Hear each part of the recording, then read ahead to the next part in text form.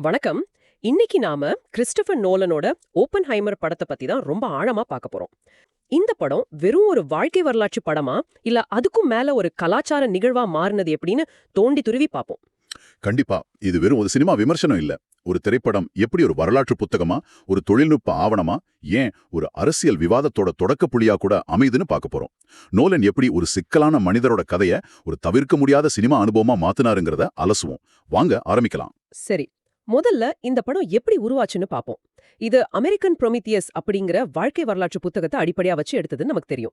ஆனா எனக்கு ஆச்சரியமா இருந்த ஒரு விஷயம் என்னன்னா, நோலன் இந்த புத்தகத்தை படிக்கிறதுக்கு முன்னாடியே ஓப்பன்ஹைமர் பத்தி ஒரு படம் பண்ணணும்னு நினைச்சிருக்காரு.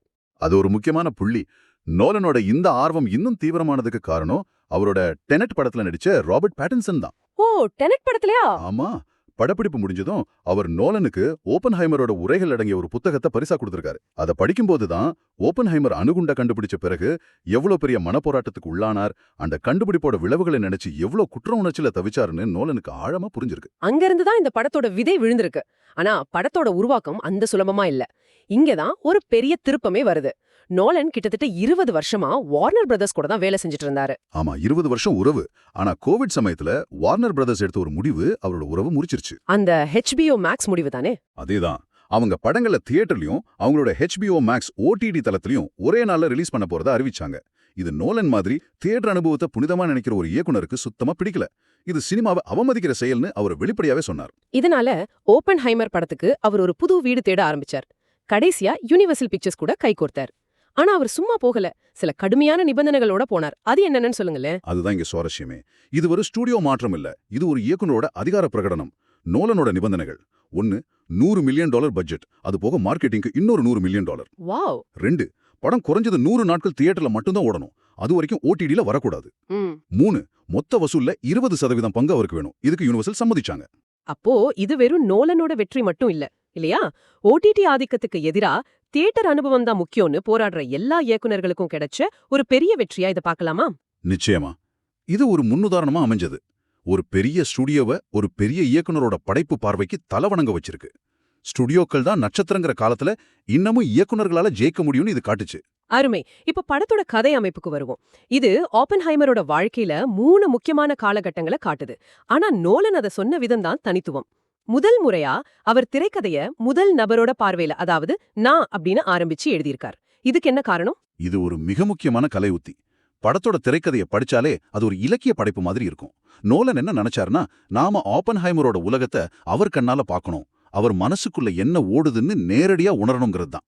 ஓ, அதனாலதான் அந்த கலர் கருப்பு வெள்ளை பிரிவினையா? சரியா சொன்னீங்க. ஓப்பன்ஹைமரோட அகவுருவை காட்டுற காட்சிகள் எல்லாம் வண்ணத்துல இருக்கும். அதுவே அவரை சுத்தி நடக்கிற புற உலக நிகழ்வுகள், குறிப்பா லூயிஸ் ஸ்ட்ராஸ்ங்கிறவரோட பார்வையிலிருந்து வர்ற காட்சிகள் எல்லாம் கருப்பு வெள்ளையில இருக்கும். அப்போ கலருங்கிறது ஓப்பன்ஹைமரோட அக உணர்வுகள், கருப்பு வெள்ளைங்கிறது புறவயமான வரலாற்று பதிவு.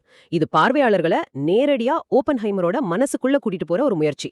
சரி, இப்போ நடிகர்கள் தேர்வு. சிலியன் மர்ஃபி நோலனோட 6வது படம், ஆனா கதாநாயகனா முதல் படம். இத்தனை வருஷம் கழிச்சு அவருக்கு இந்த வாய்ப்பு கிடைச்சது தற்செயலானதா, இல்ல நோலன் இந்த கதாபாத்திரத்துக்காகவே காத்திருந்தாரா?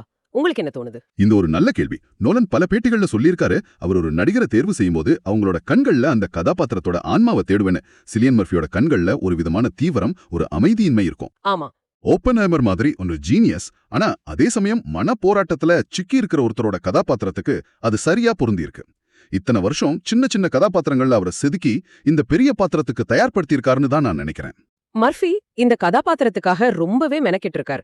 உடல் எடையை பயங்கரமா குறைச்சது, ஓப்பன்ஹைமரோட மேனரிசங்களை கத்துக்கிட்டதுன்னு. அவர் 1970கள்ல இருந்த டேவிட் போவியோட தோற்றத்தை மனசுல வச்சுக்கிட்டதா சொல்லியிருக்கார். அந்த மெலிந்த தேகம், அந்த கூர்மையான பார்வை, அதுக்கெல்லாம் போவி ஒரு இன்ஸ்பிரேஷனா இருந்திருக்கார். மத்த நடிகர்களுமே ஆச்சரியம்தான். Robert Downey Junior, Matt Damon, Emily Blunt மாதிரி பெரிய நட்சத்திரங்கள் அவங்களோட வழக்கமான சம்பளத்துல ஒரு சின்ன பகுதியை மட்டும் வாங்கிட்டு நடிச்சிருக்காங்க. எவ்ளோ? பொதுவா 15-20 மில்லியன் டாலர் வாங்குறவங்க வெறும் $4 மில்லியன் சம்மதிச்சிருக்காங்க. இது நோலன் மேல அவங்க வச்சிருக்கிற நம்பிக்கையையும் இந்த கதையோட முக்கியத்துவத்தையும் காட்டுது. நடிகர்கள் விஷயத்துல ஒரு சுவாரஸ்யமான, கிட்டத்தட்ட நம்ப முடியாத கதை ஒன்று இருக்கு. மேட் டேமனை பற்றியது. அவர் தம் மனைவி கிட்ட இனிமேல் கொஞ்ச காலத்துக்கு நடிக்க போவதில்லைன்னு ஒரு ஒப்பந்தமே போட்டிருந்தாராம். நிஜமாவா? ஆமா. ஆனா அதுல ஒரே ஒரு விதிவிலக்கு. கிறிஸ்டோபர் நோலன் கூப்பிட்டால் மட்டும் நடிக்கலாம். அடேங்கப்பா. அது மாதிரியே நோலன் கூப்பிட அவரும் ஒப்பந்தத்தை மீறி வந்து நடிச்சிருக்கார். இது ஆச்சரியமா இல்லையா? ஆமா, இது நோலனோட செல்வாக்கு எவ்ளோ பெருசுன்னு காட்டுது.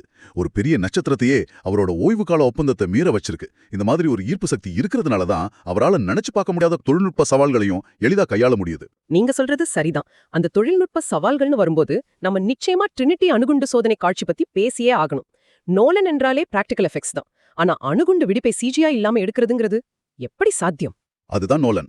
அவர் நிஜமான அணுகுண்டை எல்லாம் வெடிக்க வைக்கல. அப்போ ஆனா அந்த தோற்றத்தை கொண்டு வர ஒரு மினி அணுகுண்டு வெடிப்பு மாதிரியான ஒரு சூழலை உருவாக்குனாங்க. பெட்ரோல், புரோப்பான், அலுமினியம் பவுடர், மெக்னீசியம்னு பல பொருட்களை சரியான விகிதத்துல கலந்து ஒரு பெரிய வெடிப்பு நிகழ்த்தினாங்க. அந்த வெடிப்பை பல கோணங்கள்ல அதிவேக கேமராக்கள்ல படம் பிடிச்சாங்க. அப்போ அந்த காட்சியில நடிகர்களோட முகத்துல தெரிஞ்ச அதிர்ச்சி உண்மையானது. 100%. அந்த வெடிப்போட வெளிச்சத்தையும் அதிர்வையும் அவங்க உண்மையாவே உணர்ந்தாங்க. அதுதான் அந்த காட்சிக்கு நம்பகத்தன்மையை கொடுக்குது. சில பேர் இது ஒரு விளம்பர யுக்தின்னு விமர்சனம் செஞ்சாலும் என் பார்வையில அந்த நம்பகத்தன்மைக்காக நோலன் எடுத்த ஒரு பெரிய ரிஸ்க் அது. இதை தாண்டி இன்னொரு தொழில்நுட்ப சாதனை இருக்கு. என்ன அது? ஐமேக்ஸ் கருப்பு வெள்ளை பிலிம். இதுக்கு முன்னாடி ஐமேக்ஸ்ல கருப்பு வெள்ளை படங்கள் வந்ததில்ல. ஓ அப்படியா? இந்த படத்தோட கருப்பு வெள்ளை காட்சிகளுக்காகவே கோடாக் நிறுவனம் பிரத்யேகமா 65mm ஐமேக்ஸ் கருப்பு வெள்ளை பிலிம் சுருளை தயாரிச்சு கொடுத்தது. இது சினிமா வரலாற்றிலே முதல் முறை. அப்போ அந்த கருப்பு வெள்ளை காட்சிகள் வெறும் ஒரு ஸ்டைல் தேர்வில்ல. அதுக்கு பின்னாடி ஒரு ஆழமான காரணம் இருக்கு. ஸ்ட்ராஸோட புறவயமான பார்வைக்கு ஒரு பிரம்மாண்டத்தையும் ஒரு வரலாற்று தீர்ப்போட எடையும் கொடுக்கதான் அது ஐமேக்ஸ்ல எடுத்திருக்கார். தொழில்நுட்பத்தை கதை சொல்லும் கருவியா நோலன் எப்படி பயன்படுத்துறாருன்றதுக்கு இது ஒரு சிறந்த உதாரணம். மிகச்சரியா சொன்னீனே. படப்பிடிப்பும் வெறும் 57 நாட்கள்ல முடிஞ்சதுங்கிறது இன்னொரு ஆச்சரியம். 57 நாட்கள் தானா? ஆமா, இவ்ளோ பெரிய நட்சத்திர பட்டாளம் பல இடங்கள் சிக்கலான காட்சிகள்னு வச்சுக்கிட்டு இவ்ளோ வேகமா வேலை செஞ்சிருக்காங்க. கிட்டத்தட்ட எல்லா காட்சியிலும் வர சிலியன் மர்ஃபி அந்த வேகம் ஒரு பைத்தியக்காரத்தன மாதிரி இருந்துச்சுன்னு சொல்லியிருக்காரு. இசை அதை விட்டுட முடியாது. லுட்விக் கோரன்சன் படத்தோட பதற்றத்தை உச்சத்துக்கு கொண்டு போனது அவரோட இசைதான். ஓப்பன்ஹைமரோட மனநிலையை பிரதிபலிக்க வயலினை மையமா பயன்படுத்த சொன்னதே நோலன் தானமே. ஆமா, வயலினால ஒரே நொடியில காதலையும் காட்ட முடியும், பயங்கரத்தையும் காட்ட முடியும். அது ஓப்பன்ஹைமரோட இருண்ட சிக்கலான மனநிலைக்கு சரியான கருவியா இருக்கும்னு நோலன் நினைச்சார். படத்தோட 3 மணி நேரத்துல கிட்டத்தட்ட 2.5 மணி நேரத்துக்கு இசை ஒழிச்சுக்கிட்டே இருக்கும். அந்த இசைதான் படத்தோட இதய துடிப்பு. இப்ப படத்தோட வரவேற்புக்கு வருவோம். ஜூலை 21, 2023 அதே நாள்ல பார்பி படமும் ரிலீஸ் ஆச்சு. இத பார்பன்ஹைமர்னு ஒரு பெரிய இன்டர்நெட் நிகழ்வவே உருவாக்குச்சு. இது எதிர்பார்க்காத ஒண்ணு இல்லையா? யாருமே எதிர்பார்க்காதது. முற்றிலும் எதிரான 2 படங்கள். ஒன்னு பிரகாசமான பிங்க் நிறத்துல ஒரு ஃபேண்டசி, இன்னொன்னு இருண்ட தீவிரமான ஒரு வரலாற்று படம். ஆனா மக்கள் ரெண்டையும் கொண்டாடினாங்க. 2 படத்தையும் ஒரே நாள்ல பாக்குறது ஒரு ட்ரெண்ட் ஆச்சு. இது மேலோட்டமா பார்க்க ஒரு மீம் மாதிரி தெரிஞ்சாலும் அதுக்குள்ள ஒரு ஆழமான அர்த்தம் இருக்கு. என்ன அர்த்தம்? மக்கள் பிரான்ச்சைஸ் படங்களையும் சூப்பர் ஹீரோ படங்களையும் பார்த்து சலிச்சு போயிருந்தாங்க. அவங்களுக்கு இயக்குநர்களோட தனித்துவமான பார்வையில உருவான புதுமையான கதைகள் தேவைப்பட்டது. பார்பன்ஹைமர் அந்த தாகத்தை தீர்த்து வச்சது. இது சினிமாவுக்கு கிடைச்ச ஒரு புத்துணர்ச்சி. ஆமா, வசூல் ரீதியா ஓப்பன்ஹைமர் கிட்டத்தட்ட $975 மில்லியன் வசூல் செஞ்சது. இது ஒரு R-ரேட்டட் 3 மணி நேரம் ஓடுற வசனங்கள் நிறைஞ்ச ஒரு படத்துக்கு நினைச்சு பார்க்க முடியாத வெற்றி. ஆனா இந்த வெற்றி சர்ச்சைகள் இல்லாம வரல. குறிப்பா இந்தியால பகவத்கீதா வரியா ஓப்பன்ஹைமர் உச்சரிக்கிற ஒரு காதல் காட்சி பெரிய புயலை கலப்புச்சு. ஆமா, நான் மரணமாகிறேன், உலகங்களை அழிப்பவன் என்ற அந்த வரி ஒரு நெருக்கமான தருணத்துல வந்தது. பலரோட மத உணர்வுகளை புண்படுத்தியதா சொல்லப்பட்டது. அந்த காட்சியை நீக்கணுங்கிற கோரிக்கைகள் வலுவா எழுந்தது. இது தணிக்கை மற்றும் கலை சுதந்திரம் பத்தின ஒரு பெரிய விவாதத்தை உண்டாக்கிச்சு. இது மட்டும் இல்ல, மத்திய கிழக்கு நாடுகள்ல ஃப்ளாரன்ஸ் பக் நடிச்ச நிர்வாண காட்சி கம்ப்யூட்டர்ல உருவாக்கப்பட்ட ஒரு கருப்பூடியால மறைக்கப்பட்டது. ஒவ்வொரு நாட்டுக்கும் ஏத்த மாதிரி படத்துல மாற்றங்கள் செஞ்சாங்க. ஆனா எல்லாத்தையும் விட பெரிய கேள்விக்குறியா இருந்தது ஜப்பான்ல படத்தோட ரிலீஸ். ஆமாம், அணுகுண்டு தாக்குதலால நேரடியா பாதிக்கப்பட்ட ஒரு நாடு. அங்க இந்த படத்தை எப்படி எடுத்துக்குவாங்கன்னு ஒரு பெரிய தயக்கம் இருந்தது. அதனால மத்த நாடுகள்ல ரிலீஸ் ஆகி 8 மாசம் கழிச்சு மார்ச் 2024 தான் ஜப்பான்ல ரிலீஸ் பண்ணாங்க. அங்க எப்படிப்பட்ட வரவேற்பு கிடைச்சது? கலவையான விமர்சனங்கள். சிலர் படம் அணு ஆயுதத்தோட அபாயத்தை காட்டுது, அதனால இது ஒரு அணு ஆயுத எதிர்ப்பு படம்னு பாராட்டுனாங்க. ஆனா இன்னொரு தரப்பு ஓப்பன்ஹைமரோட குற்ற உணர்ச்சியை பத்தி பேசுற படம் ஹிரோஷிமா நாகசாகில பாதிக்கப்பட்ட லட்சக்கணக்கான மக்களோட வலியை ஏன் காட்டலன்னு கேள்வி எழுப்புனாங்க. இது ஒரு நியாயமான விமர்சனம் தான். அவங்களோட பார்வையில படம் குற்றவாளியின் பார்வையை மட்டுமே காட்டுது, பாதிக்கப்பட்டவர்களின் பார்வையை காட்ட தவறிடுச்சு. சரி, விருதுகளை பத்தி பேசவே வேணாம். 13 ஆஸ்கர் நாமினேஷன், 7 விருதுகள். சிறந்த படம், சிறந்த இயக்குனர், சிறந்த நடிகர்னு எல்லா முக்கிய விருதுகளையும் அள்ளிக்கிட்டு போச்சு. இந்த படத்தோட தாக்கம் அந்த விருதுகளோட நிக்கல, அது ஒரு ஆச்சரியமான அரசியல் தாக்கத்தையும் ஏற்படுத்துச்சு. பல வருஷமா கண்டுகொள்ளப்படாம இருந்த ஒரு பிரச்சனைக்கு இந்த படம் உயிர் கொடுத்துச்சு. எது அது? ட்ரினிட்டி சோதனை நடந்த இடத்துக்கு பக்கத்துல வாழ்ந்த மக்கள் அந்த கதிர்வீச்சால பல தலைமுறையா பாதிக்கப்பட்டு வராங்க. அவங்கள டவுன் விண்டர்ஸ்னு சொல்லுவாங்க. ஓ, அவங்களுக்கு அரசாங்கம் எந்த உதவியும் செய்யலையா? செஞ்சாங்க, ஆனா அது முழுமையா இல்ல. RECAன்னு ஒரு சட்டம் இருக்கு, அதாவது கதிர்வீச்சு வெளிப்பாடு இழப்பீட்டு சட்டம். ஆனா அதுல நிறைய ஓட்டைகள் இருந்துச்சு. ஓப்பன்ஹைமர் படம் ரிலீஸ் ஆன பிறகு இந்த டவுன் வெண்டர்ஸ் மேல பொதுமக்களோட கவனம் திரும்பவும் வந்துச்சு. இதன் விளைவா அந்த சட்டத்தை திருத்தி பாதிக்கப்பட்ட எல்லாருக்கும் இழப்பீடு வழங்கணுங்கிற கோரிக்கை அமெரிக்கா நாடாளுமன்றத்துல மீண்டும் வலுப்பெற்றது. ஒரு திரைப்படம் நிஜமான சட்டம் இயற்றும் விவாதத்தையே தூண்டிருக்கு. ஆமா, ஆஹா, ஓப்பன்ஹைமர் வெறும் ஒரு பயோபிக் இல்ல. அது ஒரு வரலாற்று பாடம், ஒரு தொழில்நுட்ப சாதனை, ஒரு கலாச்சார நிகழ்வு, அப்புறம் ஒரு அரசியல் உரையாடலோட தொடக்கப்புள்ளி. நோலன் ஒரு சிக்கலான மனிதரோட கதைய ஒரு மறக்க முடியாத சினிமா அனுபவமா மாத்திருக்கார். ஆனா இந்த மாதிரி வரலாற்று படங்கள் வரும்போது வரலாற்று துல்லியம் பத்தின கேள்விகளும் எப்பவும் எழும். உதாரணத்துக்கு படத்துல ஐன்ஸ்டீனுக்கும் ஓப்பன்ஹைமருக்கும் மத்திய நடக்கிற அந்த குளக்கரை உரையாடல், அது ரொம்ப முக்கியமான காட்சி. ஆமா, ஆனா உண்மையில அப்படி ஒரு உரையாடல் நடக்கவே இல்ல. அப்ப அது முழுக்க முழுக்க கற்பனையா? ஆமா, ஆனா அது ஒரு படைப்பு சுதந்திரம். அந்த ரெண்டு மாபெரும் விஞ்ஞானிகளுக்கு இடையான உறவையும் ஓப்பன்ஹைமர் எதிர்கொண்ட தார்மீக சிக்கலையும் ஒரே காட்சியில அழுத்தமா சொல்ல நோலன் அந்த கற்பனை உரையாடல ஒரு கருவியா பயன்படுத்திருக்கார். ஒரு வரலாற்று உண்மையை நாடகமாக்கும் போது இந்த மாதிரி விஷயங்கள் தேவைப்படுது. இறுதியா உங்களுக்காக ஒரு சிந்தனை. இந்த படம் ஓப்பன்ஹைமரோட கதைய ரொம்ப சக்தி வாய்ந்ததா சொல்லியிருக்கு. ஆனா சில கதைகளை சொல்லாம விட்டுருச்சு. உதாரணத்துக்கு லாஸ் அலமோஸ் நகரத்தை உருவாக்க அங்க பல தலைமுறையா வாழ்ந்த பூர்வக்குடி அமெரிக்கர்களை அவங்க நிலத்திலிருந்து வெளியேற்றினாங்க. அவங்களோட கதை படத்துல இல்ல.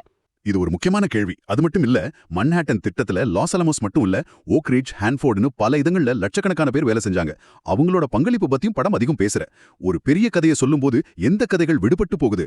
ஓப்பன்ஹைமர் சொல்லப்பட்ட ஒரு சக்தி வாய்ந்த கதை. ஆனா அதன் சட்டகத்துக்கு வெளியே இன்னும் எத்தனை கதைகள் இருக்கக்கூடும்? இத பற்றி நீங்க யோசிக்கலாம். கிறிஸ்டோபர் நோலனோட படத்துக்கு விளம்பரமோ முன்னுரையோ மார்க்கெட்டிங்கோ தேவைப்படாது. அவர் படம் தான் அப்படின்னு சொன்னாலே உங்கள நிறைய பேரு ரொம்ப ஆர்வமா படத்தை பார்க்க ஆரம்பிச்சிருவீங்க. அதுலயும் இந்த படம் தமிழ் டப்பிங்ல இல்ல அப்படிங்கிறது ஒரு துக்க செய்தி. அதுவும் இவங்க பேசுற இங்கிலீஷ் எல்லாம் இந்தியா சுதந்திரம் வாங்கும் போது பேசுற இங்கிலீஷ் புரிஞ்சுக்கிறது ரொம்ப கஷ்டமா இருந்தது. சப்டைட்டிலோட பார்த்தாலுமே நிறைய விஷயங்கள் புரியாது. பொதுவா நமக்கெல்லாம் புரியாத ரெண்டு விஷயம், ஒன்னு அறிவியல், இன்னொன்னு அரசியல். இந்த படத்துல அறிவியலும் அரசியலும் ஒன்னோட ஒண்ணு பயங்கரமா உலகத்தை பத்தி யோசிக்கிற ஒருத்தன், தன்னை பத்தி மட்டுமே யோசிக்கிற ஒருத்தன், இவங்க ரெண்டு பேருக்கு நடுவுல நடக்கிற யுத்தம் தான் நம்ம கிறிஸ்டோபர் நோலன் எடுத்த ஓப்பன்ஹைமர் அப்படிங்கிற இந்த படம். ரைட், இப்ப எவ்வளவு முடியுமோ அவ்வளவு வேகமா இந்த படத்தை பத்தி எக்ஸ்பிளைன் பண்ண ஆரம்பிக்கிறேன். பட் கண்டிப்பா ஒரு 30 நிமிஷத்துக்கு குறையாம பேசுவேன்னு எதிர்பார்க்கிறேன். அவ்வளவு விஷயம் இருக்கு. வளவல கொலன்னு ஏகப்பட்ட பேர் வரும், ஏகப்பட்ட சயின்டிஸ்ட் வருவாங்க. ஒவ்வொருத்தருக்கும் ஒவ்வொரு பேர் இருக்கும், ஒவ்வொரு கதை இருக்கும், ஒவ்வொரு டிபார்ட்மெண்ட் அவங்க மெயின்டைன் பண்ணிக்கிட்டு இருப்பாங்க. இதையெல்லாம் பேசிக்கிட்டு டைம் வேஸ்ட் பண்ணாம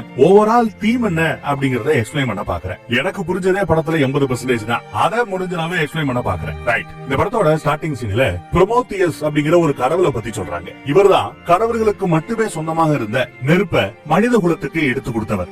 ஏண்டா ரகசியத்தை சொன்ன, நெருப்பை பத்தி சொன்னங்கிறதுக்காக அவரை பல ஆண்டு காலம் சங்கிலியில பிடிச்சு வச்சிருந்தாங்க. இது ஒரு கிரேக்க புராண கதை. நெருப்பின் கடவுள்னு புரோமோத்தியஸ் சொல்லுவாங்க. அதே மாதிரிதான் இந்த படத்தோட கதாநாயகன் ஓப்பன்ஹைமரை அமெரிக்கன் புரோமோத்தியஸ் அப்படின்னு சொல்லுவாங்க. அமெரிக்க நாட்டோட நெருப்பின் கடவுள்னு இவருக்கு ஒரு பட்டப்பெயரை கொடுத்திருக்காங்க. அணுகுண்டு கேள்விப்பட்டிருப்பீங்கல்ல, அந்த அணுகுண்ட இந்த உலகத்துக்கு கொண்டு வந்ததே இந்த மனுஷன் தான். அதனாலதான் இவருக்கு அணுகுண்டுவின் தந்தை அப்படின்னு பேர் வச்சிருக்கானுங்க. படத்துல சீக்வன்ஸ் வேற வேற விதத்துல போகும். பிளாஷ்பேக் வரும், அடுத்து நடப்பு வரும், அடுத்து மறுபடியும் பிளாஷ்பேக் போகும். ஒன்னு ஹீரோ சைடுல இருந்து பிளாஷ்பேக் போகும், இன்னொன்னு வில்ல சைடுல இருந்து பிளாஷ்பேக் போகும். ஒரு ஆர்டரே இல்லாம இருக்கும். நாம ஆர்டரா பேசுவோம். நாம பேசுற ஆர்டருக்கு ஏத்தாப்புல எடிட்டர் தான் கஷ்டம் பாவம். கரெக்டா தேடி தேடி பிடிச்சு நான் பேசுறதுக்கு ஏத்தாப்புல ஆர்டரை மாத்தி எடிட்டிங் பண்றது கஷ்டமான வேலை. இருந்தாலும் புரியாப்புல போகணும்னா இந்த ஃப்ளோ தான் சரியா இருக்கும். ஓப்பன்ஹைமர் இவர் பிறப்பால ஒரு ஜூ. ஹிட்லர் கிட்டத்தட்ட 60,000 யூதர்களை கொண்டு குவிச்சாரு. அந்த யூத இனத்தை சேர்ந்தவர் தான் நம்ம ஓப்பன்ஹைமர். இப்போ லேப்ல உட்காந்து காலேஜ்ல உட்காந்து PhD பண்ணிட்டு இருக்காரு பாத்தீங்களா. இந்த இடமும் ஜெர்மனி தான். ஜெர்மனில நடக்கிற இந்த காட்சி நடக்கிற காலகட்டத்துல யூதர்களை விரட்டக்கூடிய அந்த படம் நடக்கல. அதனாலதான் அவரு யூதரா இருந்தாலுமே ஜெர்மனில பிசிக்ஸ் சம்பந்தமான படிப்பை படிச்சுக்கிட்டு இருக்கிறார். லேப்ல ஏதோ கொட்டி விட்டுருவாரு, ப்ரொஃபசர் திட்டி விட்டுருவாரு. எல்லாரும் அங்க இருந்து ஒரு பெரிய மனுஷன் ஸ்பீச் கொடுக்கறாராம் பிசிக்ஸ்ல, பெரிய அளவர். அவரோட ஸ்பீச்சுக்கு லேட் ஆயிடுச்சு, போகணும்னு ஆப்ல டயத்தை பார்த்துட்டு ப்ரொஃபசர் ஆமா லேட் ஆயிடுச்சுல வாங்க கைஸ் போலான்னு எல்லாரையும் கூட்டு போவார். ஆனா நம்ம ஹீரோவை மட்டும் எங்க போற, உட்காந்து தட்டி விட்டேல எல்லாத்தையும் கிளீன் பண்ணிட்டு ப்ராப்பரா எல்லா லாபையும் முடிச்சுட்டு போ அப்படின்னு கோவப்படுத்தி விட்டுருவாரு. கோவத்துல நம்ம பையன் எல்லா கிளீனிங்கையும் முடிச்சுட்டு சயனைடு இருக்குல்ல, அந்த கெமிக்கலை இவர் சாப்பிடறதுக்காக வச்சிருந்த ஆப்பிள்ல யாருக்கும் தெரியாம இன்ஜெக்ட் பண்ணிட்டு போயிடுறாரு. வேகமா ஓடி போய் கிளீனிங் முடிச்சு லேப் எல்லாம் முடிச்சு அந்த ஸ்பீச்சை கேட்க போறார். நம்ம ஹீரோவோட மானசீக குரு அவரு. லேட்டா வந்தாலும் ஏகப்பட்ட கேள்விகள் அணுவை சம்பந்தப்பட்டு, ஆட்டம்ஸ் சொல்லுவோம் இல்லையா, அணு துகள்களை பத்தி ஏகப்பட்ட கேள்விகளை கேட்பார். கட் பண்ணா அதே லேப்ல நம்ம ஹீரோக்கு முடியாத அந்த ப்ரொஃபசர் கூட மானசீக குரு ஏதோ பேசிட்டு இருப்பாப்ல. இந்த பக்கம் ஐயோ அவசரப்பட்டு ஆப்பிள்ல விஷத்தை ஏத்திட்டோமே,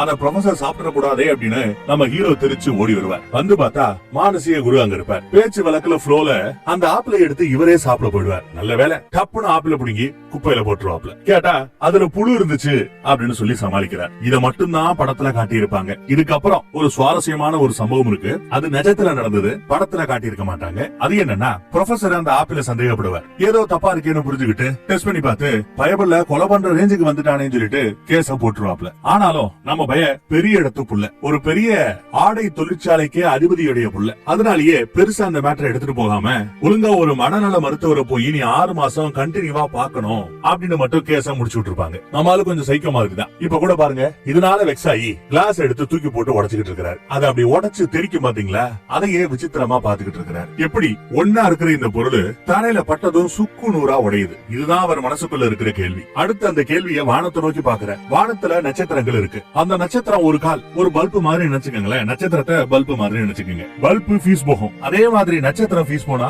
நட்சத்திரத்தோட ஆயுள் காலம் முடிஞ்சா என்ன ஆகும் அப்படிங்கிறப்ப ஒரு கற்பனை. அது சம்பந்தப்பட்ட ஆராய்ச்சின்னு நட்சத்திரத்தோட ஈர்ப்பு விசை, விளக்கு விசை, அதுக்குள்ள இருக்கிற ஆட்டம், எலக்ட்ரான்ஸ், புரோட்டான்ஸ், நியூட்ரான்ஸ் சொல்லிட்டு எல்லாத்த பத்தியும் அந்த லெவலுக்கு தியரிட்டிக்கலா ரிசர்ச் பண்ண ஆரம்பிக்கிறார். இப்போ மனுஷன் வளர்ந்து PhD பண்ணக்கூடிய பசங்களுக்கு லெக்சரர் பண்ண ரேஞ்சுக்கு பெரிய ஆயிட்டார். இவங்க பேசக்கூடிய மொழி வேற. ஆனா நம்ம அது இங்கிலீஷ் தான் பேசுவாப்ல. அதே சமயம் இங்கிலீஷ் தெரிஞ்ச இன்னொரு பையன், ஒரு அமெரிக்க பையன் வந்து உட்காருவான். எனக்கு நல்லா இங்கிலீஷ் தெரியும், இவனும் நல்லா இங்கிலீஷ் பேசுவான். ஒரு கால் உனக்கு அமெரிக்க இங்கிலீஷ் புரியலன்னா நான் உனக்கு டிரான்ஸ்லேட் பண்றேங்கிற மாதிரி பக்கத்துல இருக்கிற பசங்களை பேசி அப்படி கரெக்ட் பண்ணிட்டு உட்காருவார். பார்த்தா நம்மால அந்த லோக்கல் பசங்க பேசக்கூடிய மொழியா அசால்ட்டா பேசுறாரு. அவங்க மொழியிலேயே லெக்சரர் கொடுக்குறாரு, அவங்க தாய்மொழியில. இது எப்படி சாத்தியம்னா, அதுக்கப்புறம் ட்ரெயின்ல போய்கிட்டு இருக்கும்போது அதே வேலை பார்த்து கேட்பாப்ல அந்த ஸ்டூடெண்ட், அந்த அமெரிக்க ஸ்டூடெண்ட் சொல்லுவேன். ஆள் பார்த்தா நம்ம ஹீரோவோட கொஞ்சம் வயசான ஆள் மாதிரி தெரியும். ஏன்னா PhD பண்ணிக்கிட்டு இருக்கப்போ ஒரு பக்கம் லெக்சரரா வேலையும் பார்ப்பாங்க, இன்னொரு பக்கம் PhDயும் பண்ணுவாங்க. இவரும் ஒரு பெரிய ஆள் தான். எப்படி அந்த மொழியை கத்துக்கிட்டேன்னு கேட்டா 2 வாரத்துல கத்துக்கிட்டாங்க. அப்ப எவ்வளவு பெரிய மக்க பவர் இருக்கும் அப்படின்னு யோசிங்க. எப்பேற்பட்ட அறிவாளின்னு யோசிங்க. இங்கேயே 2 பேரும் பழகி நல்ல பெஸ்ட் ஃப்ரெண்ட் ஆயிடுறாரு அவரு. அடுத்து வேற ஒரு நாட்டுல இந்த அணு துகள்கள் பத்திய மிகப்பெரிய ஆராய்ச்சியாளர் ஒருத்தவரை பார்க்க வராங்க. இவரு ஜெர்மனிய நாட்டை சேர்ந்தவர். அவரோட லெக்சரிங்க இவங்க 2 பேரும் சேர்ந்து கேட்கறதுக்காக இங்க வந்திருக்காங்க. ஓப்பன்ஹைமரை பார்த்ததும் உங்களை பத்தி நான் கேள்விப்பட்டிருக்கிறேன்னு ஹேண்ட் ஷேக் பண்ணிக்கிறாங்க. இவர்கிட்ட இந்த மாதிரி நட்சத்திரத்தை பத்தி ஆராய்ச்சியை எடுத்து சொல்லிக்கிட்டு இருக்கிறார். அணு துகள்கள் ரேஞ்சுக்கு அவர் யோசிச்சுக்கிட்டு இருக்கிறார். கண்ணுக்கு தெரியாத ஒரு உலகத்தை பத்தி நீங்க ரிசர்ச் பண்ணிட்டு இருக்கீங்கல்ல, வேணா வாங்கல சேர்ந்து ஒர்க் பண்ணலாம் அப்படின்னு கூட அவரு கூட்டு பார்த்திருப்பாப்ல. ஆனாலும் நம்மால இல்ல நான் பாத்துக்கிறேன் அப்படின்னு சொல்லிட்டு வந்திருப்பார். அப்புறம் அமெரிக்காலேயே ஒரு யூனிவர்சிட்டியில இவருக்கு ப்ரொஃபசர் வேலை கிடைக்கும். இவரோட கிளாஸ் ரூமுக்கு பக்கத்திலேயே இதே காலேஜ்ல இருக்கக்கூடிய அணுக்களின் அதிர்வை பத்தி ஆராய்ச்சி பண்ணிட்டு இருப்பாங்க. அதே சமயம் பக்கத்துல இவர் கிளாஸ் எடுப்பாரு. பிசிக்ஸ் கிளாஸ், ஆட்டம் பிசிக்ஸ் பத்திய கிளாஸ். கிளாஸுக்கு வந்த ஒரே ஸ்டூடெண்ட் இவன் தான். ஏன்னா அந்த காலகட்டத்துல அமெரிக்கால இந்த ஆட்டம் பிசிக்ஸ் பத்திய போதுமான பொது அறிவு இல்ல. யாருக்குமே இப்பேற்பட்ட ஒரு துறை இருக்குன்னு, ஒரு செக்ஷன் இருக்குன்னே தெரியாது, ஒரு சப்ஜெக்ட் இருக்குன்னே தெரியாது. ஒரு பையனுக்கு இவர் கிளாஸ் எடுக்க ஆரம்பிப்பார். அடுத்த சில நாட்கள்லயே நிறைய பேர் வர ஆரம்பிச்சிருவாங்க.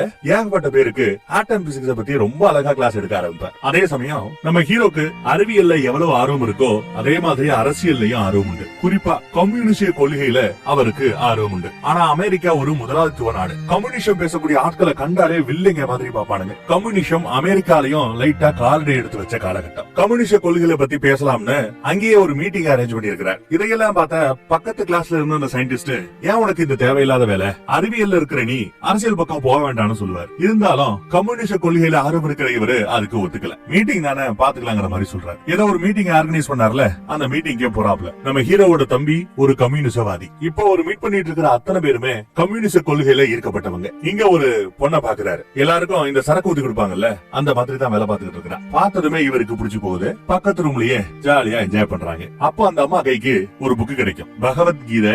அதுவும் சான்ஸ்கிரிட் மொழியில இருக்கு. சான்ஸ்கிரிட் மொழி தெரியுமா அப்படின்னு கேட்டா தெரியும் அப்படிங்கிறான். அத கூட படிச்சு வச்சிருக்கான பாத்துக்கங்களேன். குத்து மதிப்பா ஒரு பக்கத்தை எடுத்து இந்த புத்தகத்துல இந்த பக்கத்துல இருக்கக்கூடிய வரியவாசி அப்படின்னு சொல்றாங்க. இவரு இங்கிலீஷ்ல டிரான்ஸ்லேட் பண்ணி சொல்லுவாரு. இல்ல இங்கிலீஷ்ல எல்லாம் டிரான்ஸ்லேட் பண்ணி சொல்ல வேண்டாம், சான்ஸ்கிரிட்லயே என்ன எழுதி இருக்குங்கிறத சொல்லுங்கன்னு அவ சொல்ல இவர் வாசிப்பார். கிருஷ்ணர் சொன்ன ஒரு வாக்கியம் வரும், நானே உங்களின் மரணமானேன், இந்த உலகின் அழிவானேன் அப்படின்னு கிருஷ்ணர் சொல்லுவார். அதே டயலாக இவன் சொல்லுவான். ஏன்னா இவனுக்கு அது பொருந்தும். அப்புறம் முக்கியமான ஆட்கள் எல்லாம் சயின்டிஸ்டுகள் எல்லாம் ஒண்ணு சேர்ந்து குதிரையில ரொம்ப தூரம் போய் ஒரு கேம்ப் மாதிரி போட்டு அறிவியலை பத்தி பேசிப்பாங்க. அணுக்களை பத்திய இவனோட ஆர்வம் இன்னும் அதிகமாயிட்டே போகும். அதே சமயம் அந்த பக்கம் அந்த பொண்ணு கூடயும் இவர் கொஞ்சம் ஓவரா பழக ஆரம்பிப்பார். அவங்க அடிக்கடி ஒட்டிப்பாங்க, அதுக்கப்புறம் சண்டை போடுவாங்க. இப்படியே தான் போகும். திடீர்னு ஒரு நாள் அந்த பொண்ணு கூடயே இவர் வாக்கிங் போயிட்டு இருக்கும்போது எதுக்க நம்ம ஹீரோ கூட வேலை பார்க்கக்கூடிய ஒரு சக விஞ்ஞானி தெரிச்சு பேப்பர் எடுத்துக்கிட்டு ஓடிக்கிட்டு இருப்பார். என்ன இவ்வளவு வேகமா ஓடுறானே இவரும் பின்னாடியே போய் பார்ப்பார். போய் பார்த்தா ஜெர்மனி அணுக்களை பிரிக்க முடியும், அணுக்களை சேர்க்க முடியும், அணுக்களை மோத வைக்க முடியும்னு ஏகப்பட்ட விஷயங்களை கண்டுபிடிச்சிருக்காங்க போல.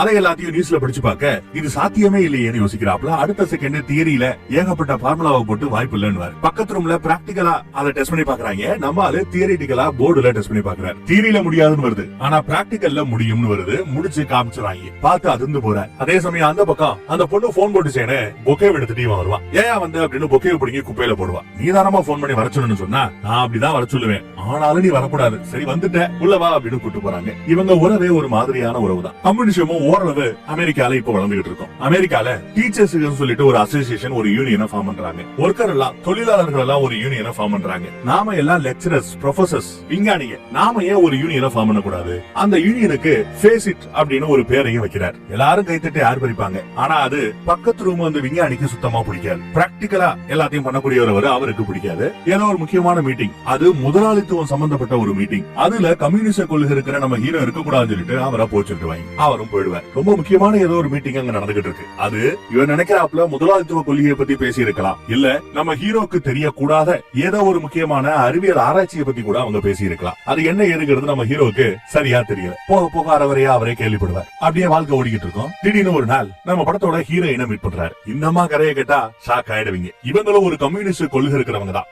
ஆனா இன்னைக்கு நம்ம ஹீரோவை இவங்க பாக்கும்போது கம்யூனிசத்தை விட்டு வெளியில வந்துட்டாங்க. வெளியில வந்து ஒரு 2-3 வருஷம் ஆச்சு. கண்டதும் 2 பேருக்கு நடுவுல காதல். இவங்களும் எதையும் மறைக்க விரும்பல. இவங்க ஆல்ரெடி 2-3 கல்யாணத்தை பாத்துட்டாங்க. இருந்தாலும் எவன் கூடயும் சரியா வாழ பிடிக்கல, ஒன்ன பிடிச்சிருக்குங்கிறாங்க. இவரோ ஓகேன்னு அந்த பொண்ணு கூடயே குடும்பம் நடத்த ஆரம்பிக்கிறார், கல்யாணம் ஆகாமையே. அதுல பாவம் அந்த பொண்ணு வயித்துல புழுப்பூச்சி எல்லாம் உண்டாயிடுது. இத கொஞ்சம் கூட ஒளிவு மறைவு இல்லாம சைட்ல ஓட்டிக்கிட்டு இருந்தாருல ஒரு பொண்ணு, அந்த பொண்ணுகிட்ட போய் எல்லாத்தையும் சொல்லி அவளதான் கல்யாணம் பண்ணிக்க போறேன், அவ புருஷன் கூட டிவோர்ஸ் எல்லாம் இப்ப வாங்கிடுவா, நாங்க கல்யாணம் பண்ணிக்க போறோம்னு அதையும் ஓபனா சொல்றான். சரி இனிமே என்ன பார்க்க வராத வைக்காதன்னு ஓன்னு அழுக. யார் அழுகிறது? நம்ம சின்ன வீடு சித்ரா. அதே சமயம் அந்த பக்கம் அந்த பிராக்டிக்கல் விஞ்ஞானி இருக்கிறாருல, அவர் வந்து ஏன்டா இந்த தேவையில்லாத வேலை பேசிட்டான். இப்படி எல்லாம் நம்ம விஞ்ஞானிகள், நமக்கு யூனியனும் அசோசியேஷனே தேவையில்லை. இப்படி எல்லாம் நீ பண்ணிக்கிட்டு இருந்தேன்னா அமெரிக்கா உன்னை விரோதியா தான் பாக்கும்.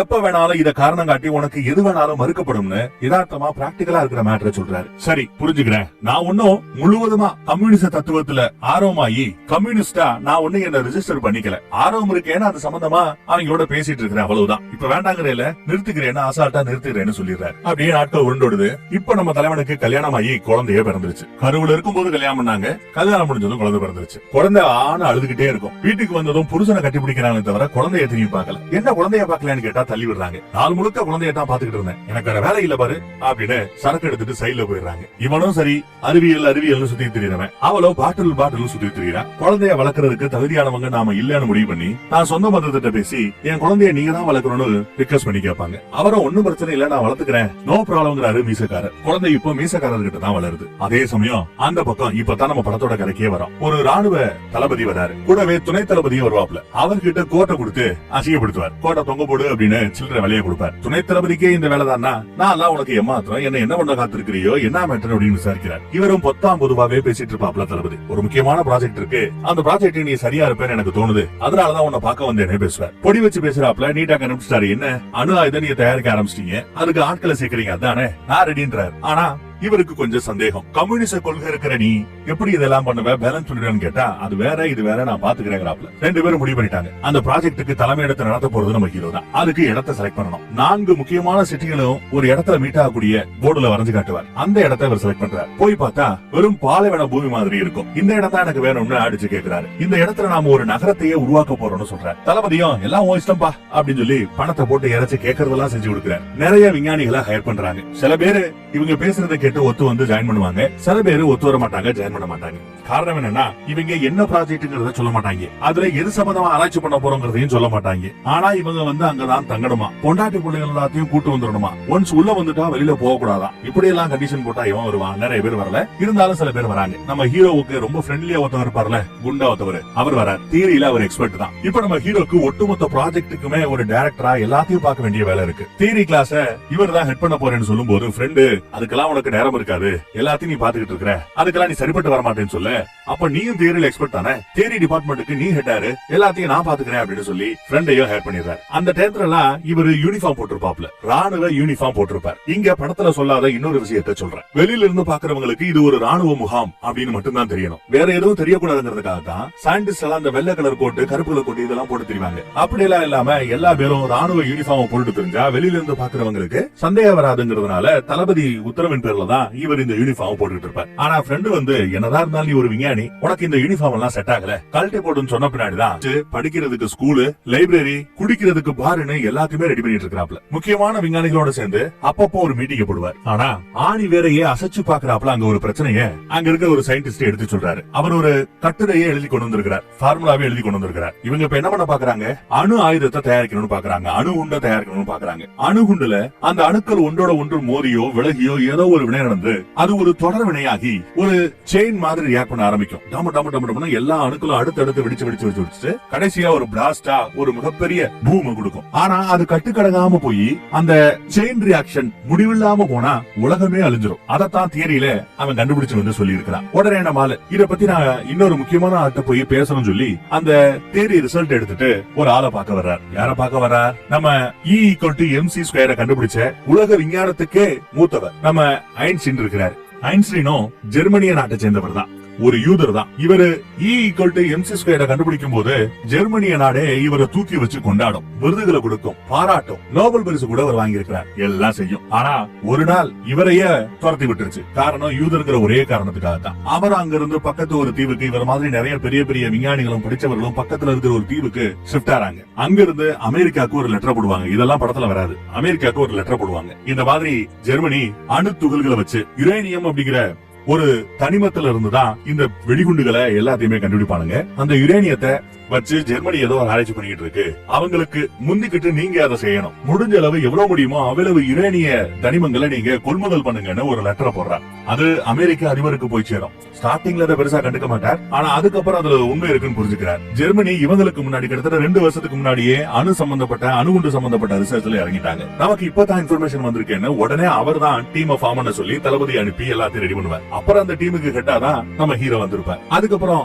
இந்த லெட்டரை போட்ட ஐன்ஸ்டீன் கூட இருந்த எல்லா பேரையுமே அங்க இருந்து அமெரிக்க குடிமகனா மாத்தி அமெரிக்காக்குள்ள கொண்டு வந்துட்டாங்க. இப்ப நம்ம ஐன்ஸ்டீன் இருக்கிறது அமெரிக்கால தான். அவரை பார்த்து அந்த தியரி ரிசல்ட் கொடுத்து இத பத்தி என்ன நினைக்கிறீங்க, தொடர் வினையால ஒரு இடத்துல ஒரு பாம்பை போட முயற்சி பண்றோம், அந்த பாம்பு அந்த இடத்துலயே முடிஞ்சிடாம தொடர் வினையாகி உலகத்தையே அழிச்சிட்டா என்ன பண்றதுன்னு கேட்க, தியரியில அப்படி வருது, ஆனா பிராக்டிகல்ல அப்படி இருக்குமான்னு சொல்ல முடியாது, அறுதிட்டு சொல்ல முடியாது அப்படிங்கிறார். ஆனாலும் பாசிபிலிட்டி உண்டுங்கிறார். ஆரம்பிச்சு விட்டா உலகத்தை அழிக்காம விடாதுங்கிறார். தியரியை வச்சே முடிவு பண்ண முடியாது, பிராக்டிகலா இதை ஏதாவது பண்ணி எக்ஸிக்யூட் பண்ணி பாருங்கிறார். இவனும் சரின்னு சொல்லிட்டு கிளம்பியாச்சு. இங்க வந்ததும் பிராக்டிகலா செக் பண்ணவங்க எல்லாம் தியரி தப்பாயிடுச்சு, பிராக்டிகலா நாங்க செக் பண்ணி பார்த்ததுல அந்த தொடர்விட ஒண்ணு உலகத்தை அழிச்சிடல, சின்ன பாம்பா போட்டா சில மீட்டர் தூரத்துக்கு தான் பாம்பு வெடிக்குது அப்படின்னு கண்டுபிடிச்சு சொல்லிட்டானுங்க. நம்ம ஹீரோக்கு ரொம்ப சந்தோஷம். அதுக்கப்புறம் இவங்க புள்ளைய ஒருத்தவங்க வளர்த்துட்டு இருக்காங்கல்ல, அவங்கள போய் பார்த்து புள்ளைய வாங்கிக்கிறாங்க. இனிமே நாங்களே பாத்துக்கிறோம்னு சொல்றாங்க. அங்க நம்ம மீசக்காரர் இப்ப மீசை எடுத்துருப்பாப்ல, அவரு ஒரு சின்ன ஹிண்ட் கொடுக்குறாரு. நீ பாருப்பா, என்னதான் இருந்தாலும் நம்ம குடும்பமே ஒரு கம்யூனிஸ்ட் குடும்பம். கம்யூனிசம் எங்க பிறந்தது, ரஷ்யால பிறந்தது. இப்போ 2ஆம் உலக போர் நடக்கிற காலகட்டம். ஹிட்லரும் ஜப்பானும் ஒண்ணு சேர்ந்து உலக நாடுகளை எதிர்த்து நிக்குது. ஹிட்லரோட ஜெர்மனியையும் ஜப்பானையும் எதிர்த்து 2 பெரும் நாடுகளான ரஷ்யாவும் அமெரிக்காவும் கூடவே நம்மள ஆண்ட இங்கிலாந்து, அவங்க 3 பேரும் ஒண்ணு சேர்ந்து போராடிக்கிட்டு இருக்கானுங்க. நீங்க ஏதோ ஒரு ரிசர்ச் பண்றீங்க வைக்கிறீங்கன்னு கேள்விப்பட்டேன். அதுல நம்மளோட நட்பு நாடான ரஷ்யாவுக்கு மட்டும் ஏன் இன்ஃபர்மேஷனை ஷேர் பண்ண மாட்டேங்கிறீங்க? நம்ம நட்பு நாடு தானே, நம்ம கூட சேர்ந்துதான ராணுவத்துல யுத்தத்துல இருக்கிறாங்க. அவங்க உங்ககிட்ட இருந்து டீடைல்ஸ் கேதர் பண்ண நினைக்கிறாங்க. நீ விருப்பப்பட்டா டீடைல்ஸ் கொடுக்கலாங்கிற மாதிரி லைட்டா விட்ட போடுவார். ஆனா நம்ம ஹீரோ அதுக்கெல்லாம் உடம்பட மாட்டார். சொல்ற லாஜிக் கரெக்ட், ஆனா நம்ம கவர்மெண்ட் அதுக்கு ஒத்து வரலனா நாமளும் கவர்மெண்டோட ஒத்து போறதா நல்லது அப்படின்னு சொல்லிடுவார். அப்புறம் குடும்ப குட்டிகளை கூட்டி போய் இவங்க உருவாக்கின அந்த நகரத்திலேயே குடும்பத்தை செட்டில் பண்றாரு. வீட்டுக்கு வந்து பார்த்தா வீட்டுல கிச்சனே இருக்காது. எப்பா கிச்சன் கூட இல்லாம வீட கட்டுவேன்னு கேட்க, உடனே ரெடி பண்ண சொல்லிடுறேன் அப்படின்னு சொல்லி பொண்டாட்டிக்காக கிச்சனை ரெடி பண்றாரு. அப்புறம் தான் இவங்க யுரேனியத்தை கொள்முதல் பண்றாங்க. இன்னும் சில தானியங்களை தனிமங்களை கொள்முதல் பண்றாங்க. ஒரு பெரிய பாம்பு உருவாக்கணும்னா எவ்வளவு தேவையோ அவ்வளவு ரெடி பண்ணிட்டு இருக்காங்க. அப்புறம் அணுகுண்டு எப்படி வேலை செய்யுங்கிறத பத்தி, அணு பிளவு, அணு இணைப்பு, அணு மோதல்னு நிறைய விஷயங்களை பேசுவாங்க. அப்படி அணுக்களை பத்தியே பேசிட்டு இருக்கும்போது, அணுகுண்டை பத்தியே பேசிட்டு இருக்கும்போது ஒருத்த மட்டும் நாம ஏன் ஹைட்ரஜன் பாம்பை உருவாக்க கூடாதுங்கிறான். ஏன்னா அணுகுண்டை விட கிட்டத்தட்ட 500 மடங்கு பயங்கரமா பவர்ஃபுல்லா ஹைட்ரஜன் பாம்புகள் வேலை செய்யும். அதையே நாம தயாரிக்க கூடாதுன்னு ஒருத்தன் ஐடியா கொடுக்குறான். ஐடியா நல்லா இருக்கு, ஆனா ஹைட்ரஜன் பாம்பையே செயல்படுத்துறா இருந்தா அதை ஆக்டிவேட் பண்றதா இருந்தா நமக்கு அதுக்கு ஒரு சின்ன அணுகுண்டு தேவை. சோ நம்ம முதல் அணுகுண்டை தயாரிப்போம், அப்புறம் ஹைட்ரஜன் பாம்பை பத்தி யோசிப்போன்றாரு. அணுகுண்டு ஐடியா கொடுத்தவன் கொஞ்சம் ஷாப்னு ஆயிடுவான். அப்படியே நாட்கள் உருண்டோடுது. இப்போ ஓரளவு பாம இவங்க ரெடி பண்ணி இருக்காங்க. இதுக்கப்புறம் தான் நம்ம அயன் மேனோட என்ட்ரி. அவரு இவங்களோட டீமை அரசியல்வாதிகளின் சார்பா மேற்பார்வை பாக்குறதுக்காக வந்திருக்கிறார். ஒரு மீட்டிங்ல தான் நேருக்கு நேரா நம்ம ஓபன் ஹேமரை ஹீரோவை மீட் பண்ணுவாப்ல. எல்லா பேரும் இது வரைக்கும் என்ன நடந்திருக்குன்ற அப்டேட்ட கொடுத்துட்டு இருப்பாங்க. ஆட்டம் பாம்பை ஏன் தயாரிக்கலன்னு கேட்பாப்ல. நம்ம ஹீரோக்கு இன்னொரு எண்ணமும் இருக்கும். ஆட்டம் பாம்பு ஒரு மிகப்பெரிய பேரிழப்பை ஏற்படுத்தக்கூடியது. அணுகுண்டுனா கூட ஒரு நாட்டுல ஒரு நகரத்தை டார்கெட் பண்ணி நம்மளால போட முடியும். ஹைட்ரஜன் பாம்பு போறதா இருந்தா ஒரு நாட்டையே அழிக்கிறதுக்கு தான் போடணும். ஒரு பர்டிகுலரா ஒரு சின்ன சிட்டி மேல எல்லாம் போட முடியாது. மிகப்பெரிய பேரழிவை ஏற்படுத்தும். பத்தாவதுக்கு இவங்க கொடுத்த காசுக்கு பணத்துக்கு இவ்வளவு வேலைகள் எல்லாம் செஞ்சு அணுகுண்டை தயாரிக்கிறதுக்கே போதும் இருக்கு. இப்போ உங்க அவசர தேவை என்ன? யுத்தத்தை தடுத்து நிறுத்தணும். ஜெர்மனில ஹிட்லர் அணுகுண்டை உருவாக்க பாத்துக்கிட்டு இருக்கான். அவன் முன்னாடி அணுகுண்டை கண்டுபிடிச்சிட்டானா உலகத்தையே அழிச்சிருவான். அவனுக்கு முன்னாடி நாம அணுகுண்டை கண்டுபிடிச்சிட்டா மேபி நாம ஹிட்லரை மட்டும் தான் அழிப்போம். உலகத்தை காப்பாத்துவோம் சொல்லிதான் அணுகுண்டை தயாரிக்கிறதுக்கே ஒரு ஒத்துட்டு இருப்பார். ஆனா இங்க பிரச்சனை என்ன தெரியுமா? ஏன் இந்த மீட்டிங்கே போட்டிருக்காங்க தெரியுமா? இவங்க கண்டுபிடிச்ச அதே டெக்னிக்கை வச்சு அந்த பக்கம் ரஷ்யா சின்ன சின்ன பாம்ப ரெடி பண்ணிட்டாங்க, டெஸ்ட் பண்ணி இருக்காங்க. அதோட டெஸ்ட் ரிசல்ட்ட பாத்துட்டு தான் எப்பா நம்ம கிட்ட இருந்து எவனோ ஒருத்தவன் எல்லாத்தையும் போய் அங்க சொல்லிக்கிட்டு இருக்கான்பா, ஒரு ஸ்பை இருக்கான்பான்னு வந்து எல்லாரையும் விசாரிக்கிறார். விசாரணையில யார் மேல சந்தேகம் வருதுன்னா நம்ம ஹீரோ மேலதான் சந்தேகம் வருது. ஏன்னா அவர் ஒரு கம்யூனிசவாதி. கம்யூனிசம் எங்க பிறந்தது? ரஷ்யால பிறந்தது. கம்யூனிசவாதிகளோட இவர் தொடர்புல இருக்கிறதுனால இவரை சந்தேகப்படுறாங்க. ஓப்பனா சந்தேகத்தை சொல்லலைனாலும் இவர் அதை புரிஞ்சுக்கிறார். ஆனா இதையும் தாண்டி ஒரு கருப்பு ஆடு இருக்கு. அந்த கருப்பு ஆடு யாரா வேணா இருக்கலாம். மீட்டிங் முடிச்சுட்டு இங்க வந்தா தளபதிக்கு தெரியாம விஞ்ஞானிகளோட மனைவிகள் இருப்பாங்கல்ல, அவங்க வீட்டுல சும்மா இருக்க வேண்டாம்னா அவங்களுக்கு இந்த லைப்ரரி வேலை, பிஏ வேலைன்னு இந்த மாதிரி வேலைகளை போட்டு கொடுத்திருக்காரு. இது நம்ம தளபதிக்கு பிடிக்கல, துணை தளபதிக்கு சுத்தமா பிடிக்கல. இருந்தாலும் நான் தான் டைரக்டர், நான் சொல்றதா அப்படின்னு ஸ்ட்ரிக்டா சொல்லிடுறாப்ல. அமெரிக்க அரசியல்ல ஒரு பெரிய பிரஷர். நாம ரஷ்யா இப்போ ஒரு பாம்பை போட்டு டெஸ்ட் பண்ணிடுச்சு, நாமளும் ஒரு பாம்பை போட்டு டெஸ்ட் பண்ணி ஆகணும் அப்படின்னு பிரஷர். அப்படி அந்த பிரஷர்ல வேலை பார்த்துக்கிட்டு இருக்கும்போது திடீர்னு ஒரு போன் கால். யாரு? நம்ம சின்ன வீடு சித்ரா தான் போன் பண்ணிருக்கோம். தளபதி வேற டென்ஷன்ல இருந்த விஞ்ஞானியை திட்டி விரட்டி விட்டுறாரு. அவர் வேலையை வேண்டாம் ஒண்ணு வேண்டாம்னு போயிடுறாப்ல. அந்த வேலையும் சேர்த்து நம்ம ஹீரோ தான் பார்க்கணும். இங்க ஒரு முக்கியமான பிரச்சனை நம்ம ஹீரோவுக்கு இருக்கு. என்னதான் இருந்தாலும் நம்ம ஹீரோ ஒரு ஜெர்மனிய பிரஜை. அங்க யூதர்களா இருந்து விரட்டப்பட்டவங்க. அமெரிக்காவுக்கு வந்தாலுமே அவங்களுக்கு செக்யூரிட்டி கிளியரன்ஸ் இருக்காது. அந்த செக்யூரிட்டி கிளியரன்ஸ் எனக்கு கொஞ்சம் கொடுங்க, அப்பதான் என்னால ஃப்ரீயா எல்லாருக்கிட்டையும் போக முடியும், பேச முடியும், பழக முடியுங்கிறார். உங்க வேலையை நீங்க சொல்ற டேட்டுக்குள்ள முடிச்சு கொடுக்கணும்னா எனக்கு செக்யூரிட்டி கிளியரன்ஸ் வேணுங்கிறார். செக்யூரிட்டி கிளியரன்ஸ் இல்லைன்னா அமெரிக்க சட்டத்தின்படி வெளிநாடு வாழ் யாராவது ஒருத்தர் இங்க இருக்கிறாங்கன்னா அவங்கள ஃபாலோ பண்ணவோ அவங்களோட உடைமைகளை செக் பண்ணவோ எனி டைம் செக் பண்ணவோ கவர்மெண்ட்டுக்கு ரைட் உண்டு. நம்ம ஹீரோ எங்க போனாலும் வந்தாலுமே ஒன்னு ரெண்டு பேர் பின்னாடியே போய் படத்தோட ஸ்டார்டிங்ல இருந்து என்னத்தையாவது வேவ் பார்த்துட்டு தான் இருப்பானுங்க. அதை ஒரு பெருசா கண்டுக்க மாட்டேன். ஆனா இப்போ சின்ன வீடு கூப்பிடுது. முக்கியமான ப்ராஜெக்ட்ல இருந்துட்டு அங்க போறதா இருந்தா செக்யூரிட்டி கிளியரன்ஸ் இல்லாம போக முடியாது. அதுக்காக தான் கிளியரன்ஸ் கேட்பாப்ல. இவர்கிட்ட இருக்கிற அந்த கம்யூனிஸ்ட் கொள்கையினால கிளியரன்ஸ் கொடுக்க மாட்டேன்னு வாங்கி, ஆனா அதையும் தாண்டி தளபதி தான் பிரஷர் போட்டு செக்யூரிட்டி கிளியரன்ஸ் வாங்கி கொடுப்பார். அது கிடைச்சதுமே நம்மால சித்ராவை தான் பார்க்க போறாரு. அங்க ஜாலியா இருக்காங்க. அவங்க வாழ்க்கையை பத்தி தான் அங்க பேசிட்டு இருப்பாங்க. அவங்களுக்குள்ள இருக்கிற அன்னோன்யமான சில விஷயங்களை தான் பேசிட்டு இருப்பாங்க. வெளியில யார்ட்டையும் சொல்ல முடியாத ரேஞ்சுக்கு சில விஷயங்களை பேசிட்டு இருப்பாங்க. அணுகுண்ட பத்தியோ இவர் ஒர்க் பண்ற இந்த ப்ராஜெக்ட பத்தியோ பேசியிருக்க மாட்டாங்க. அதே சமயம் ஆராய்ச்சி இன்னும் அடுத்த லெவலுக்கு போய்கிட்டு இருக்கும். மானசீக குருன்னு ஒருத்தவர் சொல்லுவார்ல, அவர் கூட இவங்களுக்காக ஒரு என்கரேஜ்மெண்ட் ஸ்பீச் கொடுத்துட்டு போவார். போறவரை பார்த்து நீங்களே எங்க டீமுக்கு ஜாயின் பண்ணுங்கன்னு சொன்னா அந்த குரு முடியாதுங்கிறார். ஏன்னா நீங்க ரெடி பண்ணிட்டு இருக்கிறது ஒரு ஆயுதம், பாதுகாப்புக்காக நீங்க சொன்னாலும் பல லட்சம் பேரோட உயிரை பிடிக்கக்கூடியது, இதுல நான் உதவி செய்ய விரும்பலன்னு ஓப்பனாவே சொல்லிட்டு போயிடுறாரு. அதே சமயம் பிஏ ஒரு துக்க செய்தியை கொண்டு வருது. என்னமான்னு கேட்டா சின்ன வீடு சித்ரா சூசைட் பண்ணி செத்து போயிட்டாராம். மேட்டரை கேட்டதும் எங்கேயோ ஓடி ஒளிஞ்சுக்கிறார். அப்புறம் பொண்டாட்டி தான் போய் அவனை பேசி பக்குவப்படுத்தி தப்புன்னு தெரியுது, இருந்தாலும் பழக்க வச்சுக்கிட்ட கான்சிக்வன்ஸ பின்விளைவுகளை இப்ப நீ அனுபவிச்சு தான் ஆகணும். தெம்பாரு ஓடி ஒளியாத, உன்னை நம்பி இங்க ஆயிரக்கணக்கான பேர் இருக்கிறோம் வா அப்படின்னு அவங்க நான் கொஞ்சம் என்கரேஜ் பண்ணி புருஷனை ஓரளவு ரெடி பண்ணி அடுத்த லெவலுக்கு எடுத்துட்டு போறாங்க. இப்பயும் விஞ்ஞானிகளுக்குள்ள கருத்து வேறுபாடு. அணுகுண்ட பெரிய லெவலில் உருவாக்குற வேலையை விட்டுவிட்டு அந்த ஹைட்ரஜன் பாம்பை தயாரிக்கணும் சொல்லிட்டு இருந்தான்ல, அதுலயே தேவையில்லாம கான்சன்ட்ரேட் பண்ணிட்டு இருக்கிறான். ஏப்பா அப்படின்னு கேட்டதும் கோவப்பட்டு இந்த வேலையை வேண்டாம்னு கிளம்புவாரு. ஆனா அவனை போய் தடுத்து நிறுத்தி, உனக்கு என்ன ஹைட்ரஜன் பாம்பு சம்பந்தமா ரிசர்ச் பண்ண அவ்வளவுதானே பண்ணு, வாரத்துக்கு ஒரு நாள் 1 மணி நேரம் மட்டும் உனக்கு டைம் கொடுக்குறேன், ரிசல்ட்ட பத்தி என்கிட்ட சொல்லு பாத்துக்கலாம் அப்படிங்கிற மாதிரி அவனையும் என்கரேஜ் பண்ணி அங்க இருந்து வெளியில போக விடாம பாத்துக்கிறார். ஏன்னா வெளியில போய் அவன் ஏதாவது பண்ணிட்டா அப்படின்னு யோசிக்கிறாப்ல. எல்லாம் நல்லபடியா போய்கிட்டு இருக்கும்போது திடீர்னு ஒரு நல்ல செய்தி. ஜெர்மனிய பட போர்ல தோத்துறது. ஹிட்லர் தன்னைத்தானே சுட்டுக்கிட்டு சூசைட் பண்ணி செத்துறாராம். அதை கேட்டதும் மக்கள் எல்லாம் சந்தோஷப்படுறாங்க. ஆனா இந்த மேன்ஹாட்டன் ப்ராஜெக்ட்ல இருக்கக்கூடிய மக்கள் நம்ம ஹீரோக்கே தெரியாம தனியா ஒரு மீட்டிங் போட்டு பேசிட்டு இருப்பாங்க. அவங்க என்ன பேசுறாங்கறத நம்மளால ஒட்டு கேட்டுறாப்ல. ஹிட்லர் இறந்துட்டான், அவன் இறந்த பிறகு நாம அணுகுண்டு தயாரிக்க வேண்டிய அவசியமே இல்ல, இந்த ப்ராஜெக்டை விட்டுலாங்கிற மாதிரி பேசுவாங்க.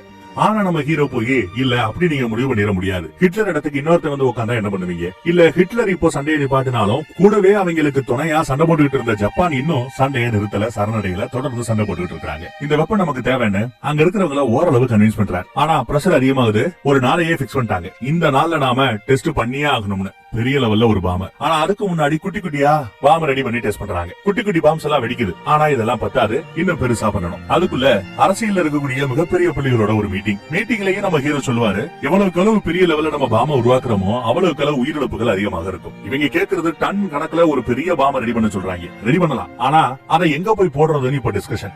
ஜப்பானை தான் இப்ப தடுத்து நிறுத்தி ஆகணும். ஜப்பான்ல வேலியபிள் டார்கெட்ஸ் அப்படின்னு ஒரு 12 சிட்டியோட பேரை லிஸ்ட் பண்ணி கொடுக்குறாங்க.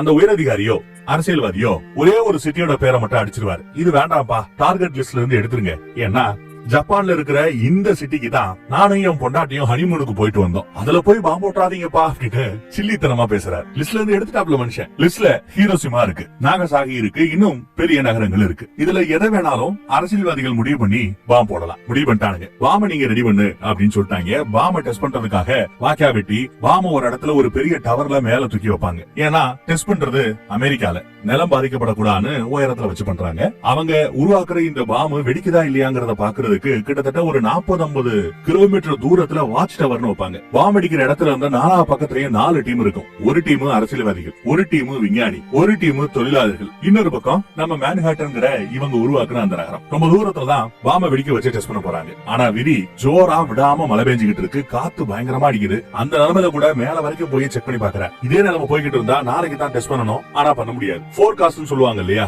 வானிலை முன்னறிவிப்பு. அவங்க கிட்ட விசாரிச்சா காலையில 5:30 மணிக்கு எல்லாம் நின்றுறாங்க. 5:30 மணிக்கு நிக்கணும், ஏன்னா 5:30 மணிக்கு நாங்க டெஸ்ட் பண்ண போறோம் அப்படின்னு கரெக்ட் டேட்டா சொல்லிடுறாரு. தளபதி கூட அங்க வந்தாச்சு, காலையிலக்காக வெயிட் பண்ணிட்டு இருக்காங்க. எதிர்பார்த்தாப்லயே காலையில புயலோ மழையும் ஓரளவு நின்றுச்சுங்க. எல்லாத்தையும் ரெடி பண்றாங்க, ஆக்டிவேட் பண்றாங்க. இந்த பிளாஸ்ட நேரடியா பார்க்க கூடாதுன்னு ஒரு ஸ்பெஷலான ஒரு கண்ணாடியை வச்சு அது வழியா தான் பாக்கணும்னு ரெடி பண்ணிட்டு இருக்காங்க. எல்லாம் ரெடி ஆயிடுச்சு, கவுண்ட் டவுன் ஸ்டார்ட் ஆயிடுச்சு. அங்க இருந்து ஒரு சின்ன வானத்தை நோக்கி ஒரு வெடியை வெடிப்பாங்க. இன்னும் 20 நிமிஷத்துல பாம் அடிக்க போகுதுன்னு அர்த்தம். அதை பார்த்தது இவங்க தயாராறாங்க. அடுத்து மறுபடியும் ஒரு சின்ன வெடி வெடிப்பாங்க. இன்னும் 1 நிமிஷத்துல பாம் வெடிக்க போகுதுன்னு அர்த்தம். அதுக்கு எல்லாரும் தயாரா இருக்காங்க. பாம் எந்த பக்கம் வெடிக்குதோ அதுக்கு ஆப்போசிட்ல அரசியல்வாதிகள் எல்லாம் படுத்து கிடப்பானுங்க. ஏன்னா பாம் அடிக்கிறத நேரடியா பார்க்க கூடாதுன்னு சொல்லிட்டு பின்பக்கமா திரும்பிப்படுத்திட்டு கண்ணாடியில ரிஃப்ளெக்ஷன் வழியா பாக்கணும்னு பாக்குறாங்க. கவுண்ட் டவுன் ஸ்டார்ட் ஆயிடுச்சு. 10, 9, 8, 7, 6, 5, 4, 3, 2, 1 சொல்லும் போது பூம் பாம வெடிச்சு காட்டுறாங்க. என்னைக்காவது நீங்க தீபாவளியில வெடி வைக்கும் போது நோட் பண்ணிருக்கீங்களா? வானத்துல ஃபர்ஸ்ட் வெடிக்கிறது வெளிச்சத்துல அந்த காட்சியை நீங்க கண்ணால பாத்துவீங்க. அதுக்கப்புறம் தான் சவுண்ட் டொப்புன்னு வந்து கொஞ்சம் லேட்டா கேட்கும். அதே மாதிரிதான் இங்க ஒரு அற்புதமான பிரளயம். நெருப்பு புலம்பு அப்படியே வெடிச்சு வானத்தை நோக்கி கிளம்புது. அதுவும் எவ்வளவு கிலோமீட்டர் நினைக்கிறீங்க? நாம வீடு கட்டினா 2 மாடி, ஒரு 3 மாடிக்கு வீடு கட்டுவோம், 100 மீட்டருக்குள்ள முடிஞ்சு போயிடும். ஆனா இவங்க வெடிச்ச அந்த பிளாஸ்டோட உயரம் மட்டுமே கிட்டத்தட்ட 45 கிலோமீட்டருக்கு. அவ்வளவு உயரத்துக்கு நெருப்பு புலம்பு பறக்குது. பார்த்து எல்லாரும் ஆச்சரியப்பட்டு போறாங்க. கொஞ்ச நேரத்துக்கு பின்னாடி இருந்து பார்த்தாலுமே ஒரு ஸ்டேஜுக்கு அப்புறம் நேருக்கு நேரா பார்க்க ஆரம்பிச்சிட்டாங்க. நம்ம ஹீரோ எல்லாம் கண்ணாடியே கழட்டி பார்ப்பார். பயங்கரமா வெடிச்சிருக்கும். அந்த அற்புதத்தை எல்லாரும் பார்த்துட்டு இருப்பாங்க. கொஞ்ச நேரத்துக்கு அப்புறம் தான் அந்த சவுண்ட் கேட்கும்னு சொன்ன அந்த சவுண்ட் வேவ் இப்பதான் பக்கத்துல வருது. அந்த அதிர்வு இவங்க இருக்கிற இடத்துலயே உணரப்படுது. எல்லா பேரும் ஆட்டம் காட்டுறானுங்க. பயங்கரம். சக்சஸ்ஃபுல்லா ஒரு வழியா முடிச்சிட்டாரு. எல்லா பேரும் நம்ம ஹீரோவை பாராட்டுறாங்க. இங்க ஒரு பக்கம் முடிச்சிட்டு அந்த பக்கம் அரசியல்வாதிகளை பார்க்க அவங்களும் பாராட்டுறாங்க. பொண்டாட்டிக்கும் சரியா சொல்லிடுறாரு. பொண்டாட்டி சந்தோஷப்படுது. எல்லாம் முடிஞ்சிருச்சு. இதுக்கப்புறம் அரசியல்வாதிகளோட விளையாட்டு தான். இவங்க ரெடி பண்ணி வச்ச 2 பாம வண்டியில ஏற்றி கொண்டு போறாங்க. என்ன கூத்து பண்ண போறாங்களோ தெரியல. ஆனா நம்ம வேலை முடிஞ்சு போச்சு, அடுத்து என்ன பண்ணலாம்னு சொல்லிட்டு அந்த ஹைட்ரஜன் விஞ்ஞானி இருக்கான்ல அவன் நாம ஏன் ஹைட்ரஜன் பாம மறுபடியும் இன்னும் அதிவேகத்துல ஆராய்ச்சி பண்ண கூடாதுன்னு கேக்குறேன். போதுமாப்பா, அணுகுண்டு தயாரிச்சதுக்கே விளைவுகள் எப்படி இருக்குன்னு தெரியல, ஹைட்ரஜன் பாம் இருக்குங்கிற மாதிரி யோசிக்கிறார். பாம் போயிடுச்சு. ஜப்பான்ல எங்க போட போறாங்க, அதோட விளைவுகள் என்னன்னு எதுவுமே தெரியாது. ஆர்வமா வெயிட் பண்ணிட்டு இருக்காரு. தளபதி எப்ப இருந்தாலும் சரி போன் பண்ணி எனக்கு மேட்டர் சொல்லணும்னு சொல்லிருப்பாப்ல. Phone காலுக்காக waiting. ஆனா ராணுவ வீரர்கள் இங்க இருக்கிறவங்க எல்லாம் நம்ம போர்ல ஜெயிச்சிட்டோம், ஜப்பான் சரணடைஞ்சிருச்சு சந்தோஷப்படுறாங்க. போர்ல ஜெயிச்சிட்டோம்னு தெரிய வருது. இன்னும் அதோட பாதிப்பு என்னன்னு தெரியல. அதே டைம் ரேடியோல பார்த்தா அமெரிக்க ஜனாதிபதி ஜப்பான் சரணடைந்து விட்டது, ஜப்பான்ல ஹீரோஷிமா நாகசாகி நகரத்தின் மீது நாம போட்ட அந்த பாம்பு மிகப்பெரிய வெற்றி, நாம ஜெயிச்சிட்டோம்னு சொல்ல ஊரே கொண்டாடுது. தளபதியும் சைட்ல போன் பண்ணி ஹீரோஷிமா மேல நாம ஃபர்ஸ்ட் பாம்பு போட்டோம், அப்பயும் ஜப்பான் சரணடையில, அதையும் தாண்டி போர்ஸா ராணுவத்துல சண்டை போட்டிருக்கானுங்க. அதுக்கப்புறம் தான் இன்னும் சரணடைய மாட்டேங்கிறாங்க சொல்லிட்டு காண்டுல அமெரிக்கா நாகசாகி சிட்டி மேலையும் 2வது பாம்பை போட்டானுங்க. எங்க பார்த்தாலும் பிரளயம். நாம இந்த படம் பார்க்க போகும்போது அந்த பிரளயத்தை காட்ட போறாங்க, மிகப்பெரிய வலிகளையும் வேதனைகளையும் காட்ட போறாங்கன்னு நினைச்சோம். ஆனா படத்துல டிசப்பாயின்மெண்ட். ஹீரோசுமா நாகசாகில பாம் வெடிக்கும் போது என்ன நடந்ததுங்கிறது நமக்கு காட்டவே இல்ல. சொல்ல போனா அந்த பாம் பிளாஸ்டே நமக்கு காட்டல. போன்லயே பாம் வெடிச்சிருச்சு, லட்சாதி லட்சம் பேர் செத்துட்டாங்கன்னு மட்டும் சொல்லி முடிச்சிட்டாங்க. ஆனா போர்ல ஜெயிச்ச அந்த சந்தோஷம் தான் எல்லார்கிட்டே இருக்கு. எல்லா பேரும் நம்ம ஹீரோ ஏதோ பேசணும் வைக்கணும்னு எதிர்பார்க்கறாங்க. எல்லாருக்காக இவரும் பேசுறதுக்கு போறார். ஒரு வெற்றிக்கான ஒரு ஸ்பீச்சை தான் இவங்க எதிர்பார்க்கறாங்க. உணர்ச்சிகரமான ஒரு ஸ்பீச்சை எதிர்பார்க்கறாங்க. அதைத்தான் நம்ம ஹீரோ கொடுக்கிறார். ஆனா அவர் மனசார பேசல. அவர் மனசுக்குள்ள எத்தனை உயிர் போச்சோ அப்படிங்கிற எண்ணம் தான் இருக்கும். ஆனா வாய் வழியா பேசும்போது இவங்க கிட்ட உணர்ச்சி பொங்க வெற்றிகரமா பேசியாகணும். அந்த ரெண்டு வேலையும் அருமையா செய்வாரு. நம்ம கிறிஸ்டோபர் நோலன் இவரோட அந்த வேதனையை நமக்கு மட்டும் புரியுறாப்ல ரொம்ப அழகா எடுத்து காமிச்சிருப்பார். இவர் பேசிக்கிட்டு இருக்கும் போது அவர் பின்னாடி இருக்கிற அந்த அதிர்வுகளை யோசிங்க. இவர் பேசி முடிச்ச பின்னாடி அவரை சுத்தி இருக்கிறவங்களோட ரியாக்ஷனை பாருங்க. அவங்க முகமெல்லாம் அப்படியே கருகி போறாப்ல, அவங்க முகமத்துல இருக்கிற அந்த தோல் எல்லாம் பிஞ்சு போறாப்ல, கால்ல கீழே வைக்கும் போது அங்க கீழே ஒரு பாடி வந்து அப்படியே கருகி போய் கிடக்குறாப்லன்னு வேதனையில இருக்கிறார். ஆனா இவர் வாய்ஸ்ல சொல்ற விஷயம் என்ன தெரியுமா? ஹிட்லர் செத்துட்டான், அவன் மட்டும் உயிரோட இருந்திருந்தா இந்த பாம நாம ஜெர்மனிலேயே போட்டு இருக்கலாம், ஜப்பான்ல போட வேண்டிய அவசியமே வந்திருக்காதுங்கிற மாதிரி ஜெர்மன்லயும் பாம்பு போடுவேங்கிற ரேஞ்சுக்கு உணர்ச்சி வசத்துல பேச எல்லா பேரும் கைத்துட்டுவாங்க. ஆனா உண்மையிலேயே அவர் பேச வந்த விஷயமே வேற. எவ்வளவு உயிர் போயிருக்கும் அப்படின்னு தான் பேச வந்திருப்பாரு. அதை பேச முடியாம வெற்றி ஸ்பீச்சை மட்டும் கொடுத்திருப்பார். ஆனா மனதளவுல ரொம்பவே துடிதுடிச்சு போயிருப்பார். குற்ற உணர்ச்சி அவரை கொள்ளுது. இவரால சாகடிக்கப்பட்டவங்க கிட்டத்தட்ட 2,20,000 பேர் ஜப்பான்ல செத்து இருக்காங்க. எப்படி இருக்க மனுஷனுக்கு? டைம்ஸ் ஆஃப் இந்தியா மேகசின்ல இவரோட போஸ்டர் தான் ஃப்ரண்ட் பேஜ்ல போட்டிருக்காங்க. இவரை ஒரு ஹீரோவா அமெரிக்காவே கொண்டாடுது. அப்படியே நாட்கள் போனாலுமே மக்கள் யாரும் இவரை மறக்கல. அமெரிக்க ஜனாதிபதியை கூப்பிட்டு இருக்காப்ல ஒரு மீட்டிங்காக. இப்பதான் முதல் தடவையா ஜனாதிபதியும் நம்ம ஹீரோவும் ஒருத்தர் நேருக்கு நேரா பாத்துக்கிறாங்க, கை குலுக்கிக்கிறாங்க. நல்லபடியா முடிச்சு கொடுத்திருக்கீங்க, நன்றி அப்படின்னு சொல்லுவார். உட்காந்து அப்படி பேசிட்டு இருக்கும்போது ஃப்ளோல ஜனாதிபதி பாம உருவாக்குனீங்க, பெரிய விஷயம் நன்றிடுவாரு. அதுக்கு இவரு பாம நான் உருவாக்கல, என்னோட சயின்டிஸ்ட் தான் உருவாக்குனாங்கன்னு சொல்லுவாப்ல. ஆனா டைம்ஸ் பேப்பர்ல உங்க முகத்தை தானே போட்டிருக்கு, அப்ப நீங்க உருவாக்குனாப்ல தானே. அதெல்லாம் சரிங்க, இருந்தாலும் எனக்கு வருத்தமா இருக்குங்கிறார். ஏன் என்ன வருத்தம் அப்படின்னு கேட்டா, என் கை ரத்த கரபடைஞ்ச கையாயிடுச்சு அப்படின்னு சொல்லுவார். இதை கேட்டதும் ஜனாதிபதி டென்ஷன் ஆயிடாப்ல. போது மீட்டிங்க கிளம்புன்னு மூஞ்சில் அடிச்சாப்ல சொல்லி வெளியில அனுப்பிச்சு வச்சுறாங்க. அவர் வெளியில போகும்போது அவர் காதுபடவே, இந்த மாதிரி பச்சை குழந்தையெல்லாம் என் கூட மீட்டிங்கு கூப்பிட்டு வராதீங்க, ரத்த கரபடைஞ்ச கையா தூ அப்படின்னு அனுப்பிச்சு வச்சுறாரு. நம்ம ஹீரோ ஃபீல் பண்ணி சொல்லியிருப்பான், அத்தனை பேரும் செத்தாங்களே அதுக்கு நான் தானே காரணம் அப்படின்னு செல்ஃபா பிட்டியா ஃபீல் பண்ணுவார். ஆனா ஜனாதிபதி எதிர்பார்த்த சொல்லிருப்பாப்ல, ராம் நீ தயாரிச்சிருக்கலாம், ஆனா போட்டதுன்னா நானே ஃப்ரீயா இருக்கிறேன் போப்பா அப்படின்னு தான் அனுப்பிச்சு வச்சிருப்பாங்க. இருந்தாலும் குற்ற உணர்ச்சி இவரை கொள்ளுது. வீட்டுக்கு வந்து ஒரு மாதிரியா தான் இருக்கிறார். திடீர்னு பார்த்தா ஒரு நாள் நியூஸ் பேப்பர்ல அமெரிக்க ஜனாதிபதி ஹைட்ரஜன் பாம்போட தயாரிப்பு பத்தி ஒரு ஆராய்ச்சி பண்ண போறதா ஒரு நியூஸ் வருது. அதை கேட்டு நம்ம ஹீரோ காண்டாயிராரு. அன்னைக்கு தான் நம்ம அயன்மேன் அவருக்கு பிறந்த நாள். தான் பொண்ணையும் மருமகனையும், பொண்ணா பையனான்னு தெரியல, அவங்கள நம்ம ஹீரோக்கு அறிமுகப்படுத்த வருவார். ஆனா நம்ம ஹீரோ லைட்டா கிளாஸ மட்டும் அப்படி உயர்த்தி காமிச்சு அதுக்கப்புறம் பெருசா பேசாம அவங்கள அனுப்பிச்சு வச்சிருவார்.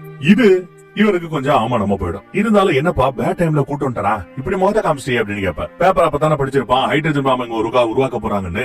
அதை கேட்டுதான் கொஞ்சம் காண்டா இருப்பாப்ல. அப்புறம் இங்க வச்சுதான் இவரு இன்னொரு செய்தியும் சொல்லுவார். ரஷ்யா இவங்களோட டெக்னிக்கை வச்சு பாம தயாரிச்சாங்கல்ல, அவங்களுக்கு உளவு சொன்னது யாருங்கிறத கண்டுபிடிச்சிட்டாங்களா. அது யாருன்னு இப்பதான் நமக்கு காட்டுவாங்க இவங்க பேசிக்கிட்டு இருக்கும் போது.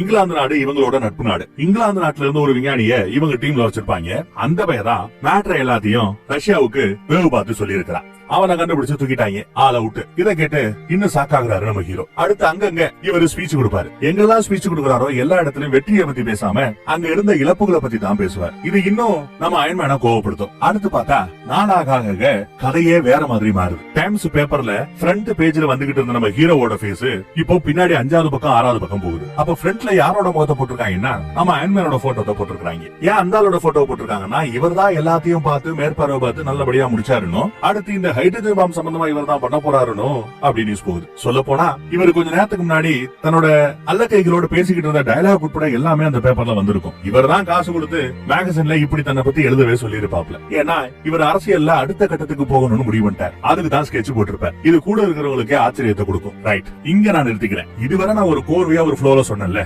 இது ஒரு பக்க கதை தான். இந்த இடத்துல இவரு கொஞ்சம் வில்லத்தனமா பிஹேவ் பண்ண ஆரம்பிப்பார். பேப்பர்ல ஃப்ரண்ட்ல இவர் பேர் வரணுங்கிறது முதல் நோக்கம்னா, நம்ம ஹீரோ அவனோட போட்டோவே வரக்கூடாதுங்கிறது இவரோட 2வது நோக்கமா இருந்தது. அதையும் தாண்டி 5வது பக்கத்துல ஹீரோவோட போட்டோ போட்டிருப்பாங்க. நம்ம ஹீரோ மேல இவருக்கு ஏன் அவ்வளவு கோவம், அவ்வளவு வன்மம் அப்படின்னா, படத்தோட மிடில் சீன்ல ஸ்டார்டிங்ல ஒரு முக்கியமான ஒரு மீட்டிங்கை காமிச்சிருப்பாங்க. வெற்றிகரமா இந்த மேன்ஹாட்டன் ப்ராஜெக்ட நல்லபடியா முடிச்சு கொடுத்ததுனால நம்ம அயன்மேன் அவர் நடத்துற ஒரு இன்ஸ்டிடியூட்டுக்கு இவரை தலைவரா கூப்பிடுவார். சரி, அந்த இன்ஸ்டிடியூட்ட பாக்கலாமேன்னு நம்ம ஹீரோவும் வருவார். படத்தோட ஸ்டார்டிங் சீன்லயே இதை காமிச்சிருப்பாங்க. அப்ப நம்ம அயன்மேன் ரொம்ப சந்தோஷமா வரவேற்பார். நல்ல ஜாலியா தான் பேசிட்டு இருப்பார். அதே இன்ஸ்டிடியூட்ல தான் நம்ம ஆல்பர்ட் ஐன்ஸ்டீன் யூசர்னு இருப்பார். E=mc² கண்டுபிடிச்ச மிகப்பெரிய மனுஷன். யூசர் சொல்லி ஜெர்மனி விரட்டி விட்ட மனுஷன். நோபல் பரிசை வாங்கின மனுஷன். அவரை போய் ஒரு எட்டு பாத்துட்டு வரேன்னு போய் பார்த்து பேசுவாருங்க.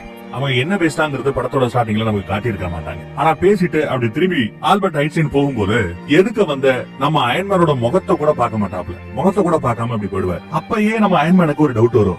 ஏன் நம்ம முகத்தை கூட பார்த்து பேசாம போறாரு? நல்லா பேசிட்டு இருக்கிற மனுஷன் நம்மள பத்தி ஹீரோ ஏதாவது தப்பா சொல்லிருப்பானோ அப்படின்னு அங்க ஒரு சந்தேகம் பொறி வரும். அடுத்து தாம் பொண்ணையும் மருமகளையும் அறிமுகப்படுத்த போகும்போது உதாசீனப்படுத்துவான்ல அது. அப்புறம் செனட்ல ஒரு விசாரணை ஒன்று நடந்துகிட்டு இருக்கும். அதுல ஏதோ சாண்ட்விச் அது இதுன்னு ஒரு ஜோக் சொல்லி இவரை வேற இன்சல்ட் பண்ணிருப்பாப்ல. அதுன்னு எல்லாமே சேர்ந்து நம்ம ஹீரோ மேல ஒரு விருப்ப உருவாக்குது. அந்த வெறுப்பு தான் ஃப்ரண்ட் பேஜ்ல இருக்க கூடாதுன்னு பின்னாடி தள்ளப்பட்டுச்சு. கூடவே தான் ஒரு பெரிய அரசியல்வாதி ஆகணும்னு சொல்லிட்டு ஹீரோவோட புகழ அப்படியே கீழே தள்ளி அவனை படிப்படியா கீழே இறக்கி தன்னோட புகழ அப்படியே உச்சத்துக்கு கொண்டு போகணும்னு பாக்குறாரு. இப்ப நம்ம ஹீரோவோட பேரை சொன்னா ஓப்பன்ஹைமர்னு சொன்னா ஆட்டம் பாமோட தந்தை அப்படின்னு எல்லாரும் சொல்றானுங்க. அந்த பேர் இருக்க கூடாது. ஆட்டம் பாம் சம்பந்தப்பட்ட அந்த விஷயத்துல இருந்து அவனோட புகழ் இறங்கிக்கிட்டே வரணும். ஒரு ஆள் வந்து ஒரு இடத்துல இருந்து இறங்கிட்டே வரானா அந்த இடத்துக்கு இன்னொரு வர அர்த்தம். அந்த புகழை இன்னொரு ஆள் பயன்படுத்த போறான்னு அர்த்தம். அந்த இடத்துல நான் வரணும்னு முடிவு பண்ணிட்டான். கூட இருக்கிற அல்லகை கிட்ட எல்லாம் இதை பத்தி எல்லாம் பேசுவான். இதெல்லாம் படத்தோட கிளைமேக்ஸுக்கு பக்கத்துல வரும். நான் மிடில்ல சொல்றேன். இப்படி ஸ்கெட்ச் போட ஆரம்பிச்சிட்டான். ஆனா பேசும்போது நம்ம ஹீரோ கூட பேசும்போது பால்ல வாழைப்பழத்தை போட்டாப்ல பேசுவான். இவங்க போட்ட முதல் ஸ்கெட்ச் என்ன தெரியுமா?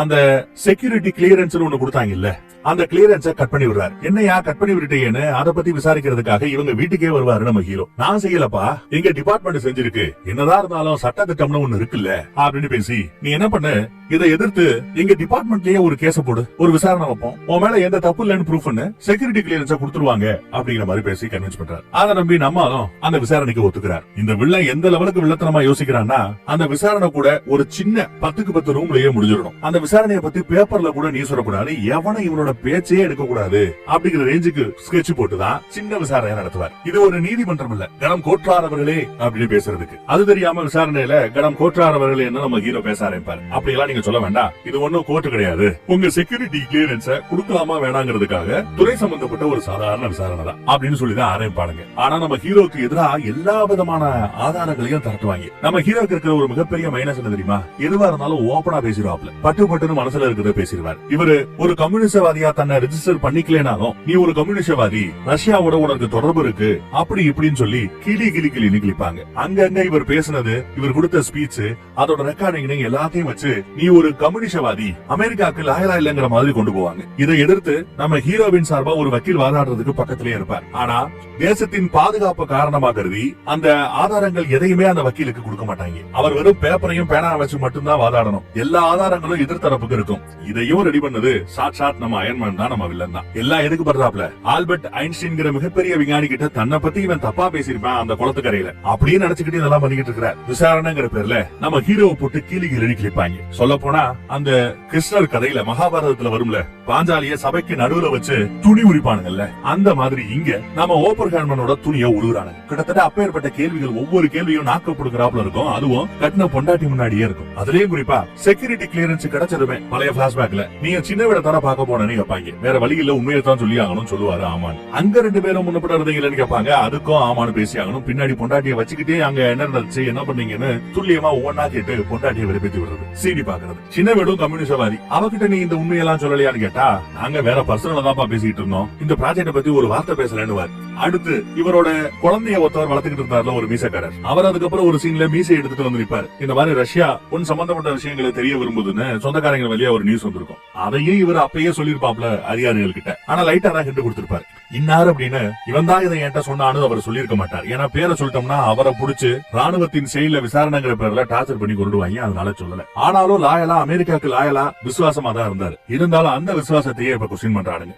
இப்படி இவருக்கு எதிராக நடக்குதுன்னு எல்லாமே தெரிஞ்சும் இவரால எதுவும் செய்ய முடியாது. இவருக்கு எதிராக சாட்சி சொல்ல வந்தவங்க எல்லாம் ஒருத்தர் இருப்பான், அந்த ஹைட்ரஜன் மாவை பத்தி ஒருத்தன் பேசிட்டு இருப்பான் பாத்தீங்களா, அவன் நம்ம ஹீரோக்கு எதிராக சாட்சி சொல்லுவான். இவருக்கு செக்யூரிட்டி கிளியரன்ஸ் கொடுக்காதீங்கன்னு எல்லாம் சொல்லிட்டு நம்ம ஹீரோக்கே கை கொடுப்பான். ஹீரோ ரொம்ப அப்பாவி, முகத்துக்கு அப்படியே முகத்துக்கு நேரா எதையுமே நோ சொல்ல முடியாதுன்னு, இல்ல முகத்துக்கு நேரா மூஞ்சில் அடிச்சாப்ல பேச முடியாத ஒரு ஆளு. அதனால பதிலுக்கு கை கொடுத்திருப்பாரு. மேட்டரை பொண்டாட்டிட்டு சொன்னதும் பொண்டாட்டி கோவப்படுவாங்க, நீ அந்த ஆளுக்கு கை கொடுத்திருக்க கூடாது, நானா இருந்தேன் காரி துப்பி இருப்பேன் அப்படின்னு சொல்லுவாங்க. அப்புறம் நம்ம ஃப்ரெண்டுக்காரன் அவெல்லாம் பாசிட்டிவா தான் விசாரணைக்கு சொல்லியிருப்பான் நம்ம ஹீரோவின் சார்பா. அதே மாதிரி நம்ம தளபதி அவரும் நம்ம ஹீரோ சார்பா தான் ரொம்ப பாசிட்டிவா நல்லபடியா பேசியிருப்பார். பேருக்கு வச்ச விசாரணையில கடைசியில நீ அமெரிக்காக்கு லாயலான ஒரு சிட்டிசன் தான், ஆனா செக்யூரிட்டி கிளியரன்ஸ் கொடுக்கிற ரேஞ்சுக்கு உங்க மேல எங்களுக்கு நம்பிக்கை இல்லைன்னு சொல்லி செக்யூரிட்டி கிளியரன்ஸ் கொடுக்க முடியாதுன்னு. ஆனா இது அத்தனையுமே நம்ம அயன்மேனோட உத்தரவின் பேர்ல தான் நடக்குது அப்படிங்கறத கொஞ்சம் லேட்டா தான் நம்ம ஆட்கள் புரிஞ்சுப்பாங்க. புரிஞ்சுக்கிட்டாலும் வம்புக்குனே அந்த விசாரணையில போய் இவர் உட்கார்றாரு. வம்புக்குனே அவங்களால அவங்களோட சாட்டையடி கேள்விகளை வாங்குறார். வம்புக்குனே ரத்தம் சிந்துறாரு. காரணம் என்னன்னா அத படத்தோட கடைசியில நம்ம ஹீரோயின் சொல்லுவாங்க. ஜப்பான்ல 2,20,000 பேர் செத்தாங்கல்ல, அவங்க சாவுக்கு குற்ற உணர்ச்சியில நிறைய பேர் என்ன பண்ணுவாங்க, சூசைட் பண்ணிப்பாங்க. இவரும் குற்ற உணர்ச்சியில நிறைய சிகரெட்டா அடிப்பாரு. படத்துல அதை காட்டல, ஆனா நிறைய சிகரெட் அடிச்சிருக்காரு. அந்த குற்ற உணர்ச்சியில அவர் அடிச்சிருக்காரு. அது பத்தாதுன்னு இந்த மாதிரி வில்லங்க கிட்ட கேள்வி மேல கேள்வியா வாங்கி சாட்டையடி கேள்விகளை வாங்கி தன்னைத்தானே வருத்திக்கிறார். ஜப்பானுக்கு இவர் பண்ண அந்த காரியத்துக்காக இவர் அடைகிற தண்டனை நினைக்கிறார். அதனாலதான் அந்த விசாரணைய கடைசி வரைக்கும் இவர் போக்கஸ் பண்ணி போனார். தண்டனை கிடைச்சதுக்கு அப்புறம் இவருக்கு ஒரு திருப்தி கிடைக்கும் நினைக்கிறார். அதையும் தாண்டி அவர் சிகரெட்டை விடல. அதையும் படத்துல சொல்லிருக்க மாட்டாங்க, நான் சொல்றேன். இவ்வளவு வன்மத்தையும் வெறியையும் கொட்டினது யாரு? நம்ம அயன்மேன். ஆனா அவர் அந்த பக்கத்துல புகழோட உச்சிக்கு போய்கிட்டு இருக்கிறார். அமெரிக்க பொருளாதாரத்தையே கையில் எடுக்கக்கூடிய ஒரு மிகப்பெரிய பதவி, செக்ரட்டரி ஆஃப் காமர்ஸ் சொல்லுவாங்க. செனட் சபையிலேயே ஒரு மிகப்பெரிய அங்கீகாரம் அது அவருக்கு கிடைக்குது. அந்த மாதிரியான ஒரு தேர்தல் அவர் பங்கெடுக்க போறார். ஆனா பொதுவா அந்த மாதிரி வேட்பாளர்கள் அவ்வளவு ஈஸியா அமெரிக்கால கூப்பிட்டு உட்கார வச்சிட மாட்டாங்க. அந்த மாதிரி போட்டியிடணும்னு நினைக்கிற சில பேரை சபையில உட்கார வச்சு கேள்வி வைப்பாங்க. எப்படி இவங்க விசாரணையில கேள்வி கேட்டாங்க பாத்தீங்களா, அந்த மாதிரி சபையில வச்சு கேள்வி வைப்பாங்க. இவரு இந்த இடத்துக்கு தகுதி இல்லாதவர்னு நினைச்சா யாரு வேணாலும் இங்க வந்து இவர் தகுதி இல்ல அப்படின்னு ஸ்பீச் கொடுக்கலாம், சாட்சி சொல்லலாம். இந்த மாதிரி எல்லாம் இருக்கும். நிறைய பேர் இவருக்காக ஜால்ரா அடிச்சுக்கிட்டு போயிட்டு இருப்பானுங்க. இவரை எதிர்த்து யாருமே பேச வரலையான்னு பார்த்தா ஒருத்தர் வருவாங்க. சபையில அத்தனை பேருக்கு முன்னாடியும் ஒருத்தர் வந்து உட்காருவான். இவன் அங்கங்க நம்ம ஹீரோவை பார்த்திருப்பான். அங்கங்க நடந்த சில மீட்டிங்ல அங்கங்க உட்கார்ந்துருப்பான். போற வழியில வார வழியில தான் பார்ப்பான். ஆனாலும் நடக்கிறது ரொம்ப துல்லியமா கண்டுபிடிச்சான். ஒரு சாதாரண ஒரு விஞ்ஞானி தன்னை மதிக்கலைங்கிற ஒரே காரணத்துக்காக அந்த ஒரு விஞ்ஞானிய பழிவாங்கணும்ன்றதுக்காக தன்னோட அதிகாரத்தையே துஷ்பிரயோகம் பண்ணவர் இவரு. அவரோட செக்யூரிட்டி கிளியரன்ஸை கேன்சல் பண்ணவர் இவரு. அதுக்கு எதிரா நீ கோர்ட்டுக்கு போ, சாரி கோர்ட்டுனா அந்த கோர்ட் இல்ல, துறை ரீதியான விசாரணைக்கு வான்னு கூப்பிட்டதும் இவரு. விசாரணையில இன்ன ஆள் தான் தலைவர்களா உட்காரணும்னு உட்கார வச்சதும் இவரு. ஹீரோக்கு எதிரா ஒரு வக்கீல, நல்ல திறமையான வக்கீல போட்டதும் இவரு. இது அத்தனையுமே கேவலம் தன்னை மதிக்கலைங்கிற ஒரே காரணத்துக்காக செஞ்ச இவருக்கா நீங்க பதவி கொடுக்க போறீங்கன்னு ஒரு கேள்வி வைப்பார். கேட்டதும் எல்லா பேரும் ஆடி போவாங்க. நியூஸ் மீடியா எல்லாம் பதறும், என்ன இப்படி ஒரு உண்மை வெளியில வருதுன்னு. சரி, இதை பத்தி அப்புறம் விசாரிப்போம், ரிசல்ட் நாங்க அப்புறம் சொல்றோம்னு இவங்களை அனுப்பிச்சிருவாங்க. இவங்க எல்லாம் ஒரு ரூம்ல போய் உட்கார்ந்துட்டு இருப்பாங்க. இவர் கூடயே ஒரு ஆள் அல்லக்கை மாதிரி தெரியுமா, அவனே இப்ப சந்தோஷப்படுறான். இந்த ஆளுக்கு இது தேவைதான் அப்படிங்கிற மாதிரி. எனக்கு எதிரா பாத்தியா ஆட்களை தேத்திட்டான். இது எல்லாமே நம்ம ஹீரோ பண்ற வேலைன்னு ஹீரோவை தான் இப்பயும் குத்தம் சொல்லிட்டு இருப்பார். ரிசல்ட்டுக்காக வெயிட் பண்றார். கொஞ்ச நேரத்துல ரிசல்ட் வருது. அல்லக்கை தான் வந்து ரிசல்ட்டையும் சொல்றாரு. உங்களை வேட்பாளரா அவங்க தேர்ந்தெடுக்கல, உங்களை புறக்கணிச்சுட்டாங்க அப்படின்னு சொல்றாரு. அந்த முடிவெடுத்த சில பேர்ல ஒரு சின்ன பையன் இருக்கிறான், பேரு கென்னடி. அவர் ரொம்ப ஓப்பனாவே ஓப்பன்ஹைமருக்கு செஞ்ச நீங்க துரோகத்துக்காகத்தான் உங்களை இந்த வேட்பாளர் லிஸ்ட்ல இருந்து நாங்க எடுக்கிறோம்னே சொல்லிடுறாரு. அந்த கென்னடி தான் பிற்காலத்துல அமெரிக்க ஜனாதிபதியா வந்து நிப்பாப்ல. ஜான் கென்னடி அசிங்கப்பட்டு அந்த டென்ஷன்ல கத்துவாப்ல. இதுக்கெல்லாம் காரணம் அவன் தான். அன்னைக்கே ஆல்பர்ட் ஐன்ஸ்டீன் கிட்ட அவன் என்ன பத்தி ஏதோ தப்பா பேசுறாங்கிற மாதிரி திரும்ப சொல்லிட்டு இருப்பாருங்க. பக்கத்துல இருந்த அல்லக்கையே, ஏயா இப்படி எல்லாம் உலகமே ஒன்ன சுத்தி தான் சுத்திட்டு இருக்குன்னு நினைச்சிட்டு இருக்கிறியா? மேபி அவங்க வேற முக்கியமான விஷயம் ஏதாவது பேசிட்டு இருக்கலாம், போயா அப்படின்றான். இவரு என்னடா கூட இருந்தவனே இப்படி பேசுறானேன்னு முறைச்சிட்டு வெளியில போவார். மீடியா ஃபுல்லா விடாத அவரை போட்டோ எடுத்து தள்ளிடும். அடுத்த நாள் நியூஸ் அவர் தான். ஒரு ஆளோட புகழை கெடுக்கணும்னு நினைச்சார்ல, இவர் புகழ கெட்டு போச்சு. அதுக்கப்புறம் உண்மையிலேயே என்ன நடந்துச்சு, ஆல்பர்ட் ஐன்ஸ்டீன் கூட இவர் என்ன பேசினார் அப்படிங்கறத காட்டுறாங்க. என்ன பேசினாருங்கிறத காது கொடுத்து இப்ப நம்ம கேட்போம். அவங்க பேசிட்டு இருந்த விஷயமே வேற. சில வருடங்களுக்கு முன்னாடி நான் உங்களை பார்த்தேன்ல, கையில ஒரு ரிசல்ட் பேப்பரோட வந்தேன். அதை நீங்க பாத்துட்டு தொடர் வினை சாத்தியம் இருந்தாலும் தேரிய வச்சு ஒரு முடிவெடுக்க முடியாது, பாத்துக்க அப்படின்னு நீங்க சொன்னீங்க. ஞாபகம் இருக்கா அப்படின்னு கேட்பாப்ல. ஐன்ஸ்டீனும் ஆமா ஞாபகம் இருக்கு அப்படின்றார். ரொம்ப யோசிக்காத தம்பி, என்னையும் நான் பிறந்த ஜெர்மனிய நாடு தூக்கி வச்சு கொண்டாடிச்சு. நோபல் பரிசு வாங்கும் போது பயங்கரமா புகழ்ந்துச்சு. அவார்டு கொடுத்தாங்க, விருது கொடுத்தாங்க, அங்கங்க பேச விட்டானுங்க, எல்லாம் செஞ்சாங்க. கடைசியில என்னையே அங்க இருந்து தோட்டி விட்டானுங்க. அதே மாதிரி உன்னோட இந்த தேசமும் உனக்கும் அவார்டு கொடுக்கும், விருது கொடுக்கும், ஸ்பீச் கொடுக்க சொல்லும், தட்டி கொடுக்கும். நீ பண்ண சின்ன சின்ன விஷயங்களை கூட அது மன்னிச்சிடும். ஆனா இது அத்தனையும் உனக்காக செய்யல, அவங்களுக்காக செய்வாங்க. குற்ற உணர்ச்சி அவங்களுக்கு வந்துடக்கூடாதுன்னு செய்வாங்க. எல்லாம் நடக்கும், ஃப்ரீயா விடு பாத்துக்கலாங்கிற மாதிரி அட்வைஸ் பண்ணிருப்பார். அதுதான் இங்க நிஜத்துல நடந்திருக்கும். அது மட்டும் இல்லாம நம்ம ஹீரோ அங்க வச்சுதான் சொல்லுவாப்ல, நீங்க சொன்னது நிஜமாயிடுச்சு. அந்த பாம் பிளாஸ்ட் ஆரம்பிச்சோம்னா அது தொடர்வினையாகி உலகத்தையே அழிச்சிரும்னு அன்னைக்கு நீங்க சொன்னீங்கல்ல, அது நடந்துருச்சு. அத நாங்க நடத்திட்டோம் அப்படின்னு சொல்ல படம் இந்த இடத்துல முடியும் போது பாத்தீங்கன்னா 1-2 ஏவுகணைகள் பறக்கிறாப்ல தெரியும். அந்த பக்கம் ஒரு பாம் வெடிக்கிறாப்ல தெரியும். உலகத்தோட ஒரு பகுதியே நெருப்பு புலம்பால் அப்படியே சூழப்பட்டாப்ல தெரியும். படத்தை முடிச்சிருவாங்க. என்ன அவர் சொல்ல வந்தார், இவங்க பாம் போட்டாங்க, பாமோட தொடர்வினா உலகத்தை அழிச்சிரும்னு ஐன்ஸ்டீன் அந்த தியரி ரிசல்ட் எல்லாம் சொல்லுச்சு. அதன்படி உலகமே ஜப்பான்ல போட்ட அந்த 2 அணுகுண்டால அழிஞ்சிருச்சா? இல்ல, அந்த 2 நகரங்கள் தான் அழிஞ்சது. 2,20,000 20,000 பேர் செத்து போனாங்க. இப்ப வரைக்கும் அங்க பறக்கிற குழந்தைங்க எல்லாம் கூணும் குருடுமா தான் பறந்துகிட்டு இருக்கு. அதத்தான் நம்ம ஹீரோ மீன் பண்ணாரான்னு தெரியல. அதை நாங்க செஞ்சுட்டோம்னு சொன்னார்ல, உலக அழிவை ஆரம்பிச்சு வச்சுட்டோம்னு சொன்னார்ல, அதத்தான் மீன் பண்ணாரா அப்படின்னா அதுவும் கிடையாது. அப்ப உண்மையிலேயே எதைத்தாயா மீன் பண்ணாரு? அணுகுண்டு உலகத்தை இவங்க போட்டு அந்த பாம் அழிச்சிருச்சுன்னு சொல்ல வந்தாரா? இல்ல. இப்ப வரைக்கும் ஜப்பான்ல நடந்துகிட்டு இருக்கிற அந்த துயரம் அந்த பாம்பனால அதை பத்தி சொல்ல வந்தாரா? இல்ல. ஆனா தொடர்வினைன்னு ஒண்ணு இருக்குன்னு சொன்னாங்க இல்ல, அது நிஜம். அந்த தொடர்வினை வேற ஒண்ணும் கிடையாது. இவங்க ஒரு பாம தயாரிச்சாங்களா, போட்டிக்கு அந்த பக்கத்துல ரஷ்யாவும் பாம தயாரிக்க ஆரம்பிக்குது. அவங்க ஒரு பாம பரிசோதனை பண்றாங்க. அவங்க பண்ண ஆரம்பிச்சது இந்த பக்கம் இங்கிலாந்து. நாங்களும் ட்ரை பண்ணுவோம்னு இங்கிலாந்து நாடும் அணுகுண்டு பரிசோதனை பண்ணுது. நிறைய நாடுகள் பண்ண ஆரம்பிச்சது. நம்ம இந்தியாவும் நாங்க அணுகுண்டு சோதனை நடத்துவோம்னு உலக எதிர்ப்புகளையும் மீறி நாமளும் அணுகுண்டு சோதனை நடத்தி காட்டணும். இப்படி இப்போ உலகம் முழுக்க எல்லார்கிட்டையும் அணுகுண்டுகள் இருக்கு. இன்னும் பயங்கர சக்தியோட ரெடியா இருக்கு. எப்ப வேணாலும் அந்த அணுகுண்டுகளை ஏவி இருக்கிற ஏவுகணை பறக்கலாம். எப்ப வேணாலும் உலகம் நெருப்புல மிதக்கலாம் அப்படிங்கறத கிளைமேக்ஸ்ல சொல்லாம சொல்லி இருக்கிறார் நம்ம நோலன். இந்த படத்தை பத்தி உங்க ஒப்பீனியன் சொல்லுங்க. முன்ன கூட பேசி இருக்கலாம், ஆனா கதையோட்டத்துக்காக பேசி இருப்பேன். அப்புறம் ஒரு முக்கியமான மேட்டரை சொல்லாம விட்டுட்டேன், இப்ப சொல்லுவோம், கரெக்டா இருக்கும். இந்த சம்பவங்கள்லாம் நடந்து அடுத்த ஒரு 10-12 வருஷத்துக்கு அப்புறம் நம்ம ஹீரோ இறந்துடுறாரு. இயற்கை மரணம் தான் சொன்னேன் இல்லையா. குற்ற உணர்ச்சியில அடிக்கடி இவர் சிகரெட் புடிச்சு ஊதி தள்ளுவாருன்னு. அதுதான் கடைசியில அவரை கொண்டு இருக்கும். அவர் கடைசியில த்ரோட் கேன்சர், தொண்டையில புற்றுநோய் வந்து பாவம் இறந்து போயிடுறாரு. இதையும் படத்துல காமிச்சிருக்க மாட்டாங்க, ஏதோ சொல்லணும் தோணுச்சு. இது ஒரு சூப்பரான பயோகிராபியல் டிராமா. ஓப்பன்ஹைமர்ங்கிற சயின்டிஸ்ட் ஒரு அணு ஆயுதம் தயாரிக்கலாம்னு இருக்காரு. இதுக்கு முக்கியமான காரணம் ஹிட்லர். ஏன்னா அவன் நிறைய மக்களை கொண்டுட்டு இருக்கான். அவனை எப்படியா தடுத்து நிறுத்துங்கிறதுக்காக இவர் ஒரு அணு ஆயுதம் தயாரிக்க ஆரம்பிச்சிருப்பாரு. பட் இவர் தயாரிச்ச அந்த அணு ஆயுதத்தினால 2 லட்சத்துக்கு மேற்பட்ட மக்கள் இறந்து போறாங்க. இந்த கில்ட்ல இருந்து அந்த சயின்டிஸ்ட் எப்படி வெளியே வந்தாரு, இதுக்கப்புறம் அவரோட மீதி வாழ்க்கை என்ன ஆச்சு, இவரை பாராட்டி புகழ்ந்து தள்ள அமெரிக்க அரசாங்கம் இவருக்கு என்ன பண்ணுச்சு, இதை சொல்ற ஒரு படம் தான் ஓப்பன்ஹைமர். இது டைரக்டர் கிறிஸ்டோபர் நோலனோட ஒரு மூவி. இதை தவிர இந்த படத்துக்கு பெருசா வளரணுமே தேவையில்லை. ஏன்னா அந்த அளவுக்கு நிறைய பேருக்கு இந்த படம் பாப்புலர் ஆயிருக்கும். பட் நிறைய பேருக்கு இந்த படம் புரியாம இருந்திருக்கும். ஏன்னா நோலன் இந்த படத்தை அவரோட ஸ்டைல நான்-லீனியர் எடுத்திருப்பாரு. அந்த படத்துல நிறைய சீன் பிளாக் அண்ட் ஒயிட்ல இருக்கும், சில சீன்ஸ் கலர்ல இருக்கும். சோ அதெல்லாம் என்னங்கிறது நம்ம தெளிவா பார்க்க போறோம். இன்னைக்கு இந்த வீடியோல ஓப்பன்ஹைமர் படத்தோட லீனியர் நரேஷன், உண்மையா ஹிஸ்டரி என்ன நடந்துச்சு, இது எல்லாத்தையுமே தெளிவா ஆக்ஷன் சொல்ல போறேன். படத்திலே காட்டாத நிறைய விஷயங்களை டைம் லைன் எக்ஸ்பிளைன் பண்ண போறேன். சரி, இப்போ வாங்க ஓப்பன்ஹைமர்ங்கிற இந்த கதைக்குள்ள போலாம்.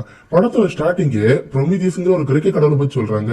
பல லட்சம் வருஷங்களுக்கு முன்னாடி நெருப்புங்கிறது மனிதர்களுக்கு இல்லாம இருந்துச்சு. நெருப்புனாலே அது கடவுள் சொன்ன மாதிரி தான் இருந்துச்சு. பட் இந்த ப்ரொமீதியஸ்ங்கிற கிரேக்க கடவுள் மனிதர்களுக்கு நெருப்பு அறிமுகப்படுத்தி வச்சாரு. இது மூலம் மனுஷங்க சந்தோஷமானாங்க. பட் மற்ற கடவுள்கள் எல்லாமே ப்ரொமீதியஸ் மேல கோபமானாங்க. நீ எப்படி நமக்கும் சொந்தமான நெருப்பு மனிதர்கள் கொடுக்கலாம், இதுக்கு உனக்கு தண்ணி வளர்றன்னு சொல்லிட்டு பாறையில அவர் செயல கட்டி போட்டாங்க.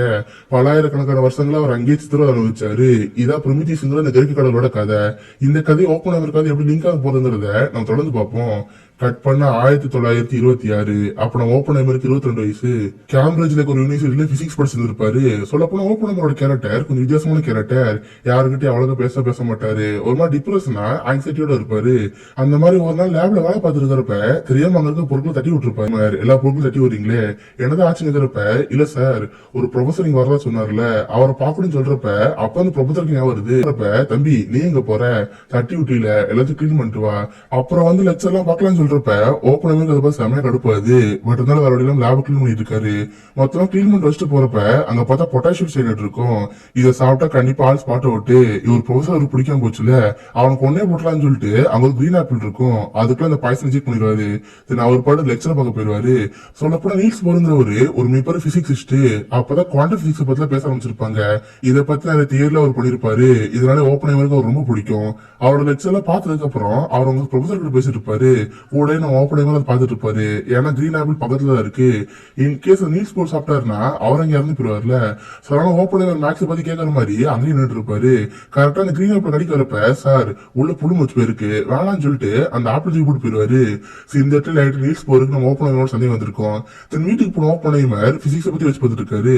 இந்த பூமி எப்படிப்பட்டது, இதை சுத்தி இருக்கிற அண்ட பிரபஞ்சம் எப்படி ஆனது, இதுல நட்சத்திரங்களுக்கு ஆயுட்கள் இருக்குமா, பல்பு ஃபியூஸ் ஆகிற மாதிரி அதுக்கு ஒரு ஆயுட்கள் இருக்குமா, ஒரு கடத்துல அது இறந்து போயிருமான்னு சொல்லிட்டு இவர் அதை பத்தி வச்சுட்டு இருக்காரு. அதுக்கு அவர் கையில இருக்கிற பாட்டில உடைச்சு அதை பத்தி திங்க் பண்ணிட்டு இருக்காரு. இந்த மாதிரி கேட்டது ஓப்பன்ஹைமர். கட் பண்ண சில வருஷங்கள் கழிச்சு பிஹெச்டி படிக்க ஆரம்பிச்சிருப்பாரு. அதுவா அவர் பிடிச்ச குவாண்டம் பிசிக்ஸ்ல பிஹெச்டி பண்ணி இருப்பாரு. பட் அமெரிக்கால அது பத்தின காலேஜ்ல இருக்காது. சோ அதனால ஜெர்மனிக்கு வந்து அங்க பிஹெச்டி படிச்சிட்டு இருப்பாரு. கூட நிறைய பேருக்கு லெக்சர் எடுத்துட்டு இருப்பாரு. அந்த மாதிரி ஜெர்மன் ஸ்டூடெண்ட்ஸ்க்கு லெக்சர் எடுக்க போறப்ப அங்க நிறைய பேருக்கு புரியல. ஏன்னா அவர் இங்கிலீஷ்ல பேசிட்டு இருப்பாரா, அங்க மக்கள் ஜெர்மன் தான் பேசுவாங்க. அப்ப அந்த இடத்துல இன்னொரு கேட்டர் வைப்பாங்க. அவரோட பேர் பேர் ஐசக் ராபி. இவரும் ஒரு பிசிசிஸ்ட் தான். பக்கத்துல இருக்கிற பையனை பார்த்து, தம்பி நீ எதுவும் கவலைப்படாத, அவர் சொல்றத நான் அப்படியே டிரான்ஸ்லேட் பண்றேன்னு சொல்றப்ப இது ஓப்பனரோட காதுல கேட்டிருக்கும். உடனே ஓப்பனர் என்ன பண்றாருன்னா இவ்வளவு இங்கிலீஷ்ல பேசி வந்திருப்பாரு, உடனே ஜெர்மன்ல பேச வைப்பாரு. அது எந்த அளவுக்கு ஜெர்மன்ல பேசுவாருன்னா லோக்கல் லாங்குவேஜ்ல பேசுவாங்கல்ல அந்த அளவுக்கு ஜெர்மன் பேசுவாரு. இதை பார்த்து ராபிக்கு புரியாது.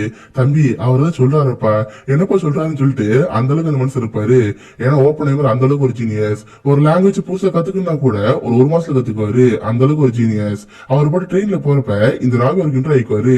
சார் இங்க இருக்கிற மக்களோட லாங்குவேஜ் உங்களுக்கு சார் தெரியும், சூப்பரான லாங்குவேஜ் பேசுனீங்கன்னு ராபி ஓப்பனர் ஃப்ரெண்ட்ஸா மாறுறாங்க. இதுக்கப்புறம் ஓப்பனர் அங்க பிஹெச்டி பண்ணிட்டு இருப்பாரு. இவருக்கு அந்த அறிவியல் மேல இருக்கிற ஆர்வத்து கூட சேர்ந்து அரசியல் ஆர்வமும் இருக்கும். அதுவும் கம்யூனிசத்துக்கு மேல ஒரு லைட் ஒரு ஆர்வம் இருக்கும். சொல்ல அதை பத்தி சில மீட்டிங்ஸ் கலந்துக்குவாரு. அப்பதான் ஒரு இடத்துல வேர்ன் ஹைசன்பர்க் ஒரு சயின்டிஸ்ட் பார்ப்பாரு. இவர் ஜெர்மன் நாட்டை சேர்ந்த ஒரு பிசிசிஸ்ட். இவரு குவாண்டம் பிசிக்ஸ் பத்தி நிறைய விஷயம் கத்துருப்பாரு. சொல்ல போனா இந்த சயின்டிஸ்ட் இன்ஸ்பயர் பண்ணி தான் பிரேக்கிங் பால வால்டர் ஐடி ஹைசன்பர்க்னு பிரிச்சிருப்பாங்க. ஓப்பன்ஹைமர் அந்த ஹைசன்பர்க் பார்த்து பேச போயிருப்பாரு. சொல்ல போனா ஹைசன்பர்க்குமே நம்ம ஓப்பன்ஹைமர் பத்தி நல்லா தெரிஞ்சிருக்கோம். சார் நீங்க இந்த குவாண்டம் பிசிக்ஸ் பத்தி ஆராய்ச்சி பண்றீங்களே, வேலை வாங்கல நம்மளோட சேர்ந்து ஒரு ஆராய்ச்சி பண்ணலாம்னு சொல்றப்ப ஓப்பன்ஹைமர் கதை பிடிக்காது. இல்ல சார் நான் தனியாக பண்ணிக்கிறேன்னு சொல்லிட்டு அவர் அந்த பிஹெச்டி பண்ண வச்சிருப்பாரு. கட் பண்ண சில வருஷங்கள் கழிச்சு இவருக்கு அமெரிக்கால ஒரு யூனிவர்சிட்டியில வேலை கிடைச்சிருக்கும். குவாண்டம் பிசிக்ஸ் பாடம் நடத்த வந்திருக்கும். சிவர் அந்த கிளாஸ் நடத்தலாம் பாக்குறப்ப பார்த்த கிளாஸுக்கு ஒரே ஒரு பையன் வந்திருப்பான். ஏன்னா அப்போதைக்கு குவாண்டம் பிசிக்ஸ் அவ்வளவு ஃபேமஸ் வந்திருக்காது. இருந்தாலும் அந்த பையன் நடக்கூடாதுன்னு சொல்லிட்டு ரொம்ப பிடிச்சி போயிருக்கும். சோ நிறைய பேர் அந்த குவாண்டம் பிசிக்ஸ் கலந்துக்குவாங்க. ஓப்பன்ஹைமர் அவரால் முடிஞ்ச அளவுக்கு அந்த பசங்களுக்கு குவாண்டம் பிசிக்ஸ் சொல்லி கொடுத்துட்டு இருப்பாரு. கூடவே அவர் அரசியல் நிலைப்பாடு சொல்லி கொடுத்துட்டு இருப்பாரு. இந்த மாதிரி கம்யூனிசம் இடதுசாரி கொள்கைன்னு சொல்லிட்டு நிறைய விஷயங்கள் அந்த பசங்க சொல்லி தருவாரு. இது அங்க இருக்க மற்ற ப்ரொஃபசர் பிடிக்காது. சார் நீங்க பாடம் நடத்தினா வந்திருக்கீங்க, எதுக்கு தேவை வேலை பண்ணிட்டு இருக்கீங்க, இதெல்லாம் பசங்க சொல்லி தராதுன்னு சொல்லிட்டு ஓப்பன்ஹைமருக்கு எகேன்ஸ்டா இருப்பாங்க. பட் இருந்தாலும் அவரால் கண்டுக்க மாட்டாரு.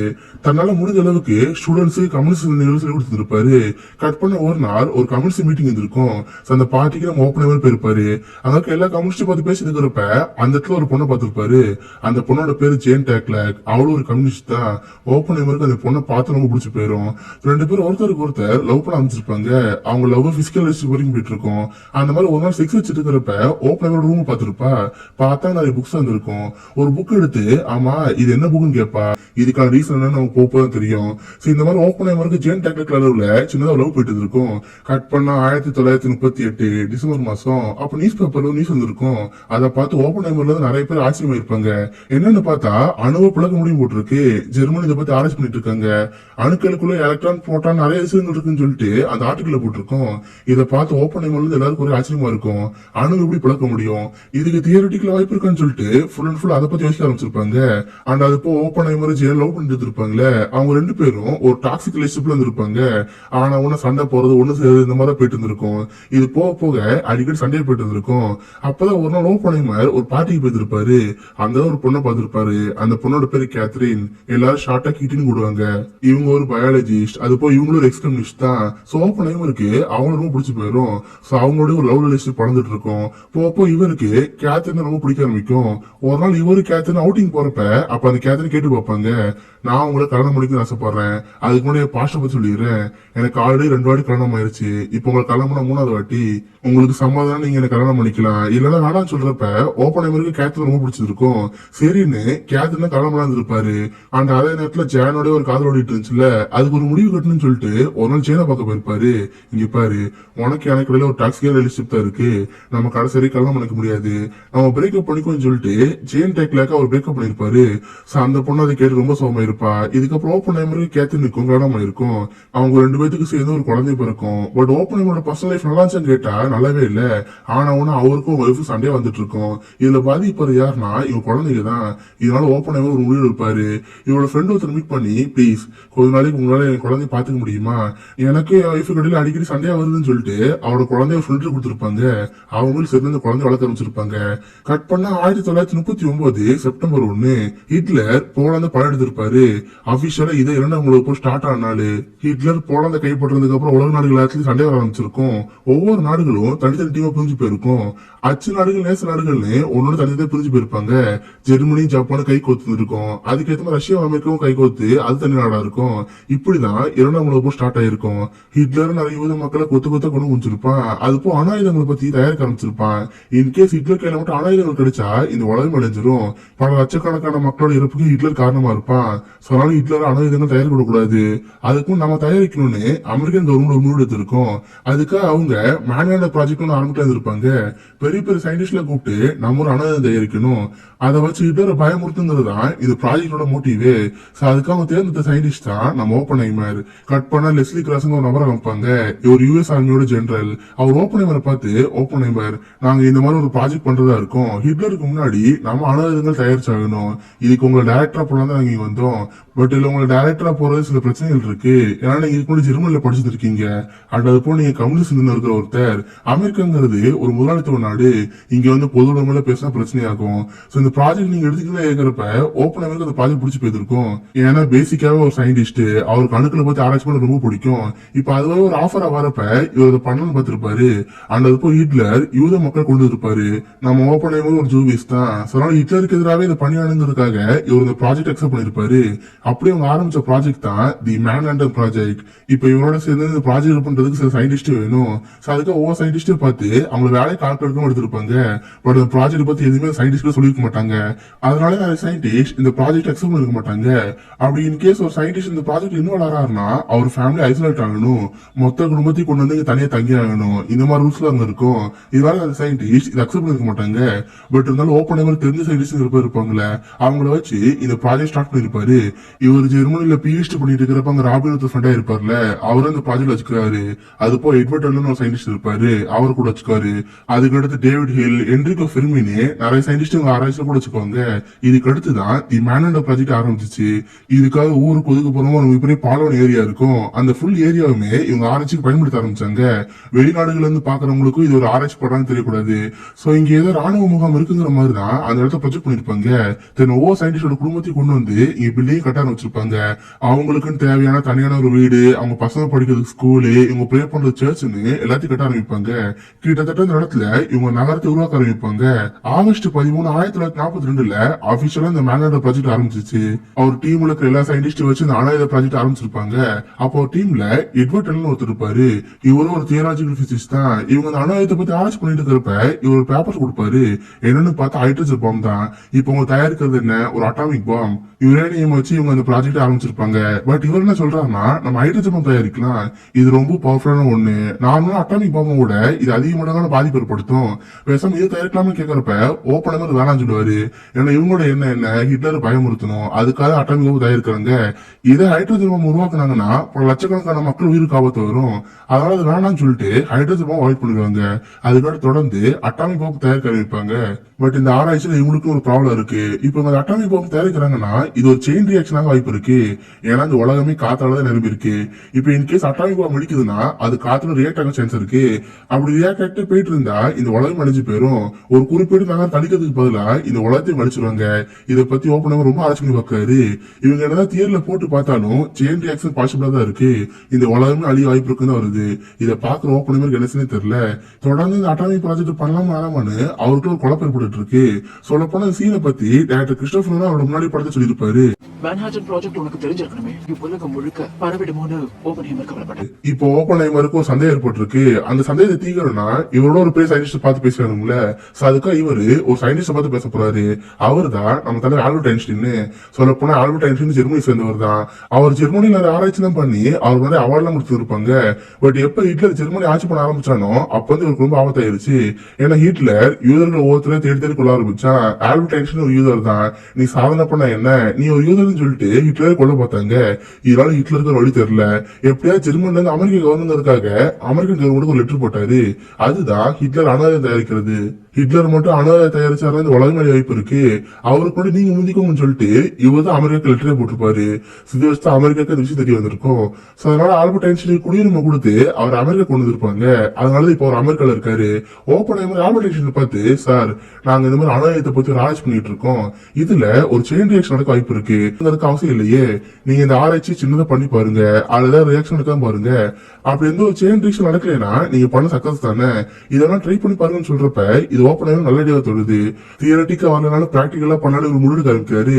சொல்லலாம் அவங்க ஆராய்ச்சியை சின்னதா ட்ரை பண்ணி பாக்குறாங்க. அப்படி இவங்க சின்னதா ஒரு பாம்பு அடிச்சு பாக்குறப்ப அது ஒரு சில மீட்டர் மட்டும் தான் பரவி இருக்கு. அதுக்கடுத்து செயின் ரியாக்ஷன் நடக்காம போயிருக்கு. அப்படின்னா பிராக்டிக்கலா அது கரெக்ட். இதுக்கடுத்து இவங்க அந்த ஆராய்ச்சி பத்தி பயப்பட தேவையில்ல, தைரியமா அட்டாமிக் பாம்பு பண்ணலாம்னு சொல்லிட்டு இவங்க அந்த ஆராய்ச்சி ஆரம்பிச்சிருப்பாங்க. அது போக ஓப்பனாங்களோட குடும்பம் இந்த இடத்துக்கு வந்திருக்காது. சோ தன் ஒய்ஃப் போய் கூட்டி வரும்னு சொல்லிட்டு தன் ஒய்ஃப் கூட போய் சமாதானம் ஆவாரு. இங்க பாரு, நம்ம இருக்கிற சண்டைகள் நம்ம பசங்க பாதிக்கப்படக்கூடாது, நம்ம திரும்ப ஒன்று சேர்ந்துன்னு சொல்லிட்டு ஹஸ்பண்ட் ஒய்ஃப் ஒன்று சேர்ந்துருவாங்க. தென் அவங்க பசங்க இருக்கிற ஃப்ரெண்டு ஃபேமிலியை பார்த்து தேங்க்ஸ் சொல்லி அவங்க பசங்க திரும்ப வாங்கிடுவாங்க. அதுக்கப்புறம் ஓப்பனாக ஒரு ஃபேமிலியை அந்த இடத்த கூட்டி வருவாரு.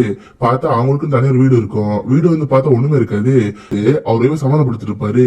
இதுக்கு தொடர்ந்து ஆராய்ச்சி பண்ணிட்டு இருப்பாரு. இப்ப இவங்க இந்த ஆராய்ச்சி பண்றதுக்கு நிறைய யுரேனியம் தேவை. சோ அதனால நம்ம எவ்வளவு கிலோ கணக்குல யுரேனியமும் புளூட்டோனியம் அவங்க ஆராய்ச்சி பண்ணிட்டு இருப்பாங்க. பட் அங்க அந்த எட்வர்ட்ல நம்ம சயின்டிஸ்ட் இருப்பார்ல, அவருக்கு ஹைட்ரஜன் பாம்பை தயாரிக்கணும். நம்ம ஏன் புளூட்டோனியம் யுரேனியம் வச்சு தயாரிக்கணும்? ஹைட்ரஜன் ஈஸியா கிடைக்கும்ல, நம்ம ஆராய்ச்சி பண்ணலாம். இந்த ஆராய்ச்சி ஈஸியா முடிச்சுன்னு சொல்றப்ப ஓப்பனுங்கிறது வேணாம் சொல்லுவாரு.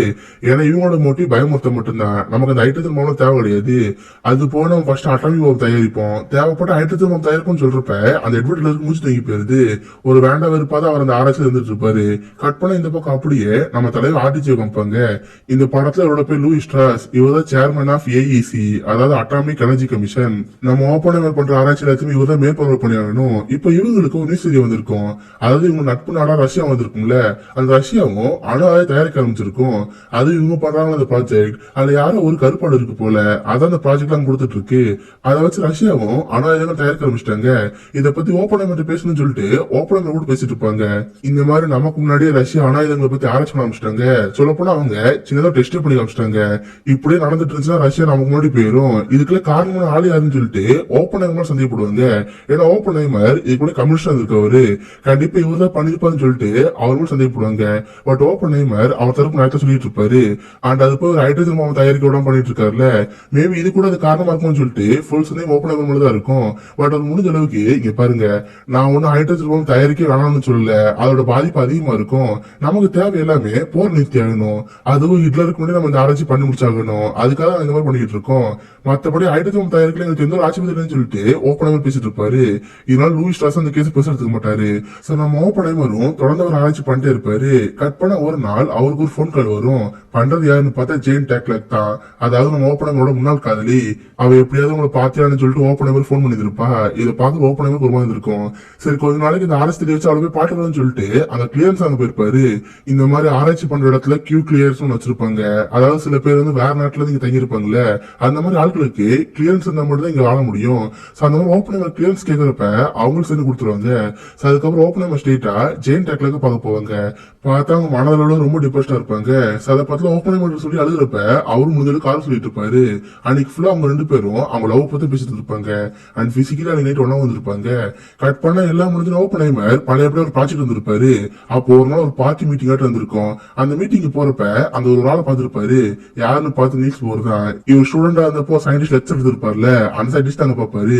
அவரை பார்த்தவங்க செம்ம ஹாப்பியா இருக்கும். ஏன்னா இந்த மாதிரி குவாண்டம் பிசிக்ஸ் ஒரு பெரிய ஆளா இருக்காருன்னா அதுக்காக நீல்ஸ் போர் தானே. அவரு இந்த ஆராய்ச்சி சேர்த்துக்கலாம்னு சொல்லிட்டு இவர் நீல்ஸ் போரை பார்க்க போவாரு. சார், நாங்க இந்த மாதிரி மேனோட ப்ராஜெக்ட் ஆரம்பிச்சிருக்கோம். அதுக்கு எங்களுக்கு சில திறமையான சயின்டிஸ்ட் வேணும். நீங்களும் இந்த ப்ராஜெக்ட் சேர்ந்துக்கிறீங்களா? சேர்ந்துக்கிட்டு இந்த ப்ராஜெக்ட் நல்லா இருக்குன்னு சொல்றப்ப நீல்ஸ் போறது வேணாம்னு சொல்லுவாரு. நீங்க என்ன நினைச்சிட்டு இருக்கீங்க? நீங்க பண்ண இந்த ஆராய்ச்சினால வார் நினைச்சிட்டு இருக்கீங்களா? பட் இது நிறைய பேரோட உயிர் தான் கொள்ளும். இந்த மாதிரி ப்ராஜெக்ட் நான் கலந்துக்கவே மாட்டேன்னு சொல்லிட்டு நீல்ஸ் போர் அங்கிருந்து போயிருவாரு. இதை பார்த்து ஓப்பனர் ஒரு மாதிரி இருக்கும். சேர்ந்து தொடர்ந்து கன்யூஸா அந்த ப்ராஜெக்ட் பண்ணிட்டே இருப்பாரு. கட் பண்ணா 1944 ஜனவரி 4 நம்ம ஹீரோக்கு ஒரு நியூஸ் தெரிய வந்திருக்கோம். என்னன்னு பார்த்தா இவங்க காதலான ஜேன் இருக்காங்களே, அவங்க தற்கொலை இறந்து போயிருப்பாங்க. இந்த விஷயம் தெரிய வந்தோடனே ஓப்பனர் ரொம்ப ஆச்சரியமா இருக்கும். ஏன்னா கொஞ்ச நாளைக்கு முன்னாடி தான் இவர் ஜேன் போய் பாட்டு வந்தாரு. அதுக்குள்ள தற்கொலை பண்றான்னு நினைச்சு இவருக்கு ரொம்ப குற்றணர்ச்சியா இருக்கும். அந்த இடத்துட்டு ஓடி போய் ஒரு மலைப்பகுதி ஆட்டம் இருக்கும். அங்க உட்காந்து தேவிச்சு வளர்ந்துட்டு இருப்பாரு. இந்த விஷயம் ஒரு ஒய்ஃபான கேத்தரி தெரிய வந்திருக்கும். பட் இருந்தாலும் அவங்க விஷயத்துக்கு பெருசா எடுத்துக்க மாட்டாங்க. ஓப்பனர் பார்த்து பேச போறப்ப என்ன மன்னிச்சிரு, நான் உனக்கே தெரியாம ஒரு பொண்ணோட அஃபர் இருந்திருக்கேன், என்ன மன்னிச்சிருன்னு சொல்லிட்டு அதை நினைச்சு ரொம்ப டிப்ரெஸ்டா இருப்பாரு. பட் இவங்க முடிஞ்ச அளவுக்கு அந்த ஆராய்ச்சியில புஷ் பண்ணிட்டே இருப்பாங்க. கட் பண்ண ஓப்பனர் வழக்கமா அந்த ப்ராஜெக்ட் ஆரம்பிச்சிருப்பாரு. பட் சயின்டிஸ்ட் எல்லாம் ஒருத்தருக்கு ஒருத்தர் அவங்களுக்கும் சண்டை போட்டு இருப்பாங்க. என்னன்னு பார்த்தா அந்த எட்வர்ட்ல ஒருத்தர் இருந்தாருல, அவர் போட்டு தனியாக ஒரு ப்ராஜெக்ட் பண்ண ஆரம்பிச்சிருப்பாரு. என்னன்னா அந்த ஹைட்ரஜன் பாம்பு தான். அவருக்கு இந்த அட்டாமிக் பாம்பு தயாரிக்கலாம் பிடிக்கவே இல்லை. நான் ஹைட்ரஜன் பாம்பு பண்ண போறேன்னு சொல்றப்ப இதை பார்த்து ஓப்பனர் கோவம் ஆரம்பிச்சிடும். நாங்களே இங்க ஒரு ப்ராஜெக்ட் பண்ணிட்டு இருந்தா நீ தனி ப்ராஜெக்ட் பண்ணிட்டு இருக்கியா, அதெல்லாம் பண்ணவனா சொல்றப்ப அந்த எட்வர்ட்ல கோவம் வந்துடும். நான் இதுக்கு அடுத்து இந்த ப்ராஜெக்ட் ப்ராஜெக்ட் பண்ண போறது இல்ல, நான் இதுல இருந்து லீவ் ஆகுன்னு சொல்றப்ப இதை பார்த்து ஓப்பனருக்கு என்ன செய்ய தெரியல. ஏன்னா இவர் போட்டு அழைச்சிட்டு வெளியே போயிட்டாருன்னா ஆடு சயின்டிஸ்ட் கம்மியா இருக்காங்க, அந்த போய் வெளியே போய் சொல்லிட்டாருன்னா அது ஒரு பெரிய பிரச்சனை ஆயிரும். அதனால அவர் அப்படியே சமாதானப்படுத்தணும்னு இங்க பாருங்க நெட்வொர்க் இல்ல, நான் ஒன்னும் ஹைட்ரஜன் பாம் தயாரிக்க வேணாம் சொல்லல, நீங்க ஹைட்ரஜன் பாம் தயாரிச்சுக்கோங்க, பட் நம்ம முக்கியமான ப்ராஜெக்ட் என்னன்னா அட்டாமிக் பாம் தான், நீங்க வந்து வீக்லி ஒன்ஸ் இந்த ஹைட்ரஜன் பாம் தயாரிச்சுக்கோங்க, இதுக்கு உங்களுக்கு ஓகேவான்னு கேட்கறப்ப அவரு சரி இந்த ப்ராஜெக்ட் இன்னொரு ஆரம்பிச்சிருவாரு. சோ இவங்க தொடர்ந்து இந்த ப்ராஜெக்ட் பண்ணிட்டே இருப்பாங்க. கட் பண்ணா 1945 ஏப்ரல் 30 ஜெர்மனிய படை மொத்தமா அந்த வாழ சொத்து போயிருக்கும். ஹிட்லர் அவருக்கு தற்கொலை பண்ணி இறந்து போயிருப்பாரு. இதனால கிட்டத்தட்ட 2ஆம் உலக போரே ஸ்டாப் ஆன மாதிரி இருக்கு. பட் இருந்தாலும் ஜப்பான் சும்மா இருக்குமா, அவங்க தொடர்ந்து அமெரிக்கா மேல தாக்கம் நடத்திட்டு இருப்பாங்க. அப்பதான் ஒரு நாள் ஓப்பன் அவர் போட்டு குதிரை போயிட்டு இருப்பாரு. பார்த்த ஒரு இடத்துல போஸ்ட் ஒட்டி இருக்கும், இந்த மாதிரி ஒரு மீட்டிங் நடந்துட்டு இருக்கு, சண்டே வந்துருங்கன்னு போட்டிருக்கோம். ஓப்பன் அந்த மீட்டிங் போய் தெரியாது, நம்மளை விட்டு என்ன மீட்டிங் போறாங்கன்னு சொல்லிட்டு இவர் இந்த மீட்டிங் போய் பார்த்திருப்பாரு. ஏன்னா இந்த மேன் ப்ராஜெக்ட் இருக்க எல்லாருமே இந்த ப்ராஜெக்ட் கேன்சல் பண்ண வந்திருப்பாங்க. ஏன்னா ஹிட்லர் இறந்து போயிட்டான், இதுக்கு எதுக்கு இந்த ப்ராஜெக்ட் பண்ணணும், பேசாம விட்டுலான்னு சொல்றப்ப கரெக்டா ஓப்பன் என்ட்ரி கொடுப்பாரு. நாம ஏன் இந்த ப்ராஜெக்ட் கேன்சல் பண்ணணும், ஹிட்லர் இறந்து போயிட்டான், அது என்ன உண்மைதான், பட் ஹிட்லர் இறந்துட்டான்னா இன்னொரு தேவை வர மாட்டானா, ஜப்பான் ஃபைட் பண்ணிட்டே தான் இருக்கு, ஜப்பானுக்கு எகேன்ஸ்டா நம்ம ரெடியா கொடுத்தே ஆகணும். சோ அதுக்காக இந்த ப்ராஜெக்ட் பண்ணியே தரணும். இந்த மேன் ப்ராஜெக்ட் கேன்சல் பண்ணக்கூடாதுன்னு சொல்லிட்டு அந்த ப்ராஜெக்ட் தொடர்ந்து பண்ண ஆரம்பிச்சிருப்பாரு. அது போ டைம் பெருசா கிடையாது, சோ சீக்கிரம் பண்ணி தீர்னு சொல்லிட்டு ஒரு பிரச்சனை அந்த ப்ராஜெக்ட் பண்ண ஆரம்பிச்சிருப்பாங்க. அதுக்கடுத்து பெரிய பெரிய அதிகாரிகளும் கூப்பிட்டு ஓப்பன் ஆகிட்டு பேசிட்டு இருப்பாங்க. இப்போ உங்களோட ஃபுல் டார்கெட் என்னன்னா ஜப்பான் மட்டும்தான், ஏன்னா ஜப்பான் தான் இந்த வாரில் கை வாங்கி இருக்கு. சோ அது மேல பாம்பு போட்டா மட்டும்தான் அவங்க அடங்க சான்ஸ் இருக்கு. சோ எந்த இடத்துல பாம்பு போடலாம்னு சொல்லிட்டு ஒரு 12 சிட்டி செலக்ட் பண்ணிருப்பாங்க. அதுல பார்த்தா ஹிரோஷிமா, நாகசாகி, டோக்கியோன்னு சொல்லிட்டு நிறைய சிட்டி பேரா இருக்கும். அதுல ஒரு ஆஃபீஸர் மட்டும் ஏப்பா இந்த கியூட்டான ஒரு ஊர் இருக்குல்ல, இதை மட்டும் லிஸ்ட்ல தூக்கிடலாமா, ஏன்னா அது ரொம்ப சூப்பரான சிட்டி, என் ஒய்ஃபோட நான் அங்கதான் ஹனிமூன் போவேன், அந்த நகரத்தை தவிர வேற ஏதாவது அழிச்சலாம்னு சொல்லிட்டு அந்த ஒரு சிட்டி அழிச்சிருவாரு. மீதி இருக்கிற 11 நகரத்துல எங்க பாம்பு போடலாம், எந்த இடத்துல பாம்பு போட்டா ஜப்பான் சரணடைய வாய்ப்பு இருக்குன்னு சொல்லிட்டு அதை பத்தி பேசிட்டு இருப்பாங்க. இதெல்லாம் பார்த்து ஓப்பன் ஒரு மாதிரி இருக்கும். தென் அதுக்கு அடுத்துதான் இவங்க அந்த பாம்பை தயாரிக்க ஆரம்பிப்பாங்க. அதுக்கு முன்னாடி இவங்க சின்ன டெஸ்ட் பண்ணி ஆகணும். அந்த டெஸ்ட் சக்சஸ் ஆனா மட்டும்தான் இவங்களால மற்ற நகரத்துல பாம்பு போட முடியும். அதுக்காக சின்ன டெஸ்ட் பண்ணி பார்ப்போம்னு சொல்லிட்டு கால்வாய் மாதிரி வைக்க ஆரம்பிக்கிறாங்க. தென் அதுக்கு டவர் மாதிரிலாம் கட்டி இவங்க அனாதை செட் பண்ண ஆரம்பிக்கிறாங்க. அதுல சின்னதா ஒரு மிஸ்டேக் நடந்தா கூட போதும் இவங்க அழிச்சிட்டு போயிருவாங்க. அந்த அளவுக்கு அந்த ஆராய்ச்சியில ரொம்ப பரபரப்பா இருக்கும். எப்படியோ ஒரு வழியா இவங்க டெஸ்ட் ஆரம்பிட்டு இருக்காங்க. அதுக்கு இவங்க வச்ச பேர் தான் ட்ரினிட்டி டெஸ்ட். ஜூலை 15 1945 வெடிக்கலாம் பார்த்திருப்பாங்க. பட் இவங்க வெடிக்க நேரம் பார்த்து வெதரும் மோசம் வந்திருக்கும், மழை புயல்னு சமயம் பெய்ஞ்சிட்டு இருக்கும். இதை பார்க்க ஓப்பன் என்ன சொல்ல தெரியல, ஏன்னா அந்த அணு ஆயுதத்துல பயன்படுத்திருக்கிறது யுரேனியம், அதை சீக்கிரம் பயன்படுத்தி ஆகணும். என்ன செய்யலாம் இருக்கிறப்ப அப்பதான் வெதர்ல இருந்து ரிப்போர்ட் வந்திருக்கும், நாளைக்கு கால் வரைக்கும் டைம் இருக்கு, 5:30 மழை நிப்பாட்டு சான்ஸ் இருக்கு. சோ மேபி அப்போ டெஸ்ட் பண்ணி பார்க்கலாம் இருக்கிறப்ப ஓப்பன் வெயிட் பண்ணி பார்த்துட்டு இருப்பாங்க. கரெக்டா அவங்க நினைச்ச மாதிரி மழையை கொஞ்சம் நின்றுட்டு இருக்கு. சோ ஓப்பன் அந்த டெஸ்ட் நடத்தலாம் பாக்குறாரு. 1945 ஜூலை 16 காலை 5:29 அந்த பாம்பு ஆன் பண்றப்ப ட்ரினிட்டி டெஸ்ட் சக்சஸ் ஆகுது. பார்த்தா அவங்க நினைச்ச மாதிரியே அந்த பாம்பு அடிச்சிருக்கும். அந்த பாம்பு அடிக்கிறப்ப கூட ஓப்பன் மைண்ட்ல ஒரு வாக்கி ஓடிட்டே இருக்கும். அதான் ஒரு பகவத்கீதையில படிச்சிருப்பார்ல, I am become death and the destroyer of the வேர்ல்ட்னு அந்த வசனம் ஓடிட்டே இருக்கும். அந்த பாம்பு முடிச்சோடனே எல்லாரும் செம ஹாப்பியா இருக்கும். சவுண்ட் லேட்டா தான் கேட்டிருக்கோம். இப்போ ஒரு வழியா ட்ரினிட்டி டெஸ்ட் சக்சஸ் ஆயிருச்சு. அதனால அதுக்கு எல்லா சயின்டிஸ்டுமே ஓப்பனா தலைதூக்கி சொல்லுவாங்க, எல்லாரும் செம பாராட்டுவாங்க. இப்போ ஒரு சக்சஸ்ஃபுல் ஆயிருச்சு. இதுக்கு அடுத்து ஸ்ட்ரெயிட்டா பாம்பு தயாரிக்க வேண்டியதுதான். நம்ம 2 பாம்பு தயாரிக்கிறோம்னு சொல்லிட்டு 2 ஆயுதங்கள் தயாரிச்சிருப்பாங்க. உன்னோட பேர் லிட்டில் பாய், இன்னொன்னோட பேர் ஃபேட்மேன். அந்த 2 பாம்பு தயாரிச்சதுக்கு அப்புறம் அமெரிக்கா அரசாங்கம் வாங்கிட்டு போயிடும். இதுக்கடுத்து ஓப்பன் எதுவும் பண்ண முடியாது, ஏன்னா இவரோட வேலை பாம்பு தயாரிக்கிறது மட்டும்தான். இதுக்கடுத்து எல்லாமே அமெரிக்கன் கவர்மெண்ட் தான் பார்க்கணும்னு அவருக்கு ஒரு பயந்துட்டே இருக்கு. இதுக்கப்புறம் நடந்ததுதான் உலக வரலாறு மோசமான சம்பவம். ஆகஸ்ட் 6 1945 ஹிரோஷிமா மேல லிட்டில் பாய்ங்கிற அந்த பாம்பு போட்டிருப்பாங்க. பட் அந்த பாம்பு போட்டதுக்கு அப்புறமும் ஜப்பான் அரசாங்கம் சரணடையாம வந்திருக்கும். இதை பார்த்து அமெரிக்கன் கவர்மெண்ட் கோவமா இருப்பாங்க. இதை விடக்கூடாதுன்னு சொல்லிட்டு அது நடந்த 3 நாள் கழிச்சு ஆகஸ்ட் 9 1945 நாகசாகில ஒரு பாம்பு போட்டிருப்பாங்க. அதுதான் ஃபேட்மேன். இந்த 2 அணுகுண்டு விபத்துனால ஜப்பான் அரசாங்கமே ஆடி போயிருக்கும். அந்த போர்ல ஜப்பான் சரணடைஞ்சிருக்கும். 2,26,000 மக்களுக்கு மேல அந்த விபத்துல இறந்திருப்பாங்க. அமெரிக்கன் கவர்மெண்ட் அந்த வார்டு ஜெயிச்சிருக்கும். செப்டம்பர் 2 1945 அபிஷியலாவே செகண்ட் வேர்ல்ட் வார் முடிஞ்சிருக்கும். இப்போ உலக எல்லாமே அமைதி நோக்கி திரும்பி இருக்கும். பட் இருந்தாலும் ஓப்பன்ஹைமர் ரொம்ப பாதிப்பட்டு இருப்பாரு. ஏன்னா அவர் நினைச்சதோட ஒரு பெரிய பாதிப்பு ஏற்பட்டிருக்கு. கிட்டத்தட்ட அவரால் 2,20,000 மேற்பட்ட மக்கள் இறந்து போயிருக்காங்க. என்னதான் அமெரிக்காவே ஒரு பூந்து தள்ளானும் அவருக்குள்ள ஒரு கில்ட்டாவே இருக்கு. கட் பண்ண ஒரு நாள் ஓப்பன்ஹைமருக்கு ஒரு மீட்டிங் வச்சிருப்பாங்க. எல்லாரும் ஓப்பன்ஹைமரை பாராட்டிட்டு இருக்கிறப்ப இவரு வாய் வார்த்தைக்காக பேச போயிருப்பாரு. நல்ல வேலை ஹிட்லர் அவனுக்கு கூட தற்கொலை பண்ணி இறந்து போயிட்டான். இன்கேஸ் ஹிட்லர் மட்டும் உயிரோட இருந்தான்னு வச்சுக்கேன், அவன் வீட்டு மேல ஒரு பாம்பு போட்டிருப்போம், கண்டிப்பா செத்துருப்பான்னு சொல்லிட்டு ஓப்பன்ஹைமர் பேசிட்டு இருப்பாரு. பட் அவர் மனசுக்குள்ள எதுவுமே கேட்காது. அங்க மக்கள் கை கைத்தறி அவர் வளர்த்துட்டு இருப்பாங்க. பட் அவர் காதுல கேட்கறது எல்லாமே மௌனமா இருக்கும். அங்க இருக்க எல்லா மக்களுமே ஜப்பான்ல இருந்து போன மக்கள் மாதிரி இருப்பாங்க. அவங்க மேல இருக்கிற தோல்லாம் உறிஞ்சு போய் பாக்குறதுக்கு ரொம்ப கொடூரமா இருக்கும். நிறைய மக்கள் இறந்து போய் சாம்பலா இருக்கிற மாதிரி தோணிட்டு இருக்கும். இந்த மாதிரி கொஞ்சம் கொஞ்சமா அவர் இந்த கில்டுக்குள்ள போயிட்டு இருப்பாரு. கட் பண்ணா ஒரு நாள் ஓப்பன்ஹைமர் அமெரிக்கன் பிரசிடன்ட் கூப்பிட்டுருப்பாரு. சரி ஓப்பன்ஹைமரும் பிரசிடன்ட் பார்க்க போயிருப்பாரு. அப்ப அமெரிக்காவோட பிரசிடண்டா இருந்தது ஹாரிஸ் ட்ரூமன். ஓப்பன்ஹைமர் அவர் பார்க்க போறப்ப, என்ன ஓப்பன்ஹைமர் எவ்வளவு பேர் சாதனை பண்ணிருக்கீங்க, இதுக்கு ரொம்ப சோகமா இருக்குன்னு சொல்றப்ப, இல்ல சார் நான் இவ்வளவு பேரோட சாவு காரணமா இருக்கேன்னு எல்லாத்துக்கும் நான் தான் காரணம் சொல்றப்ப இத பத்தி வருத்த போறீங்க. அந்த அட்டாமிக் பாம்பை செஞ்சது நீங்களா இருக்கலாம், பட் அதை போட சொன்னது நான் தானே. யார் திட்டினாலும் அந்த பாவம் நடத்த வரப்போகுது, நீங்க இதை பெருசா எடுத்துக்காதீங்கன்னு சொல்றப்ப, இல்ல எனக்கு ரொம்ப கில்ட்டா இருக்கு, என் கைகள்லாம் ரத்தக்கார பழஞ்ச மாதிரி இருக்குன்னு சொல்றப்ப இதை பார்த்து பிரசன்ட் கேட்க வருது. யோ மரியாதை இங்க இருந்து வெளியே போயா, உன்னை கூப்பிட்டு பாட்டுல மாத்த இங்க வந்து புலம்பிட்டு இருக்கே, இங்க இருந்து போயன்னு சொல்லிட்டு ஓப்பனைவர் அசிங்கப்படுத்த போங்க. கூட செக்யூரிட்டி பார்த்து, யோ இதுக்கடுத்து இந்த மாதிரி அழுகுஞ்சிக்காரன் விளையாடாதீங்க, இதுக்கடுத்து இவனா இங்க வரவே கூடாதுன்னு சொல்லிட்டு அந்த அளவுக்கு பிரசன்ட் திட்டுவாரு. இதை பார்த்து ஓப்பனைவருக்கு ரொம்ப அர்த்தமா இருக்கும். கட் பண்ணா நவம்பர் 13 நம்ம லூஷாஸ் இருக்காருல்ல, அவருக்கு பர்த்டே இருக்கும். சோ அதுக்கு எல்லா சயின்டிஸ்டும் கூப்பிடுறப்ப எல்லாரும் அந்த பார்ட்டிக்கு வந்திருப்பாங்க. பட் ஓப்பனைவர் கில்ட்ல இருக்கனால அவர் யார்ட்டையும் பேச அமைதியா இருப்பாரு. அப்ப லூஷாஸ் அவர் பொண்ணு கூட்டி வந்து ஓப்பனைவர் இவங்கதான் என் பொண்ணு, இதை மறுமணம் இன்ட்ரோ பண்றப்ப ஓப்பனர் கண்டிக்க மாட்டாரு. சரி சரி சொல்றப்ப இதை பார்த்து லூஷாஸ்க்கு வருத்தமா இருக்கும். என்னடா நம்ம பொண்ணையும் மறுமணம் இன்ட்ரோ கொடுத்திருக்கோம், ஓப்பனைவர் கண்டுக்க மாட்டாரு நினைச்சு லைட்டா அவருக்கு வருத்தமா இருக்கும். கட் பண்ணா ஒரு நாள் ஒரு மீட்டிங் வச்சுட்டு இருப்பாங்க.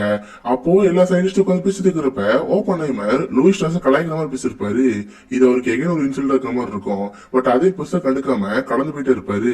கட் பண்ணா 1947 ஓப்பன்ஹைமர் தன் வீட்டுக்கு இன்வைட் பண்ணலாம்னு சொல்லிட்டு ஓப்பன்ஹைமர் வீட்டுக்கு கூட்டி போயிருப்பாரு. அப்பதான் அந்த வீட்டுல ஆல்பர்ட் ஐன்ஸ்டீன் இருந்திருப்பாரு. ஓப்பன்ஹைமருக்கு ஒரு மாதிரி கில்ட்டா இருக்குல்ல, சோ இதை பத்தி ஆல்பர்ட் ஐன்ஸ்டீன் கிட்ட பேசலாம்னு சொல்லிட்டு ஆல்பர்ட் ஐன்ஸ்டீன் பார்க்க போயிருப்பாரு.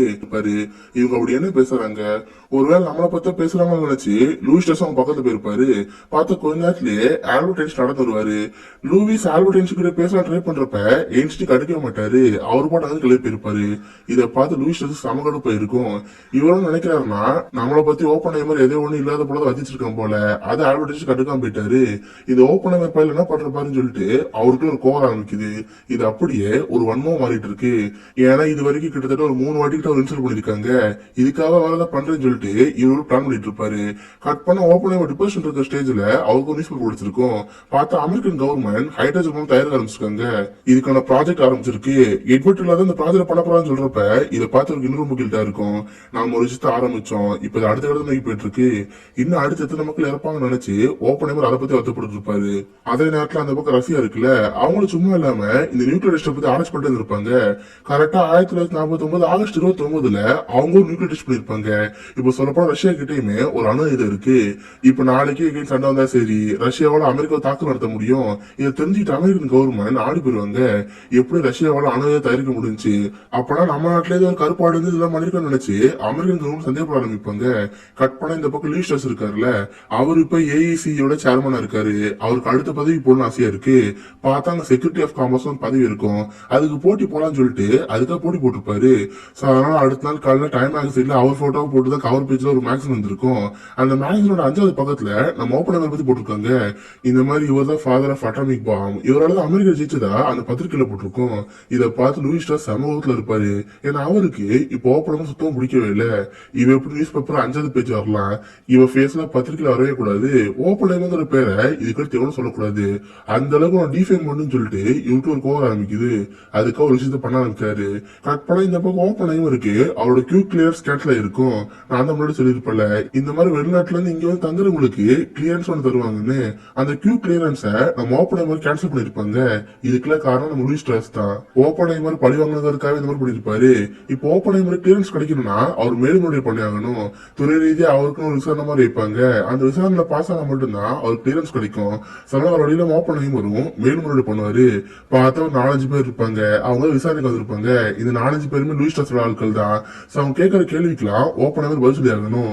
இவரு வர இல்லாம அந்த கிளியரன்ஸ்க்காக உட்காந்துருப்பாரு. பார்த்து ஓப்பன்ஹைமரை கண்டபடி கேள்வி வைப்பாங்க. இவரோட முன்னாள் காதலி அந்த விஷயங்களை பத்தி அவங்க நல்லாவே தெரியும். சோ அதை பத்தி கேள்வி ஆரம்பிப்பாங்க. அண்ட் அதப்போ ரஷ்யா அவங்க ஒரு அணுவை தயாரிச்சிருப்பாங்களே, அதுக்கு யாரோ ஒரு கருப்பாடு கொடுத்ததாக நினைச்சிட்டு இருக்காங்க. அந்த கருப்பாடு ஓப்பன் சொல்லிட்டு ஓப்பன் படி கொடுத்து இருக்காங்க. அவர் சுத்தி நிறைய கேள்வி கேட்டே இருப்பாங்க. ஆமா, இதுக்கு கூட இந்த மேனோட ப்ராஜெக்ட் நடந்துருச்சுல, அப்போ கூட ஒரு கிளியரன்ஸ் வாங்கி யாரோ ஒருத்தர் பார்க்க போனீங்க, யாரை பார்க்க போனீங்க கேக்குறப்ப அவர் உண்மையை சொல்லிடுறாரு. இந்த மாதிரி எனக்கு ஜேன் டேட்லக்னு ஒரு லவர் இருந்தா நான் அவ்வளவுதான் பார்க்க போனேன், வேற எதுவும் இல்லைன்னு சொல்றப்ப, ஓ நீங்க அவ்வளவுதான் பார்க்க போயிருக்கீங்க, அவங்க ஒரு கம்யூனிஸ்டா ரஷ்யா சேர்ந்தவங்கன்னு அர்த்தம். அப்பனா நீங்க தான் ரஷ்யாவுக்கு அந்த ப்ராஜெக்ட் பத்தி சொல்லியிருக்கீங்களா? நீங்க தான் இந்த கருப்பாடம் கேட்கறப்ப அதெல்லாம் ஒண்ணு கிடையாது, நாங்க ஜஸ்ட் எங்க ரிலேஷன்ஷிப் பத்தி தான் நீங்க பேசிட்டு இருந்தோம், இந்த ப்ராஜெக்ட் பத்தி நாங்க எதுவுமே பேசலன்னு சொல்றப்ப, ஓ அப்ப நீங்க உங்க ஒய்ஃப் வச்சுட்டே தான் இன்னொரு பொண்ணோட பழகிட்டு இருந்திருக்கீங்க, வேற என்ன பண்ணீங்கன்னு சொல்லிட்டு அவர் கேள்வி மேல கேள்வி கேட்டே இருப்பாங்க. இதை பார்த்து ஓப்பன் ரொம்ப டென்ஷன் ஆயிரும். அவருக்கு அது எப்படி இருக்குன்னா, நம்ம நிர்வாணப்படுத்தி கேள்வி கேட்டு எப்படி இருக்கும் அந்த மாதிரி ஓப்பனாவே ஃபீல் பண்ணிட்டு இருப்பாரு. தென் ஓப்பனே ஒரு ஒய்ஃபை இவருக்கு எதிராக பேசணுங்கிறதுக்காக நிறைய விஷயங்கள் ட்ரிகர் பண்ணிட்டே இருப்பாங்க. பட் என்னதான் பண்ணாலும் கேத்ரின் ட்ரிகர் ஆகிற மாதிரி தெரியல. நம்ம ஹஸ்பண்ட் இருந்து வெளியே வந்தா போதும், அவருக்கு கிளியரன்ஸ் கிடைச்சா போதுன்னு அவங்களும் அப்படியே உட்காந்து இருக்காங்க. அதுக்கடுத்து ஓப்பன் மாசம் சீன் இருக்கும். ஆமா, நீங்க ஜப்பான்ல போய் பிஹெச்டி படிச்சீங்களே, ஏன் அமெரிக்கால பெரிய பெரிய காலேஜும் கிடையாதா? இப்ப கூட அட்டாமிக்கை பத்தி பெரிய பெரிய காலேஜ்ல இருக்கு, நீங்களும் அங்க படிச்சுக்கலாம் கேட்கிறப்ப நம்ம ஓப்பன் சிரிச்சிட்டு இருப்பாரு. சொல்ல போனா அந்த காலேஜ் ஆரம்பிச்சது நம்ம ஓப்பன் தான். இவர் படிச்சிருந்த டைம்ல குவாண்டம் பிசிக்ஸ்ல ஒரு காலேஜ் கூட அமெரிக்கால கிடையாது. நான் தான் உருவாக்குன்னு சொல்றப்ப அது அமெரிக்காவுக்கு அவமானமா போயிரும். பட் முடிஞ்ச அளவுக்கு அவர் கேள்வி கேட்டு டிஃபைம் பண்ணாதான் பார்ப்பாங்க. தென் ஓப்பனோட ஒர்க்கும் நல்லா கூப்பிட்டு இவர் கிளியரன்ஸ் தராம வேணாமா, இவர் நல்லவராங்கிற மாதிரி விசாரணை நடத்திட்டு இருப்பாங்க. ஃபர்ஸ்ட் எடுத்துனா எட்வர்ட் டெல்லர் இருக்காருல்ல, அவர் தான் கூப்பிட்டு இருப்பாங்க. எட்வர்ட் டெல்லருக்கு ஓப்பன் பிடிக்காது. ஏன்னா ஸ்டார்டிங்ல இருந்து ஹைட்ரஜன் தயாரிக்கலாம் இருப்பாரு. அந்த ஹைட்ரஜன் தயாரிக்க வேணாம்னு சொல்லிட்டு இவர் நிறைய தடுத்து வச்சுட்டு இருப்பாருல, இதனால எட்வர்ட் டெல்லருக்கு ஓப்பன் பிடிக்காது. சார் இவருக்கு கிளியரன்ஸ் தராதீங்க, எனக்கு ரொம்ப நம்பிக்கை இல்லைன்னு சொல்றப்ப அது ஒரு பாயிண்ட் அவுட் பண்ணிக்கோங்க. தென் கடைசி போனா போதும் கை கொடுக்குறாரு. தென் அதுக்கடுத்து கேத்ரின் கை கொடுக்குறப்ப அவங்க கண்டிக்கவே மாட்டாங்க. என் புருஷனுக்கு எதனோட சாட்சியம்னு சொல்லிட்டு அவங்க அமைதி உட்காந்துருவாங்க. தென் கேஸ்ல முடிஞ்சு பிரேக் வரப்ப, யோ உனக்கு வெக்கம் மனசு கொடுத்தோன்னு இருக்கா இல்லையா, அவங்க உனக்கு எதாவது திட்டே இருப்பாங்க. பட் ஓப்பன்ஹைமர் இந்த தடவை ஏத்துட்டு இருப்பாரு. இவரும் நினைக்கிறாருன்னா 2 லட்சம் மக்கள் சாவதுக்கு நான் காரணமாயிட்டு இல்ல, இதுதான் எனக்கு கிடைச்சிருக்கிறது என்னன்னு அவங்க என்ன கேள்வி கேட்டாலும் சரி அதை ஒரு இதா எடுத்துக்கிறேன்னு சொல்லிட்டு தான் ஓப்பன்ஹைமர் விசாரணை இருப்பாரு. அதுக்கடுத்து ஓப்பன்ஹைமரோட ஃப்ரெண்ட் இருக்காரு ராபி, அவர் கூட விசாரிச்சுட்டு இருப்பாங்க. ராபி ஓப்பன்ஹைமர் நல்லாவும் சொல்றாரு, அவர் அங்க நிற்கிறாங்க. அடுத்து லெஸ்லி க்ரூஸ்னு ஒருத்தர் இருக்காருல்ல, இவர் தான் ஓப்பன்ஹைமர் ப்ராஜெக்டே கூப்பிட்டுருப்பாரு. அவர்கிட்ட ஓப்பன்ஹைமர் பத்தி கேட்கறப்ப அவர் நல்லதுமா சொல்லுவாரு. இந்த மாதிரி நிறைய பேர் நல்ல விதமா சொல்றப்ப ஓப்பன்ஹைமர் மேல நல்ல நம்பிக்கை வருது. பட் இருந்தாலும் எங்களால கிளியரன்ஸ் தர முடியாது, நீங்க கொஞ்ச நாளைக்கு இங்கேதான் இருந்தாலும் சொல்லிட்டு கிளியரன்ஸ் தராம அவர் அலக்கழிச்சுட்டு இருப்பாங்க. ஓப்பன்ஹைமரும் வேற வழியில மேல தாங்கிட்டு இருப்பாரு. கட் பண்ண இந்த பக்கம் அப்படியே லூயிஸ் காமிப்பாங்க. அவரே இப்போ ஒரு பெரிய பதவி போன ஆசைப்படுறாருல, பார்த்தா செக்ரட்டரி ஆஃப் காமர்ஸ் ஒரு பதவி இருக்கும், அதுக்காக போட்டி போட்டிருப்பாரு. இந்த மாதிரி பெரிய பதவிக்கு போட்டி பார்த்து நாங்க இந்த மாதிரி லூயிஸ் ஸ்ட்ராஸுக்கு செக்ரட்டரி ஆஃப் காமர்ஸ் பதவி தரலான்னு இருக்கோம், யாருக்காவது ஆட்சி பணம் சொல்லுங்கன்னு சொல்றப்ப ஒருத்தர் மட்டும் பேசுறாரு. யாருன்னு பார்த்தா டேவிட் ஹில், அதாவது நம்ம ஓப்பன்ஹைமர் மேனோட பட்ஜெட் பண்ணிட்டு இருப்பார்ல, அதுல அவர் கூட வந்து ஒரு சயின்டிஸ்ட். இது வரைக்கும் நடந்த இன்சிடென்ட் எல்லாத்தையுமே இவர் நல்லா தெளிவா பார்த்து இருப்பாரு. ஓப்பன்ஹைமர் எப்படிப்பட்டவர், இந்த லூயிஸ் ஸ்ட்ராஸ் எல்லாம் இருக்காரு, இதெல்லாம் தெளிவா பார்த்து இருப்பாரு. இதை காட்டான சான்ஸ்ன்னு கோர்ட்ல சொல்லிடுறாரு. இங்க இருக்காரு இந்த லூயிஸ் ஸ்ட்ராஸ், இவர் ரொம்ப மோசமான ஒரு மனுஷன், தன்னை ஒரு சயின்டிஸ்ட் கேவலப்படுத்துற ஒரே ஒரு காரணத்துக்காக ஓப்பன்ஹைமர் அடக்கழிச்சிருக்காரு. அவருக்கு கிளியரன்ஸ் எதுவுமே தராம விசாரணைங்கிற பேர்ல குடும்பப்படுத்திருக்காங்க. இதுக்காக இவருக்கு அந்த பதவி தரக்கூடாது, இவர் மோசமானவர்னு அது டேவிட்ல பேச ஆரம்பிப்பாரு. இதை பார்த்து பத்திரிகைக்காரங்க இருந்து எல்லாருக்கும் ஒரே ஆச்சரியமா இருக்கும். ஏன்னா ஓப்பன்ஹைமர் மேல இந்த மாதிரி விசாரணை நடத்திருப்பாங்களே, இது எந்த ஒரு மீடியாக்கு தெரியாம வந்திருக்கும், அந்த அளவுக்கு அந்த லூயிஸ் வேலையை பார்த்துட்டு இருப்பான். இப்ப இவர் இந்த மாதிரி ஓப்பன்ஹைமர் குடும்பப்படுத்திருக்கா தெரிஞ்சோடனே மீடியாக்கள் லூயிஸ் பத்தி பேச ஆரம்பிக்கிறாங்க. தென் லூயிஸ் தனியா ரூம் போயிறாரு. அவர் அஸ்டன் கிட்ட புலம்பிட்டு இருக்காரு, பாரு எல்லாத்துக்கும் காரணம் ஓப்பன்ஹைமர் பையன் தான், இப்ப எனக்கு பதவியே கிடைக்காம பண்ணிட்டான், எல்லாத்துக்கும் அவன் தான் காரணங்கிற மாதிரி இவர் புலம்பிட்டே இருக்காரு. இதை பார்த்து ஒரு அஸ்டன்டே கோவரும், யோ உனக்கு பைத்தியம் முடிச்சா இல்லையா, ஓப்பன்ஹைமர் அவர் பாட்டு செவனையில அவர் வேலையை பார்த்து இருக்காரு, நீ என்ன எப்ப பார்த்தாலும் ஓப்பன்ஹைமர் அவனாலதான் வாழ்க்கை அழிஞ்சு போச்சு, என்ன பத்தி தப்பு தப்பு பேச சொல்லிட்டு இருக்க, ஓப்பன்ஹைமர் எனக்கு உன பத்தி அப்படி பேசுனதே கிடையாது, நீ தான் அவனோட கேவலப்படுத்தணும் சொல்லி அவர் ஒரு வன்மத்திலே அழிஞ்சிட்டு இருக்க, உண்மையை சொல்ல போனா ஓப்பன்ஹைமர் உனக்கு எதுவுமே பண்ணல, எல்லாமே ஓ தப்புதான் சொல்லிட்டு அவன் அஸ்டன்டே லூயிஸ் எடுத்துட்டு. இது லூயிஸ் ரொம்ப அவமானமா போயிரும். கட் பண்ணா கொஞ்ச நாள் கழிச்சு கெனடின்னு ஒருத்தர் வருவாரு. இவரு தான் அமெரிக்காவோட அடுத்த குடியரசுத் தலைவரா போற ஜான் கெனடி. அவர் லூயிஸ் பார்த்து, நாங்க இந்த மாதிரி செக்ரட்டரி ஆஃப் காமர்ஸ்ல இருந்து வரோம், நீங்க ஒரு பதவிக்கு போட்டி போட்டிருந்தீங்களே, அந்த பதவி உங்களுக்கு தரதா இல்ல, உங்களை அந்த பதவி விட்டு தூக்குறேன்னு சொல்றப்ப இதை பார்த்து லூயிஸ் கர்ம கடுப்பா இருக்கு, எல்லாத்துக்கான அந்த ஓப்பன்ஹைமர் பையதான் என்னை பத்தி ஆல்பர்ட் ஐன்ஸ்டைன் தப்பு தப்பா பேசிருக்கான்னு சொல்லிட்டு அவர் அப்போ கூட கோமா தான் இருப்பாரு. இவர் என்ன நினைச்சிட்டு இருந்தாருன்னா, ஃபர்ஸ்ட் ஆல்பர்ட் ஐன்ஸ்டைன் எதுக்காக பார்க்க வந்தாரு, செயின் ரியாக்ஷன் ஃபார்ம் அதை பத்தி பேச வந்திருப்பாரு. சொல்றாரு. இப்போ ஒரு அணுவை பிளந்து அதுல இருந்து ஒரு நினைச்சு காத்துல பரவ ஆரம்பிச்சா இந்த உலகம் ஃபுல்லா பரவ ஆரம்பிக்குமோ, இந்த உலகமே அழிஞ்சிருமோன்னு சொல்லிட்டு ஓப்பனா நினைச்சிட்டு இருந்தாரு. பட் அது செயின் ரியாக்ஷன் ஃபேக்னு அவங்க பிராக்டிகலா கண்டுபிடிச்சாங்க. பட் இப்ப அந்த ஒரு செயின் ரியாக்ஷன் இல்லாம வேற ஒரு செயின் ரியாக்ஷன் ஆரம்பிச்சிருக்கு. அதாவது ஒரு நாடு அணுவை தயாரிக்க ஆரம்பிச்சு இப்ப மற்ற நாடுகள் தயாரிக்க ஆரம்பிச்சிட்டாங்க. இது அப்படியே அதிகமாயிட்டே போச்சுன்னா எல்லா நாடுகளும் அழிஞ்சு போயிரும். ஒருத்தர் மேல ஒருத்தர் அனாயுதமா போட்டு போட்டு இந்த உலகம் இல்லாம போயிரும். இதுதான் ஓப்பன் நினைச்சது. நினைக்கிறப்ப அவர் மனசுல அப்படியே விஷுவலா ஓடிட்டு இருக்கு. பார்த்தா உலகம் ஃபுல்லா எல்லா நாடுகளும் அணுதாயுதம் வச்சிருக்காங்க. எல்லாரும் ஒருத்தர் தாக்கி இந்த உலகமே அழியுது. இந்த மாதிரி ஓப்பனுக்கு ஒரு கனவு வரும். அதே நேரத்துல அவருக்கு பகவத்கீதையில படிச்சா அந்த ஒரு லைன் ஞாபகம் வரும். அந்த லைன் என்னன்னா, Now I am become death, the destroyer of worlds. இதோட ஓப்பனைமருங்கிற இந்த ஒரு படம் முடியுது. என்னால முடிஞ்ச அளவுக்கு தெளிவா இந்த படத்தை ரெப்ரசென்ட் பண்ண நினைக்கிறேன். இந்த படத்துல சொன்னது போக ஓப்பனைமருக்கு என்ன ஆச்சு நம்ம அதை பத்தி தெளிவா பார்ப்போம். ஓப்பனைமர் என்ன நினைச்சாரு, நான் இப்போ ஒரு அணு ஆயுதம் ஆரம்பிச்சிட்டேன். அந்த அணு ஆயுதம் ஒரு செயின் ரியாக்ஷன் வர ஆரம்பிக்கும். அதாவது அமெரிக்கா ஒன்று தயாரிச்சாங்க, அதை பார்த்து ரஷ்யா தயாரிப்பாங்க, ரஷ்யாவை பார்த்து ஜெர்மனி தயாரிக்கும். இந்த மாதிரி செயின் ரியாக்ஷன் ஆகி எல்லா நாடும் தயாரிக்க ஆரம்பிச்சிடும். அதுக்கப்புறம் என்ன, ஒருத்தர் மேல ஒருத்தர் முண்டு போட்டு இந்த உலகம் அழிஞ்சு போயிடும். இதான் ஓப்பனைமர் நினைச்சது. பட் உண்மையா அது நினைச்சாங்க கேட்டா அதுக்கு அப்படியே தலையா நடந்திருக்கு. இப்ப இந்த உலகம் அமைதியா இருக்குன்னா அது காரணம் ஓப்பனைமர் செஞ்ச அணு ஆயுதம் தான். ஏன்னா இப்போதைக்கு எல்லா நாடுகள்கிட்டயுமே அணு ஆயுதம் இருக்கு. இன்கேஸ் ஒரு நாடு பிரச்சனை பண்ணுச்சுன்னா மற்ற நாடுகள் தாக்க ஆரம்பிக்கும். கடைசியில 3ஆம் உலக போர் வந்து இந்த உலகமே அழிஞ்சு போயிடும். எந்த ஒரு நாடுமே சர்வை பண்ண வாய்ப்பு இல்ல. இது தெரிஞ்சுட்ட நாடுகள் எதுவுமே சண்டை போடாம இருக்காங்க. இப்ப வரைக்கும் இந்த உலகம் அமைதியா இருக்குன்னா அதுக்கு காரணம் எல்லா நாடுகள்கிட்ட அணு ஆயுதம் இருக்கிறது. சொல்ல போனா இந்த ஓப்பனைமர் இந்த உலகத்துக்கு நல்லதான் பண்ணிருக்காரு.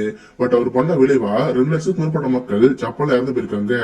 இந்த ஒரு குற்ற உணர்ச்சி ஓப்பனைமருக்கு எதிர்த்தே தான் இருந்துச்சு. அண்ட் அது போ அமெரிக்கன் கவர்மெண்ட் வந்து நிறைய குறைச்சு வந்துட்டு இருந்துச்சு. பட் கடைசியில அவர் நல்லவர்னு தீர்ப்பு வழங்கப்பட்டது. 1963 அவர் பண்ண சாதனை பெருமைப்படுத்தணும்ல.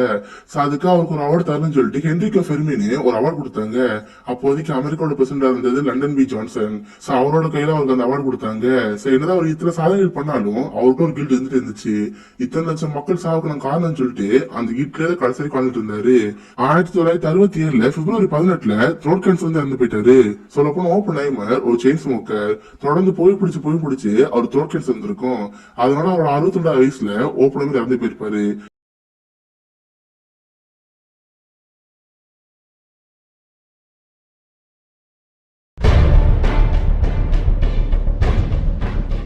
வணக்கம் ஃப்ரெண்ட்ஸ். இப்போ நம்ம பார்க்க போகிறது ஒரு ஸ்கிரிப்ட் வீடியோ. இந்த ஸ்கிரிப்ட் வீடியோனா என்னன்னு கேட்டிங்கன்னா, ஒரு மூவி வந்துச்சு ஓப்பன்ஹைமர். ஸோ அந்த படத்துடைய கான்செப்டை மட்டும் எடுத்துக்கிட்டு, அதில் வந்து ஏற்கனவே வந்து பயோகிராஃபியை பண்ணியிருந்தாப்புல நம்ம கிறிஸ்டோஃபர் நோலன். ஸோ அதோடைய கான்செப்டை மட்டும் எடுத்துகிட்டு வேற ஒரு ஸ்கிரிப்ட் அதுக்கு பண்ணுறோம். அதுவும் நோலன் ரெஃபர் பண்ண அதே புக்கு தான். ஸோ அமெரிக்கன் ப்ரோமித்தேயஸ் அப்படிங்கிற ஒரு புக் இருக்குது. ஸோ அதுதான் நோலன் ரெஃபர் பண்ண புக்கு. ஸோ அதே தான் நம்மளும் ரெஃபர் பண்ணியிருக்கோம். அதை பேஸ் பண்ணி நம்ம வேற ஒரு ஸ்கிரிப்ட் பண்ணிகிட்ருக்கோம். இந்த ஸ்கிரிப்டுக்கு இப்போதைக்கு ஒரு temporary title, second chances for Oppenheimer and others. அதாவது ஓப்பன்ஹைமரும் மற்றவர்களும் அவங்களுக்கான 2வது வாய்ப்புகள் அப்படிங்கிறது இதோட. இப்போ இதோட சீன் 1க்குள்ளே போயிடலாம். வந்து லாஸ் அல்மாஸ் லேப் அப்படிங்கிற ஒரு லேப் காமிக்கிறாங்க. ஸோ அந்த லேபில் தான் ரிசர்ச் பண்ணிகிட்ருக்காரு நம்ம ஓப்பன்ஹைமர். எல்லோரும் வெயிட் பண்ணிகிட்ருக்காங்க. சயின்டிஸ்ட்டு அப்புறம் மிலிட்ரிக்காரங்கெல்லாம் வெயிட் பண்ணிகிட்ருக்காங்க. எதுக்குன்னா ஓப்பன்ஹைமருடைய வருகைக்காக. அவர் கையில் பார்த்தீங்கன்னா ஒரு பகவத்கீதை ஒன்று வச்சுருக்காப்புல. அதை வந்து என்னென்னா இவர் வந்து ஹோல்டு பண்ணிகிட்டே வராரு. இவர் மைண்டில் வந்து என்னென்னா ஏதோ ஒரு தாட் ப்ராசஸ் போயிட்டுருக்கு. அப்போ அந்த புக்குடைய க்ளோஸ் அப் ஷாட் காமிக்கிறோம். அவருடைய கைகள் வந்து எப்படின்னா அந்த புத்தகத்தை அப்படி பரட்டுற மாதிரியும், அப்புறம் வந்து அது படிக்கும் போதே என்னன்னா சீக்ரெட், இவர் வந்து பைப் வச்சுருப்பார், சீக்ரெட் பைப் மாதிரி. ஸோ அதை வந்து ஸ்மோக் பண்ணிவிட்டு அவர் வந்து அந்த புக்கை வந்து எப்படி பரட்டுறாரு. அந்த புக்கில் என்ன எழுதியிருக்குன்னா, now I am become death, the destroyer of worlds. இன்னும் நானே அழிவுக்கு காரணமானவன் அப்படிங்கிற மாதிரியான ஒரு அர்த்தத்தில் அந்த வாசகங்கள் வருது. ஓப்பனைமர் என்ன பண்ணுறாருன்னா, அதை வாசி முடிச்சு விட்டு ஒரு ஜஸ்ட்டு சிகரெட் பிடிச்சிட்டே வந்து ஒரு டீப் ப்ரீத் எடுக்கிறாப்புல. Now I am become the death, the destroyer of worlds. அந்த பகவத்கீதையில் என்ன சொல்லியிருக்கோ அதை வந்து ஒரு நடுங்கக்கூடிய குரலில் வந்து இவர் சொல்கிறார். இப்போது இவருக்கு வந்து ஏதோ ஒரு உள்ள வந்து ஒரு தாட் ப்ராசஸ் போயிட்டுருக்கு. அது என்ன அப்படின்றது நம்ம காட்டுறோம். இங்கே பார்த்தா இன்னொரு ஷார்ட் காட்டுறாங்க. கட் பண்ணால் ட்ரைனிட்டி அந்த டெஸ்ட் நடக்குது. அதாவது 1945 வருஷம் ஜூலை 16ஆம் தேதி. ஸோ ஃபஸ்ட் அட்டாமிக் பாம்போட எக்ஸ்ப்ளோஷன் நடக்குது. பயங்கரமான லைட்டு எரப்ட் ஆகுது. ஸோ அதை பார்த்தாலே கண் நமக்கு நேரடி கண்ணில் பார்க்க முடியாதுன்ற அளவுக்கு இருக்குது. வாவ், சூப்பர் ராபர்ட், நம்ம வந்து சாதிச்சிட்டோம் அப்படின்னு சொல்லிட்டு அவருக்கு ஹேண்ட் ஷேக் பண்ணுறாரு. ஸோ செகண்ட் சீன் பார்த்தீங்கன்னா லேபு காட்டுறோம். அங்கே வந்து பார்த்தீங்கன்னா ஓப்பன்ஹைமர் அவர் வழக்கமாக அங்கே தான் வந்து ஸ்டூடெண்ட்ஸ்க்கு கிளாஸ் எடுக்கிறது. ஸோ அவருக்கான ரிசர்ச் ஓரியன்ட் கிளாஸஸ்லாம் அங்கே போயிட்டுருக்கோம். அங்கே வந்து ஒரு லெக்சர் ஹால் இருக்குது. இவருடைய வருகைக்காரர் காத்துட்டு இருக்காங்க ஸ்டூடெண்ட்ஸ் எல்லாமே. பயங்கர உற்சாகமாக நம்ம சார் எப்போ வருவார் அப்படின்னு சொல்லி வெயிட் பண்ணிட்டு இருக்காங்க. அவர் பாட்டு கேஷுவலாக அவரோட யூஷுவல் ஸ்டைலில் எப்பயும் போல ஒரு ஸ்டைலாக தம் அடிச்சுட்டே வராமல் எல்லாரும் வந்து அவருக்கு ஒரு கிளாப் கொடுக்குறாங்க ஆக்சுவலாக. ஏன்னா அவர் வந்து மிகப்பெரிய ஒரு சாதனை பண்ணியிருக்காருன்ற மாதிரி. அப்போ வந்து கிளாஸ் ரூமில் போயிட்டு என்ன பண்ணுறாங்கன்னா, கிளாஸ் எடுக்க ஆரம்பிச்சாரு. அப்போ ஒரு ஸ்டூடெண்ட் கேட்குறாப்புல, டாக்டர் ஓப்பன்ஹைமர், நான் உங்கள்கிட்ட வந்து ஒரு டவுட் கேட்கலாமா?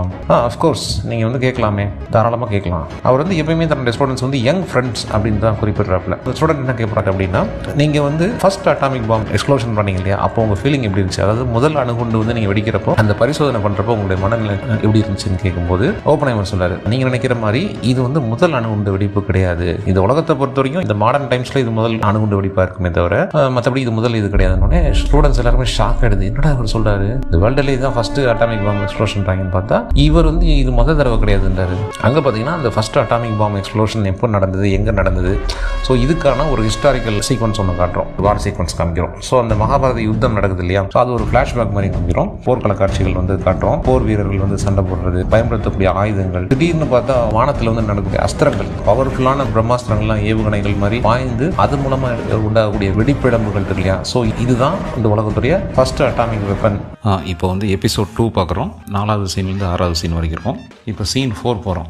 ஓப்பன்ஹைமரோடைய ஸ்டடி ரூம் காமிக்கிறோம். நைட்டு 1930களில் நடக்கக்கூடிய கான்செப்ட் இது. ஃபுல்லாக உள்ள புக்ஸ், நியூஸ் பேப்பர் இந்த மாதிரி நிறைய இருக்குது அவர் ரூமில். ஸோ அவர் அப்படியே ஸ்மோக் பண்ணிட்டு உட்காந்துருக்காப்புல. அந்த டெஸ்கில் இருக்கக்கூடிய நியூஸ் பேப்பர்ஸில் பார்த்தீங்கன்னா ஹெட்லைன்ஸ் வந்து ஃபாசிசம் யூரோப்பில் எப்படி வளர்ந்துருக்கு, ஸோ அது சம்மந்தப்பட்ட செய்திகள் நிறையா வருது. அப்படியே படித்து பார்க்குறாரு. அதில் கம்யூனிசம் பற்றின இன்ஃபர்மேஷன்ஸ்லாம் இருக்குது. ஸோ அதில் கூட பார்த்தீங்கன்னா ஒரு புக்கு காமிக்கிறோம். ஸோ அதில் வந்து communist ideals of social justice and equity அந்த மாதிரி சில புக்ஸ்லாம் வந்து ஜஸ்ட் ஒரு அவருடைய ரெஃபரன்ஸில் இருக்குது. ஆக்சுவலாக ஒரு காஃபி ஹவுஸில் வந்து காமிக்கிறோம். வெளியில் இவருடைய ஃப்ரெண்டு ஒருத்தவங்க இருக்காங்க, அவங்களும் வந்து கம்யூனிஸ்டில் தான் இருக்காங்க. அவங்க வந்து ஓப்பன்ஹைமர்ட்ட கேட்குறாங்க, ராபர்ட் நீ ஏன் கட்சியில் சேரக்கூடாது, அங்கே சேர்ந்துட்டேன்னா ஒரு நீதிக்கான பாதை கிடைக்குமே, நீ நிறைய பேருக்கு உதவி பண்ணலாமே அப்படின்னு கேட்குறாங்க. அதுக்கு ஓப்பன்ஹைமர் சொல்கிறாரு, எனக்கு வந்து கம்யூனிசம் பிடிக்கும், ஆனால் அதை பற்றி நான் முழுசாக கற்றுக்கல, அதில் நிறையா எனக்கு கேள்விகள் இருக்குது, நிறையா சந்தேகங்கள் இருக்குது, அதுக்கு முன்னாடி நான் அதில் ஃபுல்லாக என்னால் கமிட் பண்ணிக்க முடியாது அந்த மாதிரி சொல்லிடுறாங்க. மறுபடியும் ஓப்பன்ஹைமருடைய ஸ்டடி ரூம் காமிக்கிறோம். அவர் வந்து கம்யூனிசம் பற்றி நிறைய தெரிஞ்சுக்கிறாப்புல, மற்றபடி மார்க்சிஸ்ட்னா என்ன, மார்க்சிசம்னா என்ன பண்ணுறாங்க, ஸோ இதெல்லாம் தெரிஞ்சுக்கிறாப்புல.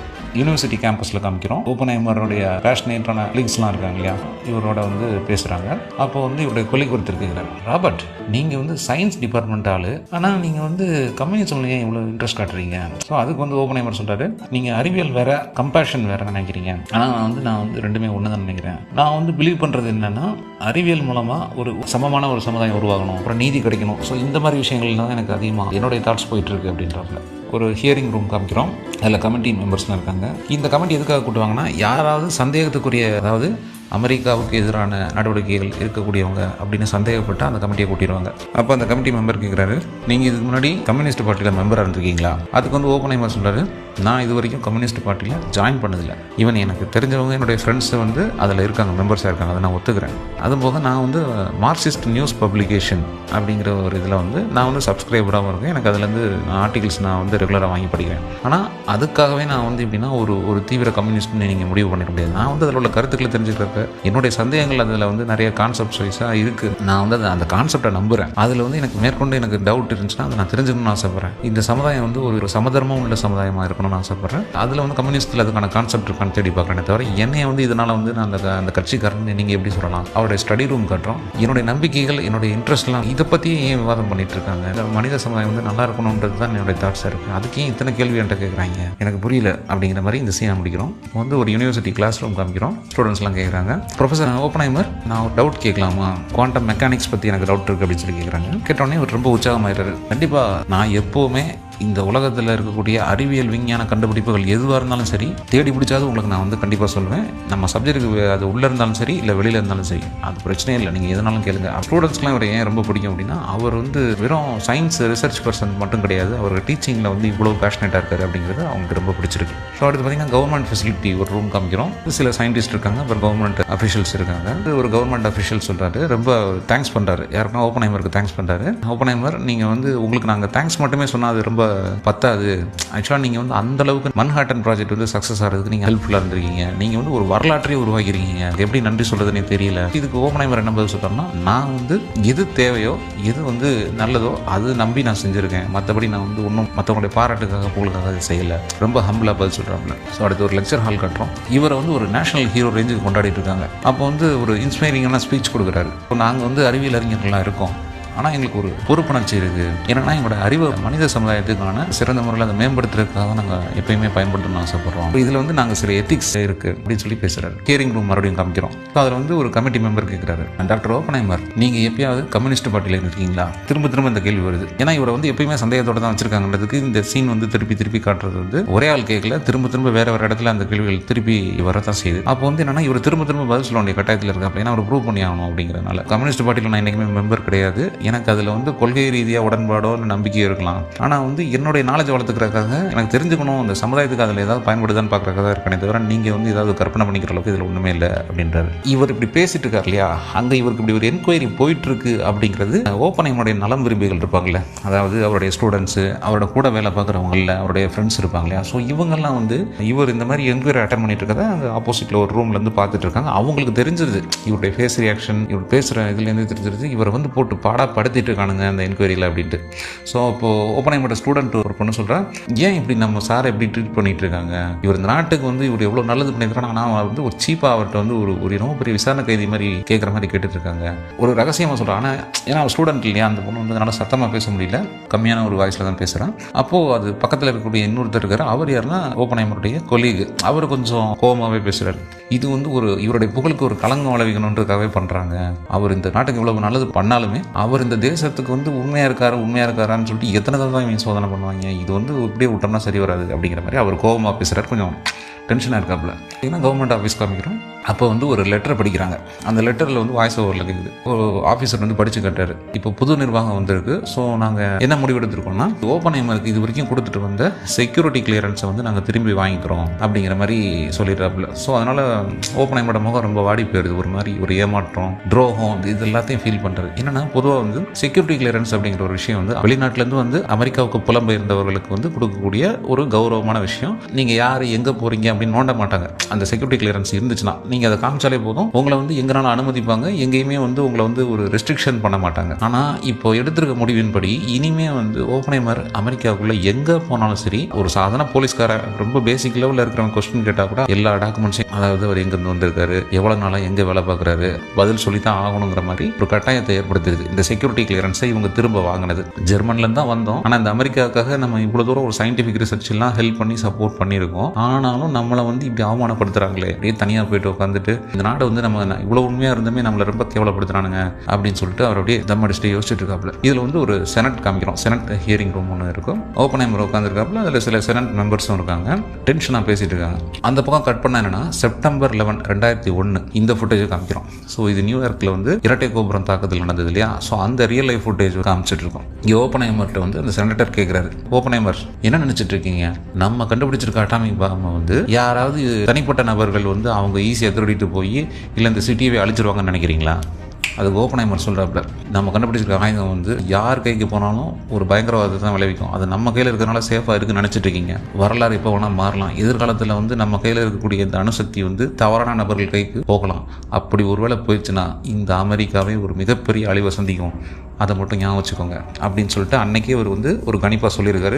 திரும்பியும் இந்த ஃபுட்டேஜ் காட்டும். செப்டம்பர் 11, 2001 நடந்த அந்த நியூயார்க் சிட்டியில் இரட்டை கோபுர தாக்குதல் இருக்கு இல்லையா, இவர் பேசிட்டு போதே பேரலாகவும் காட்டும். இன்னொரு செனட்டர் வந்து கேட்குறாரு, இப்போ பேசிட்டு இருக்க செனட்டர் வேற, இவர் வந்து வேற ஒரு இடத்துல வச்சு பேசுறாரு. ஓப்பன்ஹைமர், இப்போ அட்டாமிக் பாம்ஸ்லாம் நம்ம வந்து சிட்டிக்குள்ள எங்கேயாவது வச்சுட்டாங்க, சப்போஸ் நீங்க சொன்ன மாதிரி என்ன யாராவது எடுத்துட்டு போயிட்டாங்க தவறா மிஸ்யூஸ் பண்றதுக்காக சிட்டிக்குள்ள அங்கங்க வச்சுட்டு நம்மளே பிளாக்மெயில் பண்றாங்கன்னு வச்சுக்கலாமே. சப்போஸ் அப்படி ஒரு சிச்சுவேஷன் இருந்துச்சுன்னா அப்படி இந்த சிட்டிஸ்ல வந்து அவங்க எங்கெங்கெல்லாம் அட்டாமிக் பாம் வச்சிருக்காங்க அப்படின்னு கண்டுபிடிக்கிறதுக்கு நம்மகிட்ட ஏதாவது கருவிகள் இருக்கா அப்படின்னு அவர் ஒரு அக்கறையோட கேட்கிறாரு. அதுக்கு இவர் நக்கலா பதில் சொல்றாப்புல ஓப்பன்ஹைமர், வேணா ஒன்று பண்ணலாம், ஒரு ஸ்க்ரூ டிரைவர் கிடைச்சா நல்லா இருக்கும், ஏன்னா ஒரு இதாக ஓப்பன் பண்ணி பார்க்கலாம் இல்லையா. என்னங்க இது காணாம போன ரேடியோ பெட்டியை கண்டுபிடிக்க சொல்ற மாதிரி கேட்குறீங்க. அட்டாமிக் பாம்ன்றது நீங்க நினைக்கிற மாதிரி கிடையாதுங்க. அது வந்து யாவன் எப்படி மிஸ்யூஸ் பண்றான்னு எவராலையும் கண்டுபிடிக்க முடியாது. எங்க வேணாலும் ஒருத்தனால அதை யூஸ் பண்ணிக்க மிஸ்யூஸ் பண்ண முடியும், அதை மட்டும் தெரிஞ்சுக்கோங்க அப்படின்ற மாதிரி ஒரு சர்க்காஸ்டிக்கா பதில் சொல்றாப்புல. அடுத்து திருப்பி என்னன்னா கவர்மெண்ட் ஆஃபீஸ் ஒன்று காமிக்கிறோம். அப்போ வந்து ஓப்பன்ஹைமர் வந்து என்னன்னா ஒரு குரூப் ஆஃப் அஃபிஷியல்ஸ் முன்னாடி வந்து நிற்கிறாப்புல பேசிட்டு இருக்காங்க. ஆமா, நான் சொன்னது நடக்க வாய்ப்பு இருக்குது.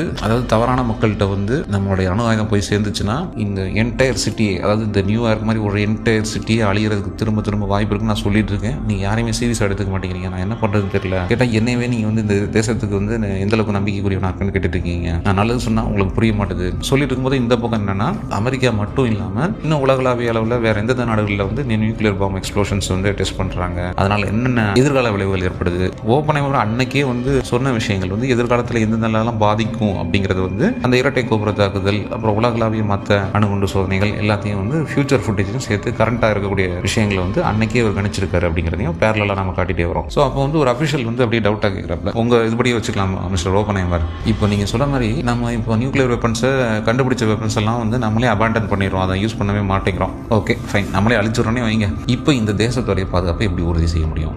என்னது பாம்பை நம்பி நீங்கள் தேசிய பாதுகாப்பை முடிவு பண்ணுவீங்களா?